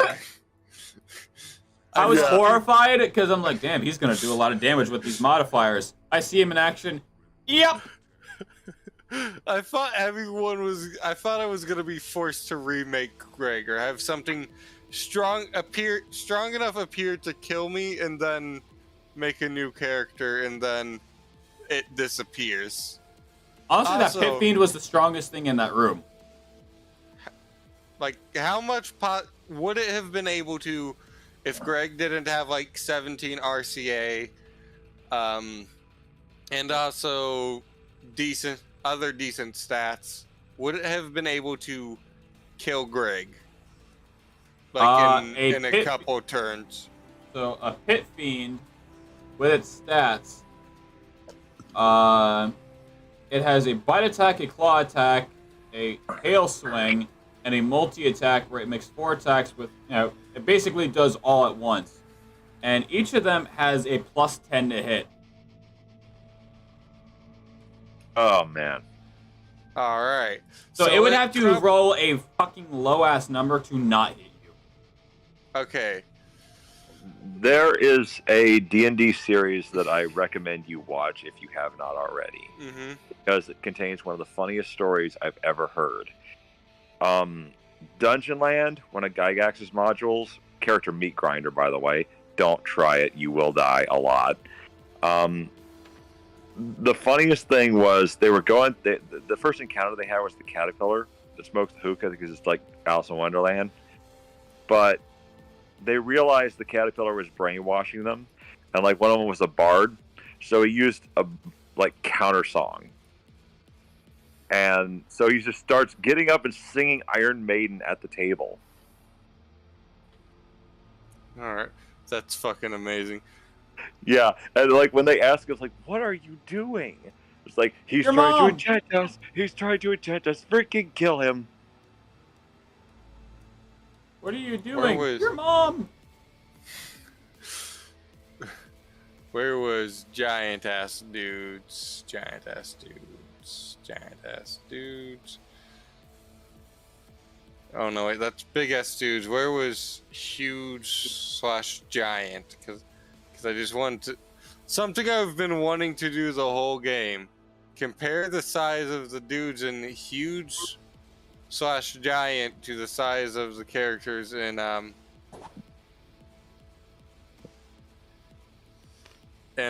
fucking I'll still never forget when, like, Pyro, remember- can you zoom in on the creature I just plopped in on tabletop? No, No, it's over on your DM table. I grabbed a tree giant out of giant monsters and an NPC out of huge / giant NPCs. I still laugh whenever when you showed me Oh. that video of whenever something is a mimic. Oh shit!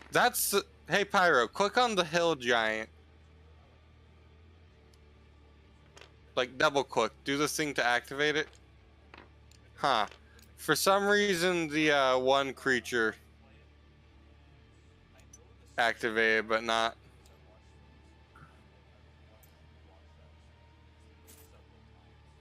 Not the tree giant. Or the hill giant. That thing needs to be green. Yes. Just make it some Shrektual content. Also, I'm so glad no one cared that Greg is slightly out of proportion with everyone else. And also slightly larger. it makes sense Oh, to me. He's a fucking He's an orc. orc. In general. Well, in general, he's slightly out of proportion. Because if you look at like the actual thickness of him versus everyone else's limbs and stuff. Also, what the hell is Sergeant Rife that he's this short? Is he a halfling? He is.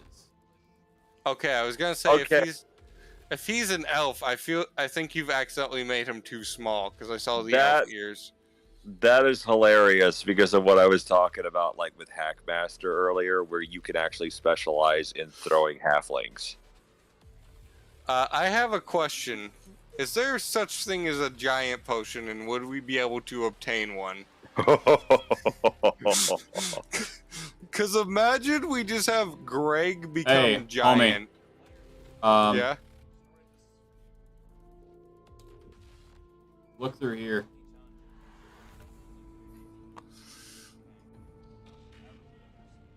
Oh. Right click in it. No. Put it back and right click search.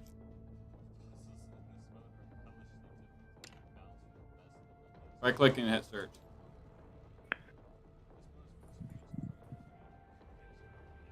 You do have potions of growth. And now I'm just imagining him like stomping through the hordes, be like, "It's a brand new day, and the sun is high." What is my dog doing? Growth and strength potion combo on Greg. Also, like some sort of health buff.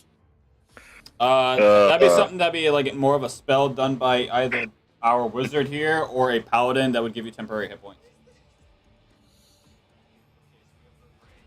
Nap time for you. Either way, Greg is busted. And busting makes me feel good. You can just see my dog's legs because she's just straight on her fucking back right now. Hold up, let me. Oh man. Can I do this? Let me switch over. So my dog is just.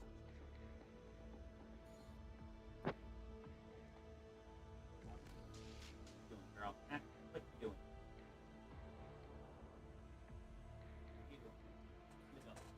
I fucking love this already, by the way. I still need to learn how to do my Call of Cthulhu shit just because I want to run that sometime. Like, I want to. I would gladly join you for that because I want to play it too. I want to learn how to play the starter set. Then I'd be one of the detective characters, but my character would. Though there is some lessons to learn with Call of Cthulhu, and it's that you shouldn't be able to fight anything. Oh, well, the idea was for my character. He seems like he himself may possibly be an eldritch being. Where do you guys get a sec? Check the stream. Yeah, like the actual stream. Yeah. That's my webcam. How many people viewed us? 3. Was that us? I don't know. She's 'Cause- literally hogging my pillow. Good, because like I know like people will try anything to try to take these things on. You can't. Fucking, you ever watch the Yogscast? What? Yeah, I see the dog. I don't know what you're talking about, man. The Yogscast used to do occasional sessions of D&D until they had 4 really bad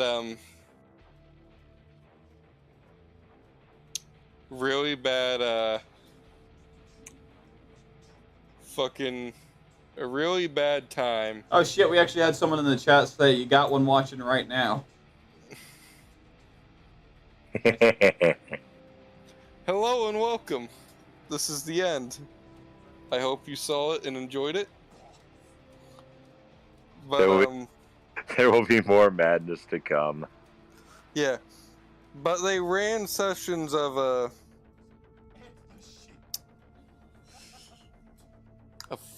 Call of Cthulhu until 3 of the 4 characters who were characters used by everyone forever fell outside of the universe.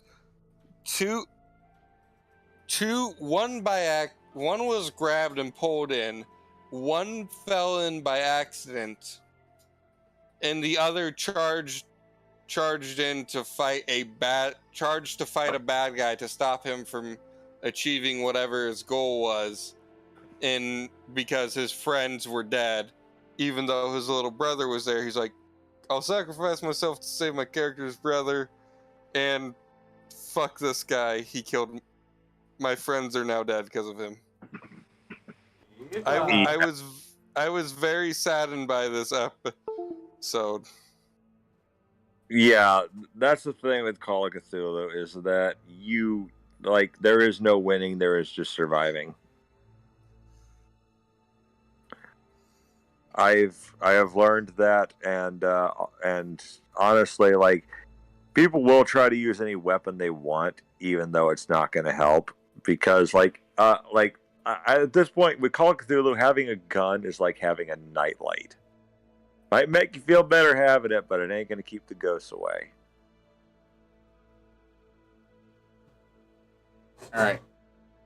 In that case, I'm gonna go ahead and call it there. All right. Go ahead and wrap up the stream. As I have my dog just hogging my fucking bed. Yeah, I'm talking about you. Oh, if you like animals, I have a litter of kittens now. And she's out cold. As soon as I turned away, she fucking, had to itch. She's like, nope, bullshit. Alright. Somehow. We just hit the 5-hour mark on the stream, too. Yeah, because we stayed up talking an hour past getting it done. Pretty much. Alright. I'm gonna wrap it up here, guys, and I'll see y'all next week. Alright. Later. Next week I'll be able to hop right in with Greg in this. And hopefully won't spill water on my floor. And hopefully we will get to see just a battering ram or ballista made of ship parts just mowing. Yes. With Greg attached. Yes! Alrighty.